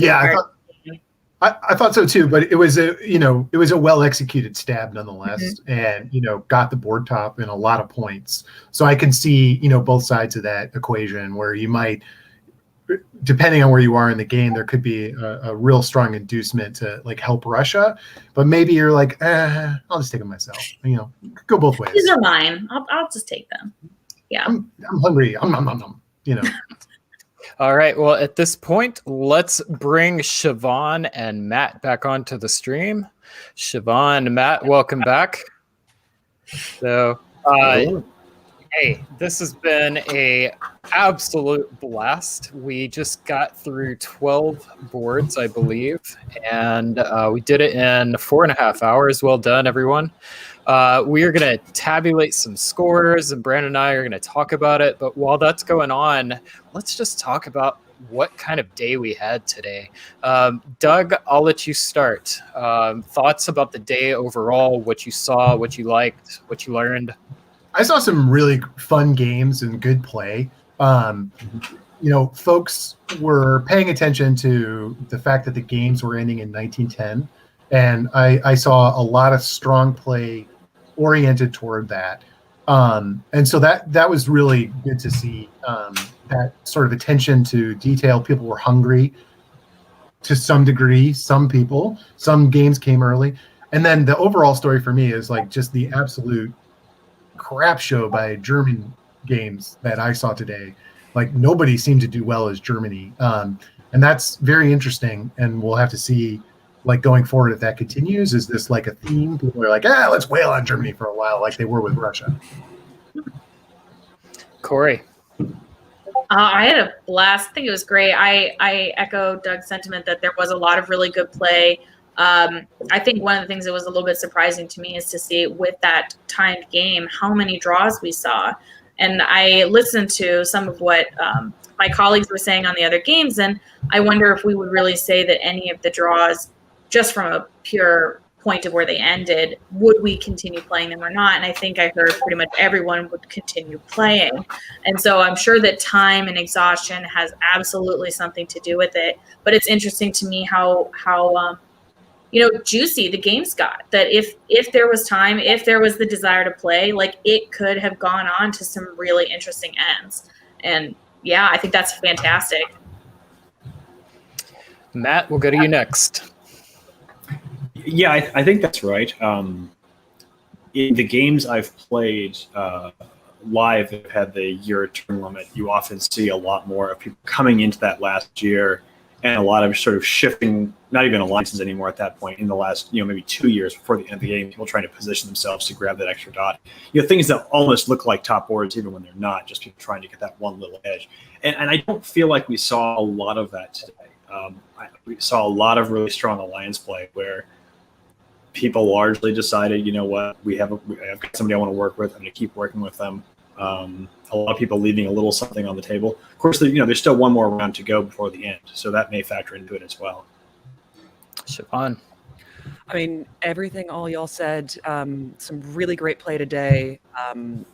I myself personally am not a fan of set ends for games, and I really would have loved to have seen some of those play out. Conrad's game comes to mind. But being on the broadcaster side, I'm really glad that they weren't time unlimited, because I love y'all, but I'm tired of your faces. I hear you. And on that note, Diplostretch says Marcus is one of the TDs for the event. He's just reminding everybody roll call for the next round will begin in probably about 10 minutes at this point. So just keep an eye on that. I'm going to go ahead and bid you all farewell. Thank you so much. This was a lot of fun. I'm going to bring Brandon on. Stay on, because we're going to look at the updated standings leading into that next round. And side note, Marcus Diplostrats has a fantastic YouTube channel. You should go check that out for some fantastic, extremely long analysis and detailed games. Thank you all. All right, and I will add Brandon back shortly. In the meantime, I'm going to go ahead and show these games. There he is. How are you doing? I was hiding. I am ready to go. Fantastic. So, Brandon, I'm going to bring up the screen. Why don't you talk us through what we're looking at? Yeah, I want to give a slight caveat here. I have just been comparing our scores to the official scores, and there are some slight differences. The top 7 is the same, so we'll go with that. But some of the other ones are shuffled around a little bit, so I'll have to do a little investigation to see what exactly the discrepancy is. But we're in the right ballpark. We'll call them provisional standings. Yeah, indeed. All right, so leading the tournament, going into the final round, is Matthew Krill with 546 points, and note that he only has 3 scores, so he could play another one and try to increase his score even more.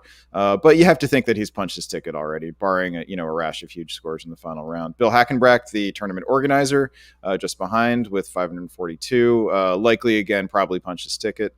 Maxim Popov, Tom DeGrief, and or Greff. We'll hopefully find out how to say that.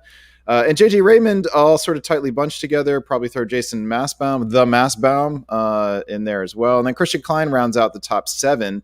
But if I were any of those last 4 there, I probably Maxim as well. I wouldn't feel 100%. I'd feel like other people can catch me with a good score, and maybe got some work to do. And I know Christian Klein is planning on playing this last round, which is going to start in just a little bit, 20 minutes here. Rounding out the top 10, we've got Tommy Anderson, Morgante Pell, and Claes de Graaf, and those 3 players are in a different order in the official standings. So again, but they are those 3 players. So they're around there, and strangely, it looks like the numbers are the same, but the people are different. Very strange. All right. Not sure what's going on there. But I'll contact Marcus and find out. I just got a message. Yeah, sorry. Go ahead. In chat, it looks like Klaus was a replacement player and probably got some points for that. All right, so there might be some discrepancy in who's got what points for the scores that we have. All right, but let's go ahead and look at the top 11 through 20. I guess I'll click that right there. And Laszlo and Morgante are tied for 10th place. So I think Laszlo just missed out alphabetically. I'm not sure. Whatever sorter is breaking that tie. But then, so then we get some interesting stuff happening here. Chris Helwig is just behind in 12th place with 352, but has only played 2 games. And the same with Peter McNamara, a couple spots down. So those 2 have a lot of potential to move up. 100, and we've seen shared board tops in the 140s and regular board tops in the high 100s. So those two could easily move up and pass those players in the 450, 470 range. Cyril Savant is down there, but has already played 3 games. Would need an even bigger score to improve upon that third score. Evan Sweeart, Natty Schaefer, Karthik Kanith, Wes Ketchum, Callum Sullivan, Christophe Bourget are all in the same boat, but those players likely have smaller third scores to replace. So it's kind of, then it becomes, when you're talking about replacing a score, it becomes a question of exactly what that third score is, and how high you can go to replace it. So that's 20 through 11 through 20. Here's 21 through 30, going back on down. So now you really want to draw your attention to the players with only 2 scores. The ones with 4 can't even improve that score at all. So those players are essentially eliminated from contention for the top board. But the players with 2 scores here are Marcus Edholm, who had a nice France that we watched, plus Conrad Woodring, Chanya Gill. The question is, are these players going to play? If so, those players are easily capable of getting a big score and jumping onto the top board. Yeah, it's been a really fun event.